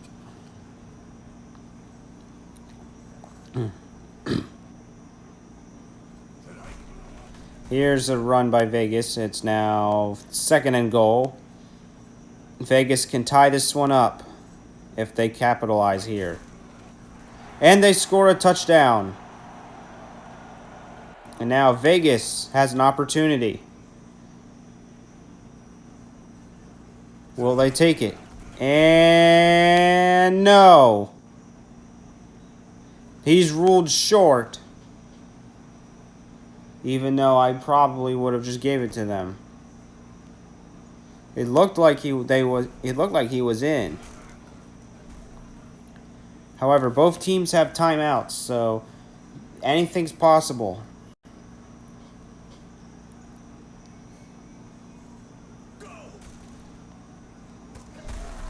And that's going to be a tackle. 2nd and 2. Clock is winding down.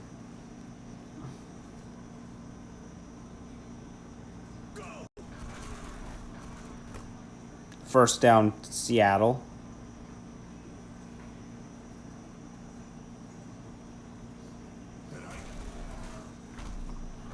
That should be another first down, right? No, it's 2nd and inches.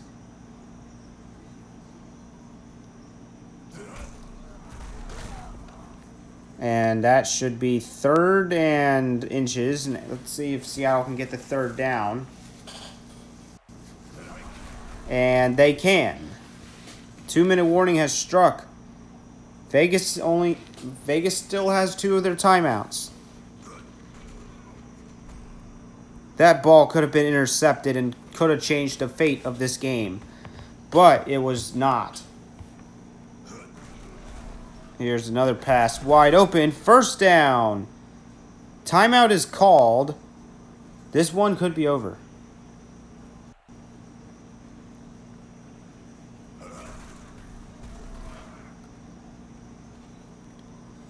Final timeout is called. And they're going to kneel this one out as the Bruins will win this one.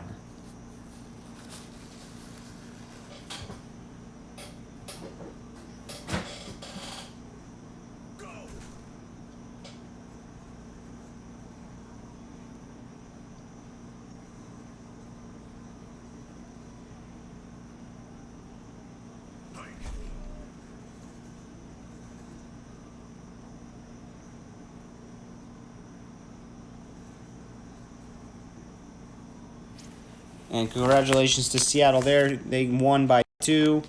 They got the job done, and now they're far ahead of. Now they're 3 games ahead of St. Louis.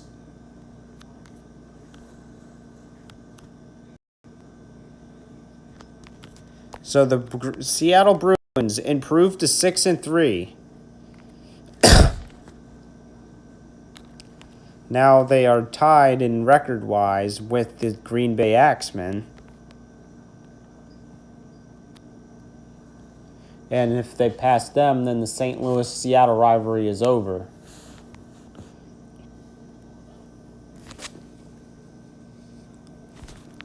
As for Las Vegas, they fall to 2 and 7 as they are now 1 win away or 1 loss away from clinching a losing record.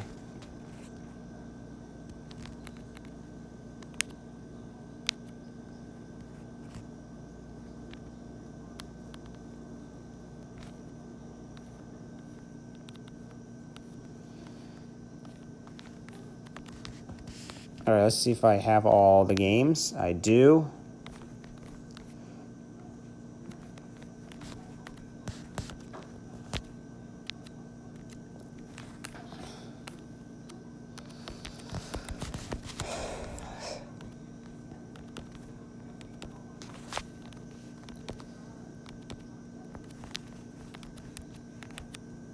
All right, we're going to post the results of all 9 of today's games that we have simulated today.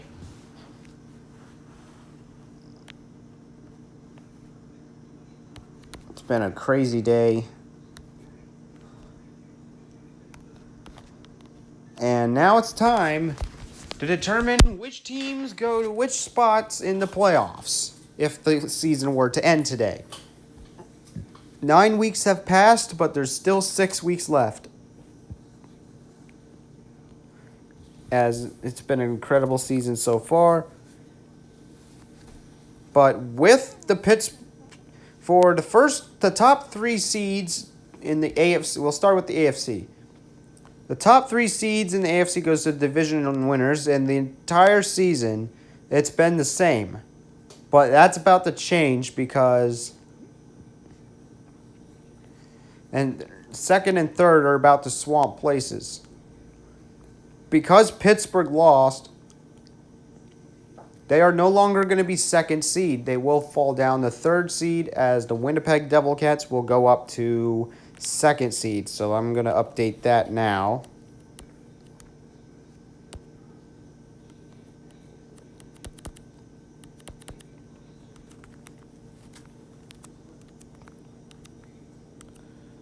So now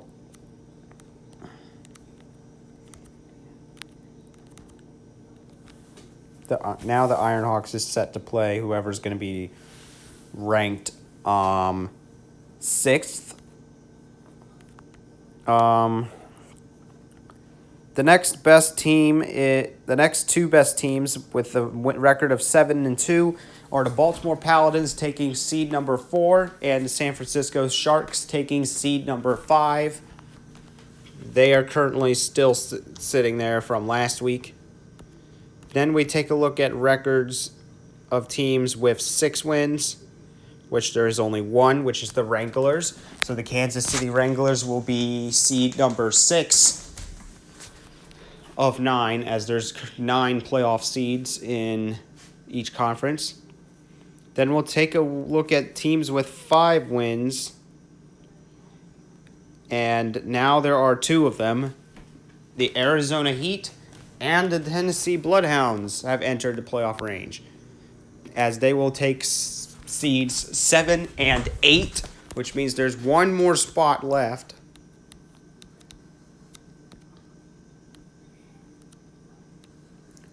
As Los Angeles will go down.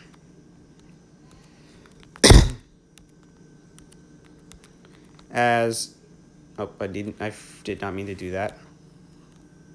As the Bloodhounds will go up to 8th.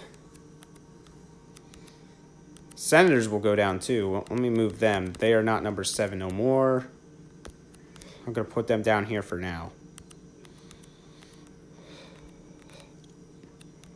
As Arizona's the one that's moving up to 7th.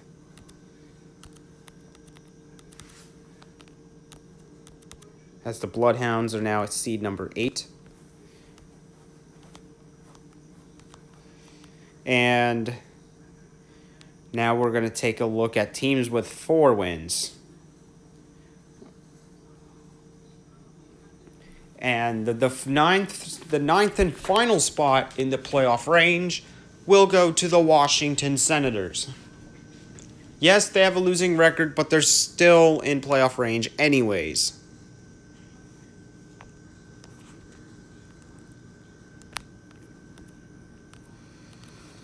So the Senators will be the 9th team in this. So that means as of the end of this week, the Los Angeles Tide just got kicked out of playoff range.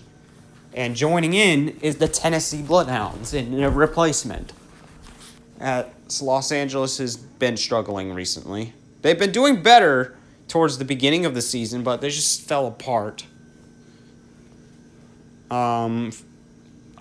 Now, for those of you who didn't watch the game, Los Angeles didn't even play today. They played yesterday. They played in the first half stream, as there's 2 streams for each UAFL week. You got the first half and the second half. At the end of the first half, it went, and I believe in the first half, Los Angeles lost. All right, continuing on, because we're not going to just stop at seed number 9. Seed number 10 and worse is going to be missing the playoffs at the end of the season. So we will continue looking at teams with 4 wins. Seed number 10 is the Los Angeles Tide. Now, Los Angeles has failed miserably already.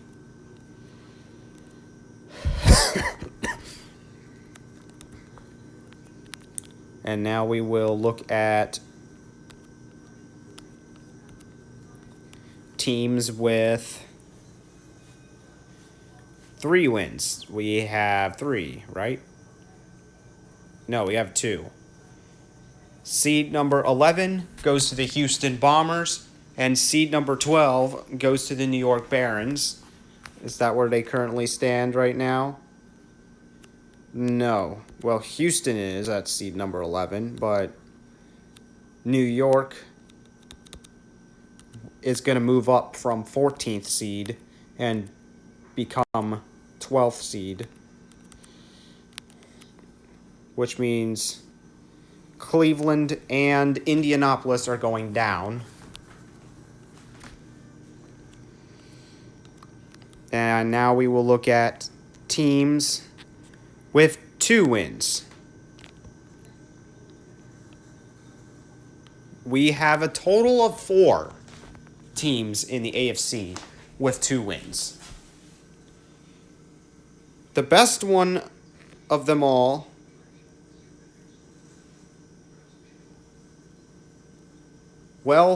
by rule, because of divisional, by head-to-head rules and stuff like that, the Buffalo Grizzlies will be seed number 13.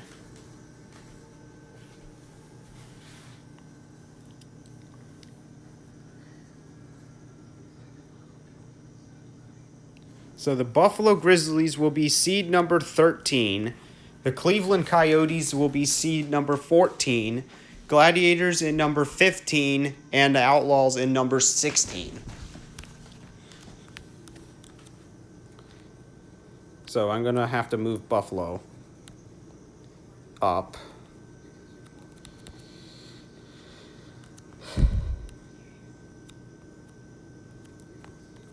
They're going to be right here.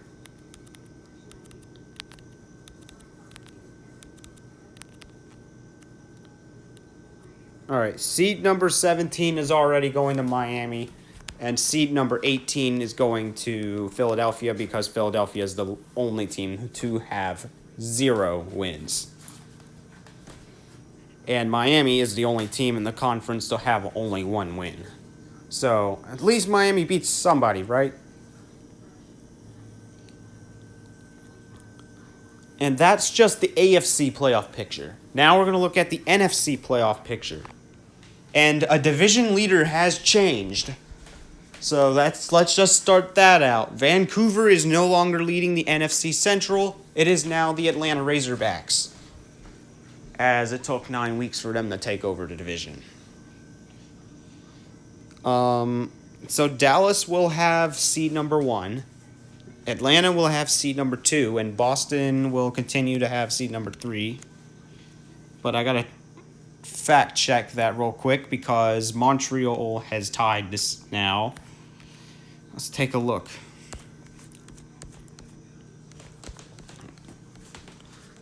All right, so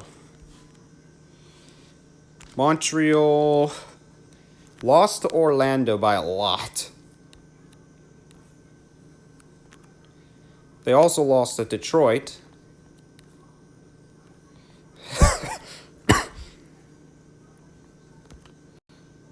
But they beat Mexico City.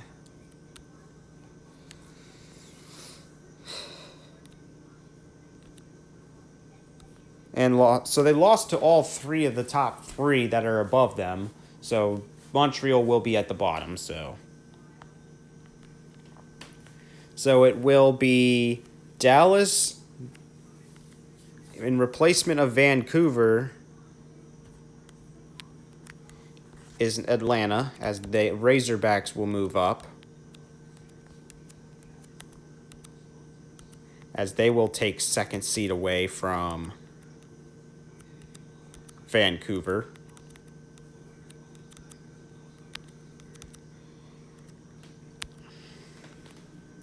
And now we will take a look at the wild card spots. Starting with teams with 7 wins, which is the Vancouver Mallards. The Vancouver Mallards are the only team in the conference that currently have 7 wins. Exactly 7 wins. So Vancouver will have 4th seed. They will have seed number 4.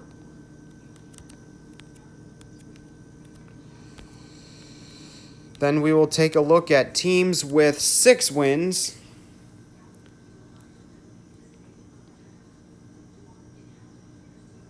And believe it or not, there are 5 of them. So that will take up seeds number 5, 6, 7, 8, and 9, which will be all 5 of the remaining playoff seeds.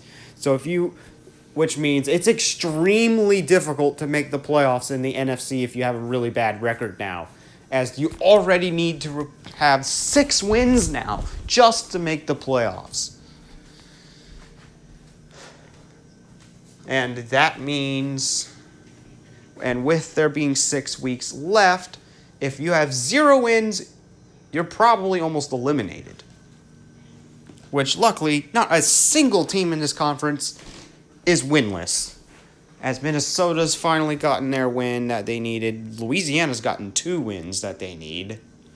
Surprisingly, they've won 2 in a row.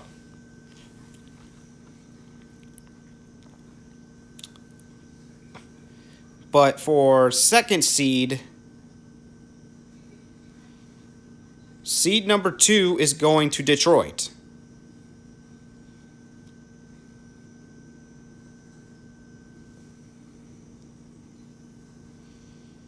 We're actually going to reorder the Buffalo situation, because I think I did that wrong. Because I believe Buffalo is above Cleveland, yes, but then you have Indianapolis. But yeah, the head-to-head situation in that conference is weird. But in this one, there is a 3-way tie here.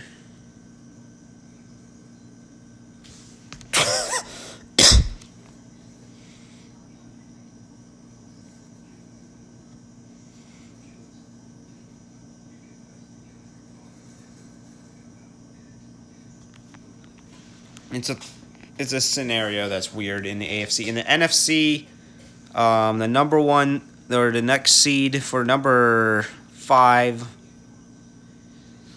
it's going to the team with the best point differential, excluding Seattle because they lost to Green Bay, and excluding Montreal. That is going to Detroit. So Detroit is seed number 5. Orlando will drop down to 6.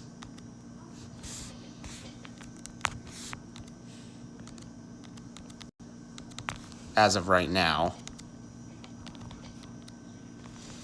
Then after that, after Detroit, is Green Bay, then Seattle. So the Axemen will take seed number 6.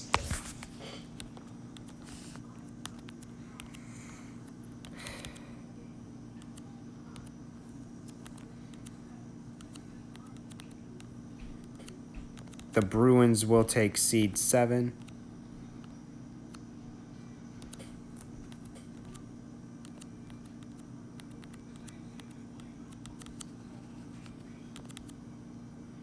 Which means Orlando will fall to 8th seed.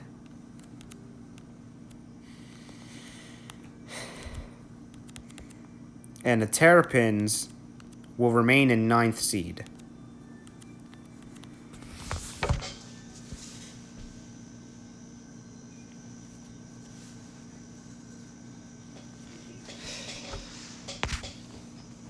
All right, in the hunt.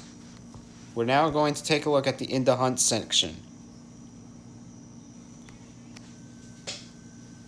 Anyone with less than 6 wins right now is currently not in playoff range.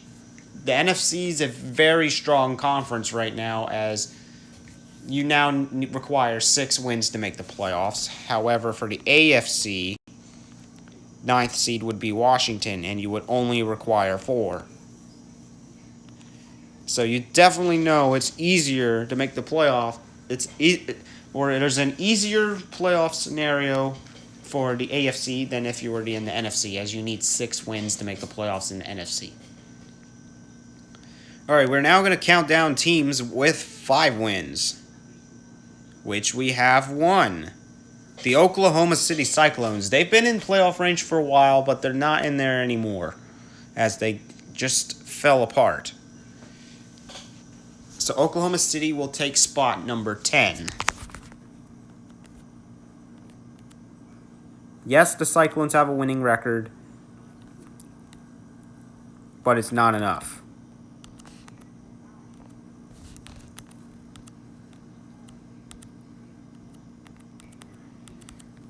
That means St. Louis will be going down a spot again.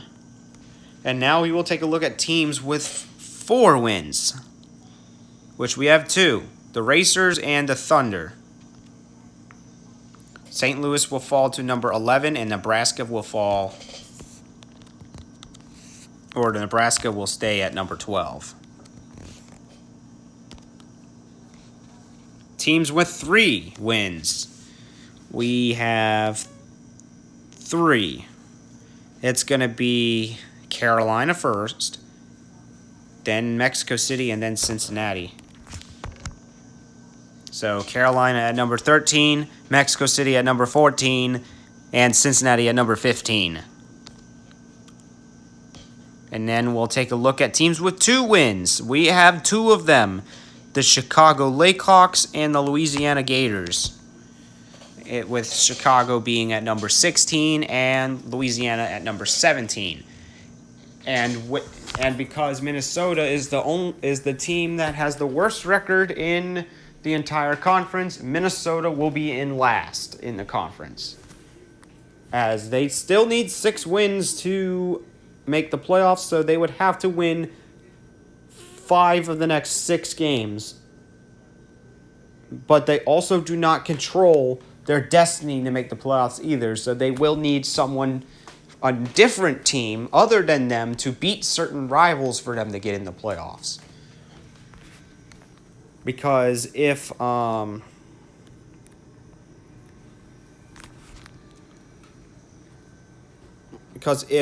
Detroit, Green Bay, Seattle, Orlando, and Montreal all win next week, then Minnesota will be eliminated from playoff contention. Or actually, if they win at all for the rest of the season. And it's very likely that all 5 of them are going to get at least 1 or 2 more wins for the rest of the season, as there's still 6 games left until the season ends. Well, not the season completely, but the regular season.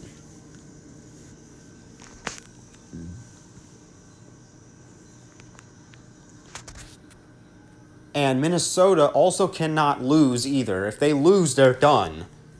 And that's period. As the E wave is coming.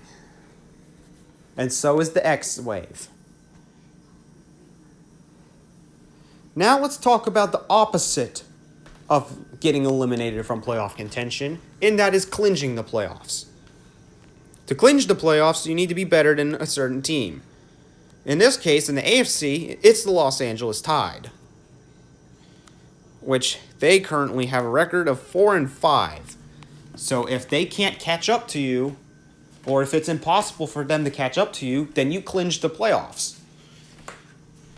For Los Angeles, since there is still 6 weeks left, they can go up to 10 wins, which means they can beat everyone still. Therefore, no one in the AFC has clinched the playoffs yet.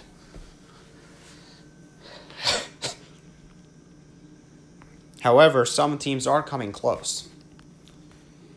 And for the NFC, the number 10 ranked team there is the Cyclones with 5 wins. With there still being 6 weeks left, they can reach 11 wins. And since no one in NFC has 11 wins, no one in this conference will clinch the playoffs either.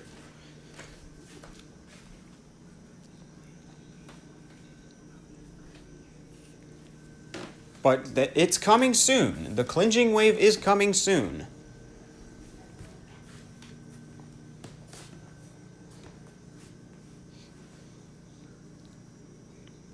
As some teams have clinched a winning record and losing record, but they're not dead yet. Now you know why. Because the Senators, even though they have a losing record, they are freaking still in playoff range. And the Cyclones have a winning record, but are not in playoff range. So so you can definitely tell which conference is stronger, and that conference is the NFC right now. Now, this has been a report for the end of the week, and that is going to be it for today's football coverage. If you guys enjoyed, make sure you subscribe to the channel, and we will see you guys in the next game stream, which will be, I believe it's going to be Roblox. Come check that out. Then after that, later on that same day, we will begin Week 10 coverage of the UAFL, and we will see you guys next